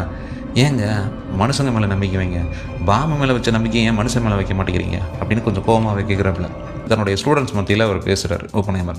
கவர்மெண்ட்டோ இல்லை அஃபிஷியல்ஸோ வந்து மனிதாபிமானம் இல்லாமல் தான் முடிவெடுப்பாங்க தெரிஞ்சு அட்லீஸ்ட் தன்னுடைய ஸ்டூடெண்ட்ஸ் கிட்டையாவது பேசலாமே அப்படிங்கிறனால வந்து பேசிகிட்டு இருக்காரு. அதில் சொல்கிறாப்புல, இப்போது இந்த நியூக்ளியர் தீவிரவாதம் இருக்கு இல்லையா, அந்த அணு ஆயுத தீவிரவாதம், இதுக்கு எதிராக என்ன பண்ண முடியும்னா நம்ம வந்து உலகளாவிய அளவில் வந்து இதை வந்து அழிச்சா மட்டும்தான் முடியும். இன்றைக்கி இருக்கிற அரசாங்கம் வந்து அதிகாரத்தை கைப்பற்றுறது, எதிரி நாடுகளை பயன்படுத்துறது, இதை மாதிரி மட்டும்தான் ஃபோக்கஸ் பண்ணிட்டு இருக்காங்களே தவிர எதிர்காலத்தில் ஏன் எதிரி நாட்டை சேர்ந்தவங்க நம்மளோட ஒரு பவரான ஒரு சக்தி மிக்க ஒரு அணு ஆயுதத்தை கண்டுபிடிக்க முடியாதா? ஏன் அவங்க நினைச்சா நம்ம நாட்டையும் அதே மாதிரி அச்சுறுத்தணும்னு சொல்லிட்டு ஒரு விஷயம் பண்ண முடியாதா? மனிதனுக்கு மனிதன் இப்படியே போட்டு எல்லா நாடுகளும் பண்ண ஆரம்பிச்சிட்டாங்கன்னா எதிர்காலமே கேள்விக்குறியிடும். ஆனால் இது வந்து இப்போ உள்ள அரசாங்கத்தில் யாருமே காது கொடுத்து கேட்கல. அட்லீஸ்ட் என்னுடைய ஸ்டூடெண்ட்ஸ் நீங்கள் என் காலம் இப்போ என்னையவே போட்டு பாடப்படுத்திட்டு இருக்காங்க, கூடி சீக்கிரம் நானும் ரிட்டையர் ஆக போகிறேன், எதிர்காலத்தில் உங்களுக்காவது இந்த சிந்தனையை நான் வச்சுட்டு போகணும்னு நான் நினைக்கிறேன் அப்படிங்கிற மாதிரி சொல்லிட்டு இருக்காப்புல. மறுபடியும் ஃபுட்டேஜஸ் காமிக்கிறோம். இப்போ என்ன காமிக்கிறோம்னா, அணு ஆயுத சோதனை மட்டும் காமிக்கல, அந்த சோதனை பண்ணதுக்கப்புறம் அதோடைய ஹெல்த் எஃபெக்ட், உடல் ஆரோக்கிய ரீதியாக மக்களை எந்த அளவுக்கு வாழ்வியல் வரைக்கும் பாதிக்குது அப்படிங்கிற ஃபுட்டேஜஸ், ரியல் லைஃப் ஃபுட்டேஜஸ் காமிக்கிறோம். ஏற்கனவே அவர் பேசின ஒரு வாசகம், நான் வந்து எவ்வளோ வார்னிங் கொடுத்துட்டேன், ஆனால் எல்லாமே என்னன்னா செவடங்காதில் ஒரு சங்கு மாதிரி ஆயிடுச்சு. இவங்க நினைச்சிட்டு இருக்காங்க என்னவோ வந்து இந்த நாட்டுடைய பாதுகாப்பு எல்லாமே ஆயுதங்கள் மேலே தான் நினைச்சிட்டு இருக்காங்க. ஆனால் இது என்னைக்குனாலும் நம்ம மக்களுடைய ஹெல்த்லேயே கை வைக்கும்ன்றது இவங்களுக்கு புரிய மாட்டேது. ஒரு சயின்டிஸ்டாக என்னால் மட்டும் தான் ப்ரூவ் பண்ண முடியும், ஆனால் என்னையும் ப்ரூவ் பண்ண விட மாட்டேங்கிறானுங்க, என்னை பேசவே விட மாட்டேங்கிறாங்க, கேள்வி கேட்குறானுங்க. இவர் பயந்தது எதுவோ அது இப்போ உலகத்தில் நடந்துட்டு இருக்கு அப்படிங்கிறதுக்கான ஃபுட்டேஜஸும் காமிச்சிட்டு இருக்கோம். ஸோ அவர் என்ன பண்ணா இருப்பான் ஓப்பன்ஹைமர், வழக்கம் போல் என்ன தான் பண்ணலாம், தனியாக போயிட்டு என்னடா இந்த மாதிரி இப்படி இருக்காங்க இவங்க அப்படின்னு சொல்லிட்டு ஒரு விரக்தியில் போயிட்டு ஸ்மோக் பண்ணிருக்காரு. இப்போ நம்ம பார்க்க போகிறது எபிசோடு 3 சீன்ஸ் 7-7A. ப்ரொமித்தேயஸ் அப்படிங்கிற ஒரு கிரேக்க புராண கடவுளை காட்டுறோம். அவர் என்ன பண்ணுறாருன்னு கேட்டிங்கன்னா, நெருப்பை திருடிட்டு வந்துடுறாரு. திருடிட்டு வந்து மனிதர்கள்ட்ட கொடுத்துட்றாரு. இப்போ இதை கேள்விப்பட்ட இன்னொரு கடவுள் ஜியஸ்னு ஒருத்தர், அவர் என்ன பண்ணுறாருன்னா, ஹெப்பேஸ்டஸ் அப்படிங்கிற இவருடைய காவலாளியை கூப்பிட்டு ப்ரொமித்தேயஸை வந்து சிறைப்பிடிச்சிரு, காக்கசஸ் அப்படிங்கிற அந்த கிரேக்க புராண மலை, அந்த மலைப்பகுதியில் கொண்டு போய் அவனை வந்து ஆணி அடிச்சு சங்கிலியால் கட்டி போட்டுரு அப்படின்ற மாதிரி அவருக்கு வந்து ஆர்டர் கொடுத்துறாரு. ஸோ இது நடந்ததுக்கு அப்புறம் ப்ரொமித்தேயஸ்ங்கிற கடவுளை பல வருஷங்களுக்கு அந்த மலை உச்சியில வந்து ஆணி அடிச்சு சங்கிலியால பிணிச்சிடுறாங்க. ஒவ்வொரு நாளும் பகல்ல ஒரு கழுகு வந்து அவர் மேல உட்கார்ந்து அவருடைய ஈரல் பகுதி இருக்கு இல்லையா, அந்த ஈரல் பகுதியில் உள்ள தசைகளை வந்து கொஞ்சம் கொஞ்சமாக கொத்தி கொத்தி திங்கும். இவர் தான் வந்து கடவுளாச்சே ப்ரொமித்தேயஸ். அதனால் ராத்திரியில் கழுகு கொத்திட்டு போன அந்த ஈரல் பகுதி வந்து திரும்பி வளர்ந்துரும். ஸோ இப்படியே வந்து பல வருஷங்கள் நடந்திருக்கு. இது வந்து கிரேக்க புராண புத்தகமான அப்போலோடோரஸ் அப்படிங்கிற 2வது நூற்றாண்டு, அதாவது கிறிஸ்து பிறப்பதற்கு முன்னாடியே எழுதப்பட்ட புத்தகத்தில் இந்த வரலாறு சொல்லப்பட்டிருக்கு. ஆரம்பத்தில் மனிதர்கள் படைக்கப்பட்டாங்க இல்லையா கடவுளால், அப்போ வந்து அவங்க எப்படி வாழ்ந்தாங்கன்றது ஒரு விஷுவல் காட்டுறோம். ஆரம்பத்துலேருந்தே மனுஷங்களுக்கும் கடவுள்களுக்கும் ஒத்து போகல அப்படின்ற மாதிரி ஒரு விஷயம் சொல்லப்படுது. நிறைய கடவுள்கள் கிரேக்க புராணத்தின்படி மனிதர்களை வந்து ஒரு பொம்மையை மாதிரி பயன்படுத்திக்கிட்டாங்க அப்படின்னு சொல்லிட்டு சொல்கிறாங்க. ஆனால் சில கடவுள்கள், எல்லா கடவுளும் கிடையாது, சில கடவுள்கள் வந்து மனித இனத்தின் மேலே ஒரு அன்பு வச்சிருந்தாங்க. சில பேர் அவங்களோட நட்பாக பழகுனாங்க. அப்படி மனிதர்களோட நட்பாக பழகக்கூடிய கடவுள்களில் ஒருத்தர் தான் இந்த ப்ரொமித்தேயஸ். ஆரம்பத்தில் பார்த்தீங்கன்னா அதுக்கு முன்னாடி முதல்ல கடவுள் மனிதர்களை படைச்சப்போ, அதாவது கிரேக்க புராண தத்துவத்தின் அந்த கதையின்படி எல்லாருமே மனுஷங்க கடவுள் எல்லாமே மகிழ்ச்சியாக ஒன்றா தான் இருந்திருக்காங்க. அவங்க வந்து பார்த்தீங்கன்னா மனிதர்கள் வந்து கடவுள்களை வந்து சிறந்தவர்களாக கருதியிருக்காங்க. ஆனால் அந்த ஆதி மனிதர்கள் இருக்காங்க இல்லையா, அவங்களுடைய குழந்தைகள் வந்து அந்த அளவுக்கு இல்லை. அவங்க வந்து எப்போ பார்த்தாலும் ஆர்கியூ பண்ணிகிட்டே இருந்தாங்க. ஏன் சில நேரத்தில் கடவுள்களோட கூட அப்படின்னா ஆர்கியூ பண்ணியிருக்காங்க, சண்டை போட்டிருக்காங்க. இப்போ வந்து ஜிஎஸ் அப்படிங்கிற கடவுள் மனித இனத்தின் மேலே ஒரு பெரிய ஏமாற்றம் அவருக்கு இருக்குது. அவர் என்ன பண்ணுறாருன்னா மனிதர்களை பழிவாங்க நினைக்கிறாரு. ஸோ ஸோ அதனால் என்ன பண்ணுறாங்கன்னா இந்த மனிதர்களுக்கு பயன்படக்கூடிய ஒரு முக்கியமான கருவியை நான் வந்து அவங்களுக்கு கொடுக்க போகிறதில்ல, அதாவது நெருப்புங்கிற விஷயத்தை நான் மனிதர்களுக்கு கொடுக்கவே போகிறதில்ல அப்படின்னு முடிவு பண்ணிடுறாரு. ஸோ இவர்கிட்ட நெருப்பு எந்த வடிவத்தில் இருக்குன்னு பார்த்தீங்கன்னா மின்னல் கீற்றுகள் இருக்கு இல்லையா, மின்னல் கீற்றுகளாக தான் வச்சிருப்பாரு. ஸோ அதனால் என்ன பண்ணுறாங்கன்னா இந்த நெருப்பு இல்லாமல் மனிதர்கள் வந்து எவ்வளோ காலம் வாழ்ந்துறாங்க நான் பார்க்குறேன் அப்படின்னு மனிதர்களை பழி வாங்குறதுக்காக இந்த ஜிஎஸ் அப்படிங்கிற கடவுள் முடிவெடுக்கிறாரு. ஆனால் புரோமெத்தேயஸ் வந்து பார்த்தீங்கன்னா மனிதர்கள் மேலே ரொம்ப ஒரு இரக்கம், அன்பு, நட்பு எல்லாம் உள்ளவர். அவர் என்ன பண்ணார்னா அவர் யோசிக்கிறாரு, இந்த நெருப்புங்கிறது மனிதர்களுக்கு பல விதத்தில் வந்து பயன்படக்கூடியது, சமையல் பண்ணுறதா இருக்கட்டும், இன்னும் நூற்றுக்கணக்கான பல வேலைகளுக்கு வந்து அவங்களுக்கு பயன்படக்கூடியது அப்படின்றது இவருக்கு புரியுது. அதனால என்ன பண்றாருன்னா ஜிஎஸ்ங்கிற கடவுள் ஒளிச்சு வச்சிருக்கக்கூடிய அந்த மின்னல் ஒளிக்கீற்றுகள் இருக்கு இல்லையா, அதுல இருந்து ஒரு மின்னல் ஒளிக்கீற்றை வந்து திருடிட்டு வந்துடுறாரு. அதை எடுத்துட்டு வந்து மனிதர்களுக்கு கொடுத்துட்டாரு. ஸோ இப்படிதான் கிரேக்க புராண தத்துவங்களின்படி, அந்த புராண கதைகளின்படி மனித குலத்துக்கு நெருப்பு அறிமுகமாகுது.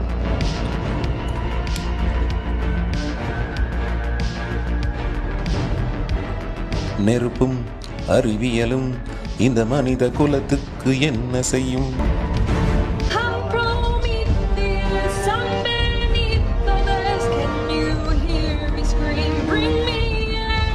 நான் புரோமித்தேயஸ், வாழ்நாளும் தேய மனித குலத்துக்கு நெருப்பை அளித்தவன். நெருப்பும் அறிவியலும் இந்த மனித குலத்துக்கு என்ன செய்யும்?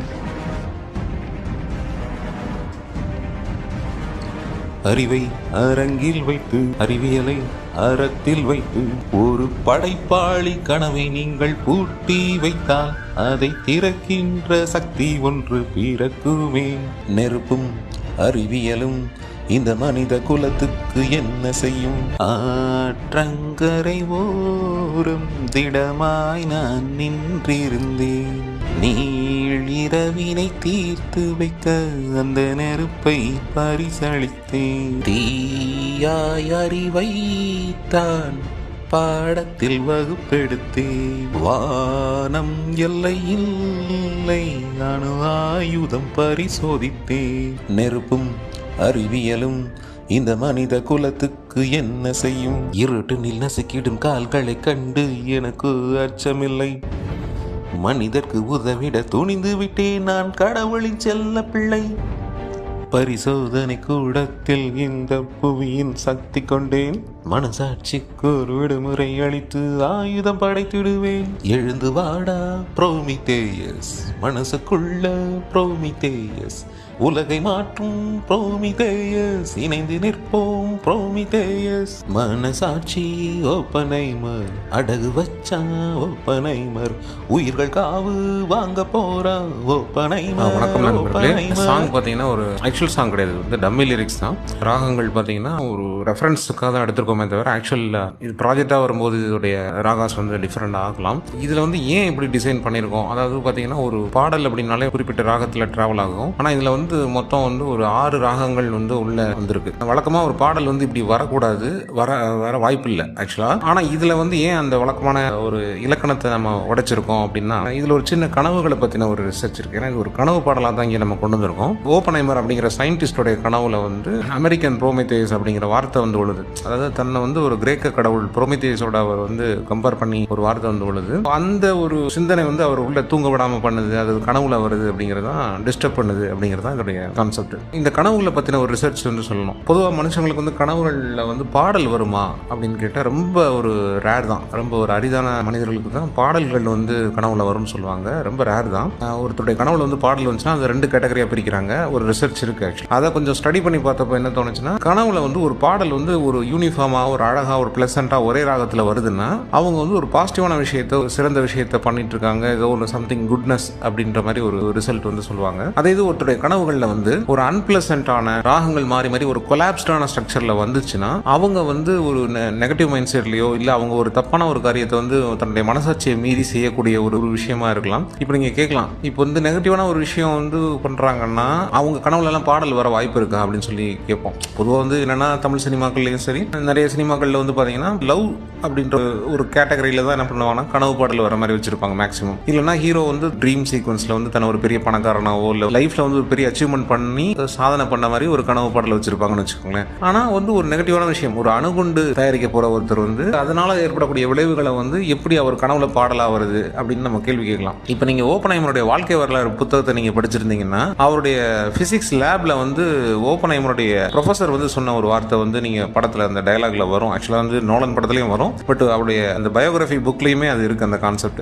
ஃபிசிக்ஸ்னா நீங்கள் என்ன நினைக்கிறீங்க அப்படின்னு சொல்லி வந்து அவருடைய ப்ரொஃபஸர் கேட்பாரு. அப்போ வந்து இவர் வந்து ஓப்பன்ஹைமர் வந்து இப்போ வந்து ஸ்டூடெண்ட் இருப்பார். அப்போ வந்து இவர் வந்து என்ன பதில் சொல்றதுன்னு தெரியாமல் இருக்கும்போது அவருடைய ப்ரொஃபஸர் ஆன்சர் பண்ணுவார். நீங்கள் மியூசிக் கேட்டிருக்கீங்களா ஓப்பன்ஹைமர் அப்படின்னு கேட்பார். ஃபிசிக்ஸும் ஒரு மியூசிக் தான், ஒரு இயற்பியல் அப்படிங்கிறது அதுவும் ஒரு இசை மாதிரி தான். நீங்கள் அதை ஃபீல் பண்ணால் மட்டும்தான் உங்களால் அந்த ஆராய்ச்சிக்குள்ளே போக முடியும் அப்படிங்கிற ஒரு வார்த்தை சொல்லுவாப்ல. ஸோ அந்த இசைக்கும் இயற்பியலுக்கும் உண்டான அந்த தொடர்பு வந்து இந்த கதைக்குள்ளேயும் இருக்குது, ஓப்பன்ஹைமருடைய வாழ்க்கையிலையும் நடந்திருக்கு. ஸோ அதோடைய ரெஃபரன்ஸ் வந்து கொஞ்சம் எடுத்திருக்கும். ஸோ இது வந்து ஒரு ஜஸ்ட் ஒரு டம்மி லிரிக்ஸு, அதுக்கான ரெஃபரன்ஸ் ராகங்கள் என்னென்ன பாடல்கள்லேருந்து நம்ம இதில் யூஸ் பண்ணியிருக்கோம் அப்படிங்கிறதையும் நான் இதில் மென்ஷன் பண்ணியிருக்கோம். வணக்கம் ஃப்ரெண்ட்ஸ், எபிசோட் 4 சீன்ஸ் வந்து 8லிருந்து 10 வரைக்கும். 8வது சீன் ஆரம்பிக்குது.